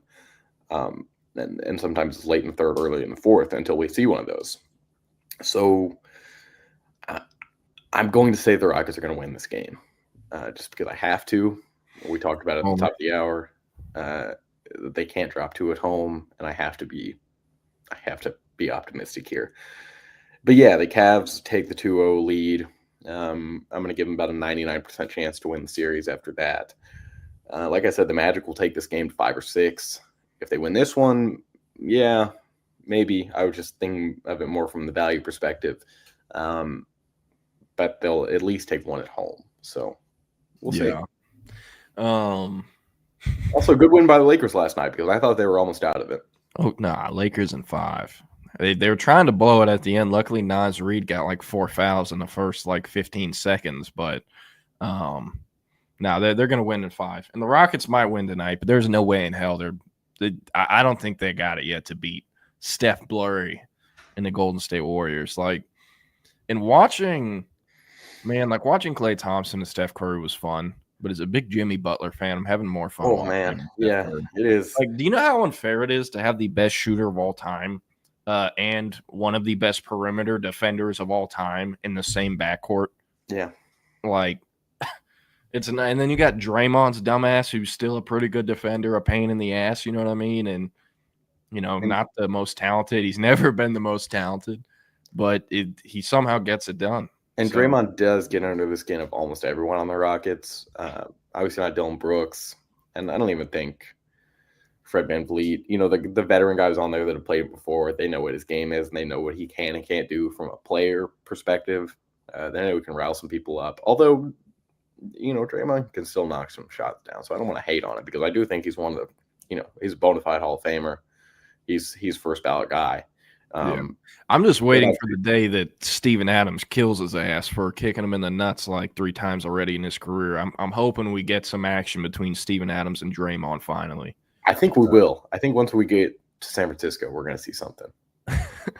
I hope so. I've always wanted to see Steven Adams just whoop someone's ass, the biggest, strongest player in the league, and has been for several years. The montages of people just running into him when he's setting screens and they're on the ground for 2 minutes. It's awesome. But yeah, I don't know. Any other stuff you want to wrap it up with? I don't have anything else. Awesome. Well, Jack Burton, I was saying Steph Blurry because your blurry running back on offense after he shoots it from like half court. So, yeah. But, we're going to wrap it up. Lone Star Playbook. Thanks for tuning in. CB, Jake Bayless, Jack Burton, Steven Delgado, DJ Dog, whole crew. We appreciate y'all. Doza, everyone who tuned in. Tomorrow, going to do more draft talk. We'll have Nick on for like a 30 or 45-minute time segment since we'll be missing Friday's show. And then up next, sorry, 1 second. Up next, former Texas coach Mack Brown sat down with our friends at Third and Longhorn to tell some great stories about his time in Austin. Wow, go check it out from Mack Brown on the Texas Sports Unfiltered app. And then back at 2 p.m., Chip and Zay will be on the live stream, Facebook, Twitter, Twitch, YouTube, wherever you get your live stream from. And, we'll see y'all. Have a good one. See you tomorrow.